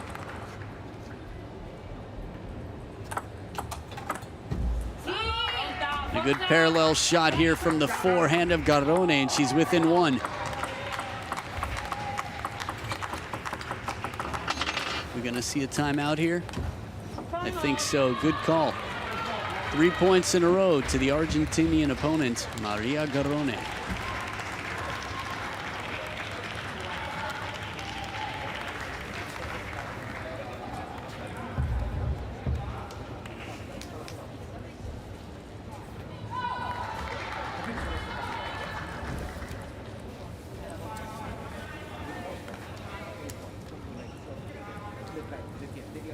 So just a heads up, the timeout is the timeout of the Italian player. Typically you'll see timeouts called when someone has a big lead and it starts to disappear.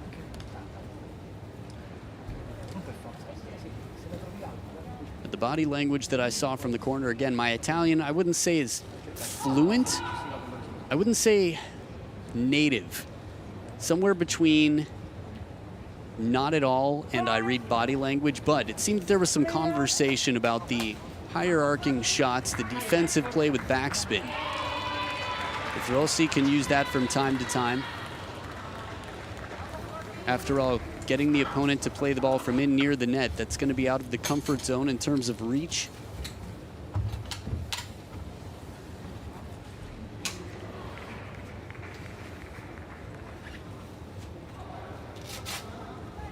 The shape of the black side of the rubber for Rossi, very interesting, the cutting.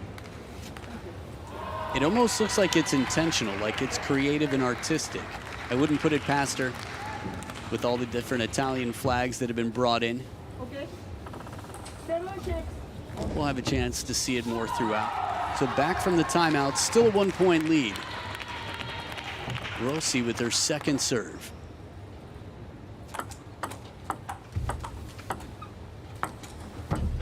And there it is. The higher arcing defensive shot stays right near the net and right out of the timeout.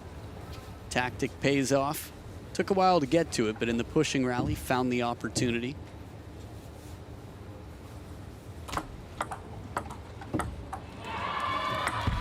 Oh, it's tough when you get into the pushing game. Rossi loves that. It's a much easier ball in general to do that shot against, to push, because you can reverse the spin and make it spin more heavily so that it comes back towards the net.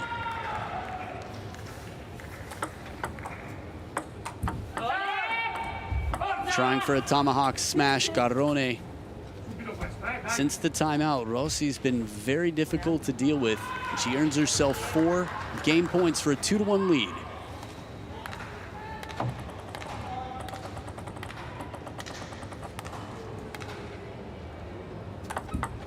Ooh. Omiyage. She still has 3 game points to go. Garone is going to stay focused. Consider that gift generous and get ready for the next point.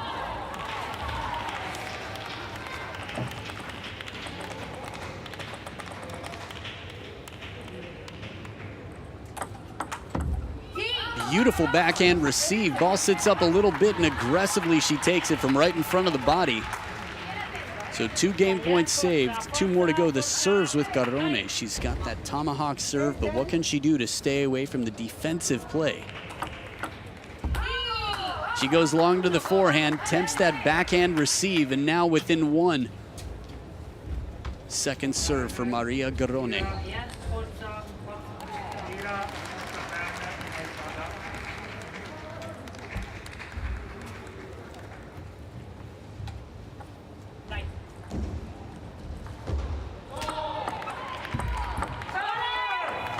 And this serve stays a bit shorter, and Rossi has the answer, gets her into the pushing rally, a place she does not want to be because she knows the danger that awaits. So Rossi, securing the game, goes up 2 games to 1, 1 game away from victory. but still a ways to go. We'll see what happens. Game 4, the women's singles event, classes 1 and 2, right after this.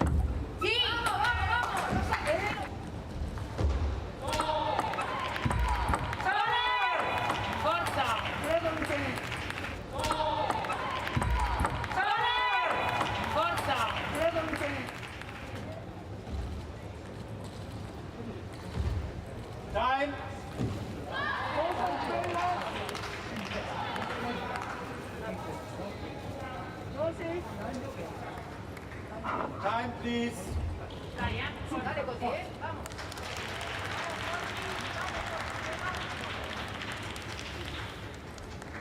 And as time is called, the players come back to the table for action. Giada Rossi leading 2-1 over Maria Garone of Argentina. Both players speaking English and their native language. Spanish for Maria in navy blue on screen, and Italian for the world number 1 from Italy, no questions about it, from head to toe.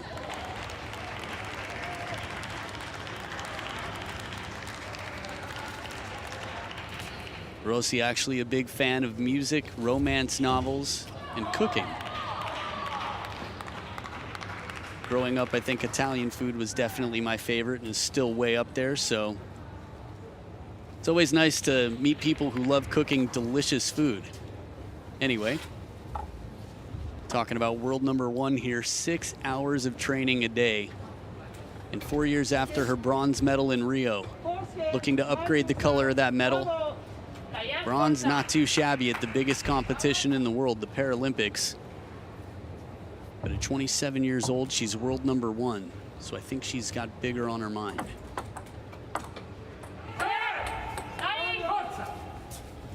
Although in this moment, I think she's got one thing on her mind. The next point, played by this opponent here, Maria Garone.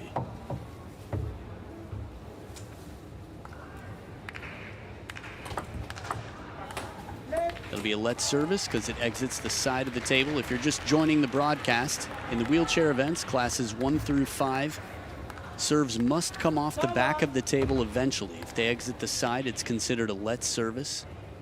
If they rest on the table or come back towards the net, same let service.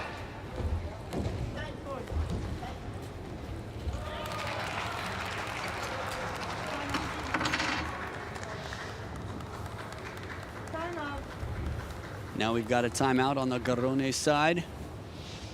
So Alejandra Gavaglio. A conversation in Espanol and Spanish over in the corner. So both timeouts have been called now.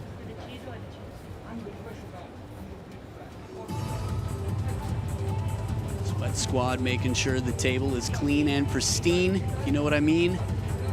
And as the clock counts down, what can Maria Garone do to pressure Rossi into that backhand receive from deep on the forehand side? How can she get aggressive early in the rally? Keep Rossi away from her defensive play. Defense comes in all shapes and sizes. You can be near the table, far, wherever you are, but close to the table here, as you would imagine in classes 1 and 2, that's where the defense is typically coming from. Getting too far behind the table is not a recipe for success. So the high shots, the backspin, playing the ball out wide, arcing it up near the net. Maria Garone of Argentina, 24 years old. So both of these players, relative to their opponents, quite young in this event.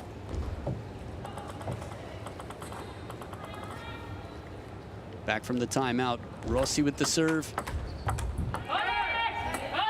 Comfortable in the defense, the blocking game. Again, it's not easy to block with short pips. The black side of the racket for Rossi. But she opens the face of the racket just right, gives it back with very little spin.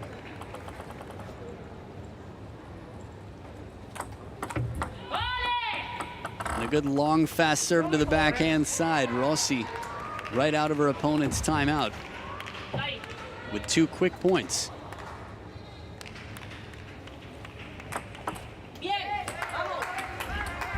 See how little time there was to react. Even just the sound of the 2 bounces on that serve, that's devastatingly fast. For 2 players that shouldn't back off the table.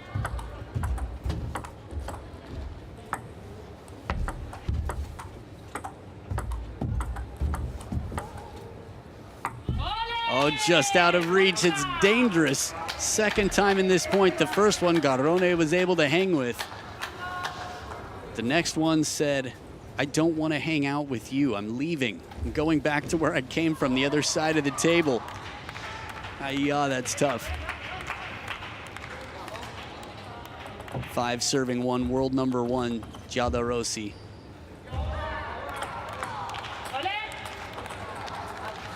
She says, no, that exits the side of the table. So they're going to play a let.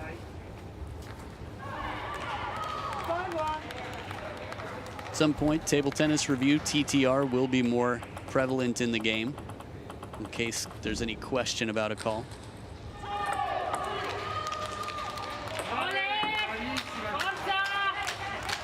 A bit too long for the table on this one.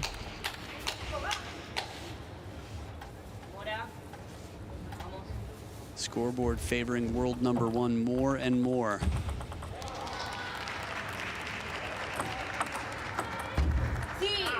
Good angle on the receive. Garone right off the bounce, goes wide to the forehand. While it might have looked like a one-sided scoreboard, it's still early enough in the game. We've seen greater comebacks.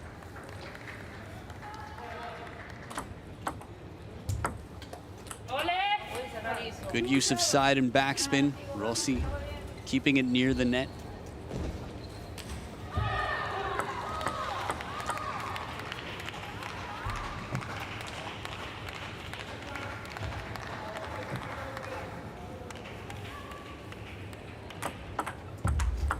Oh, beautiful angle. Quick closure around the outside of the ball. From the start of this match, we saw that was her bread and butter. The reverse tomahawk, sort of chop smashing shot. And it comes out here with a bit of pace on it as well to bring it within 4 points.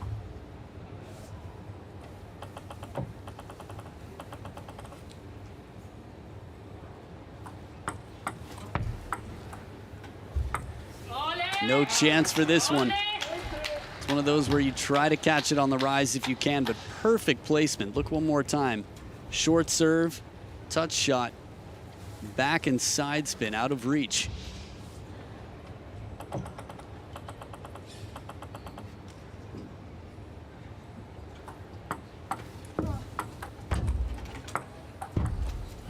Ooh, good defense from Garone, keeping the ball in play for a bit. When it sits up, Rossi knows what to do. She moves in and keeps the pressure on.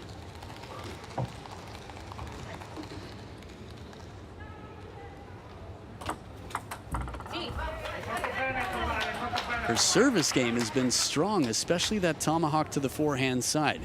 We've seen it attempted in backhand receives, now the forehand as well.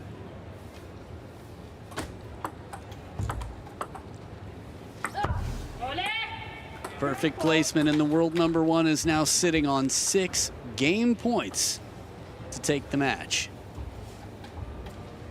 Or for short, match points.